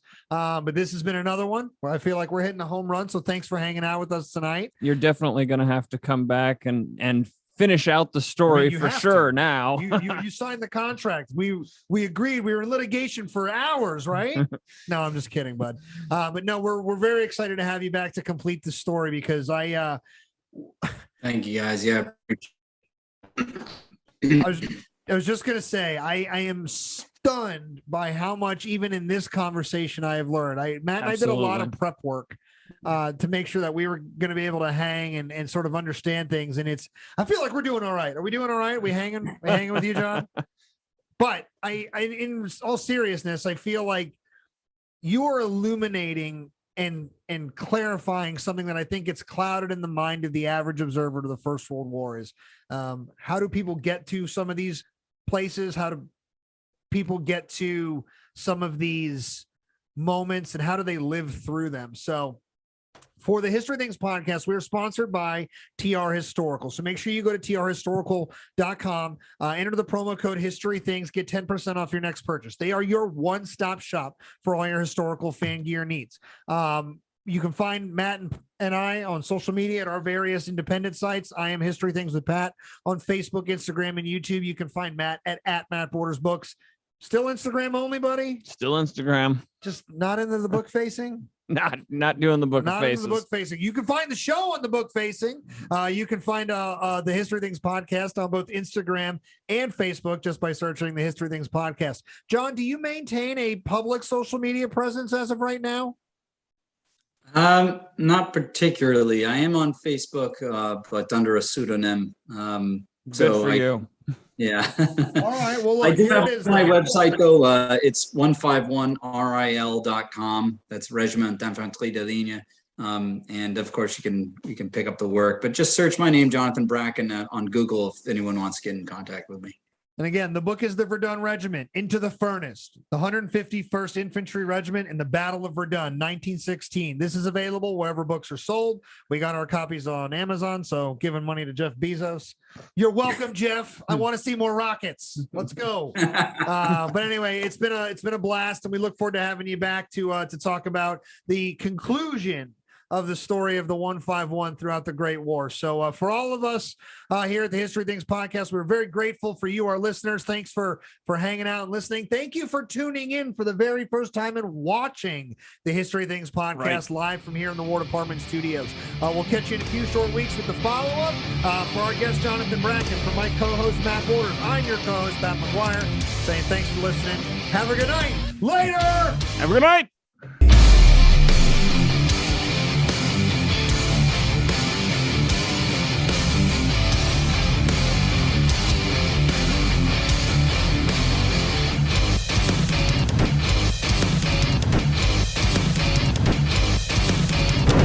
You've been listening to the History Things podcast.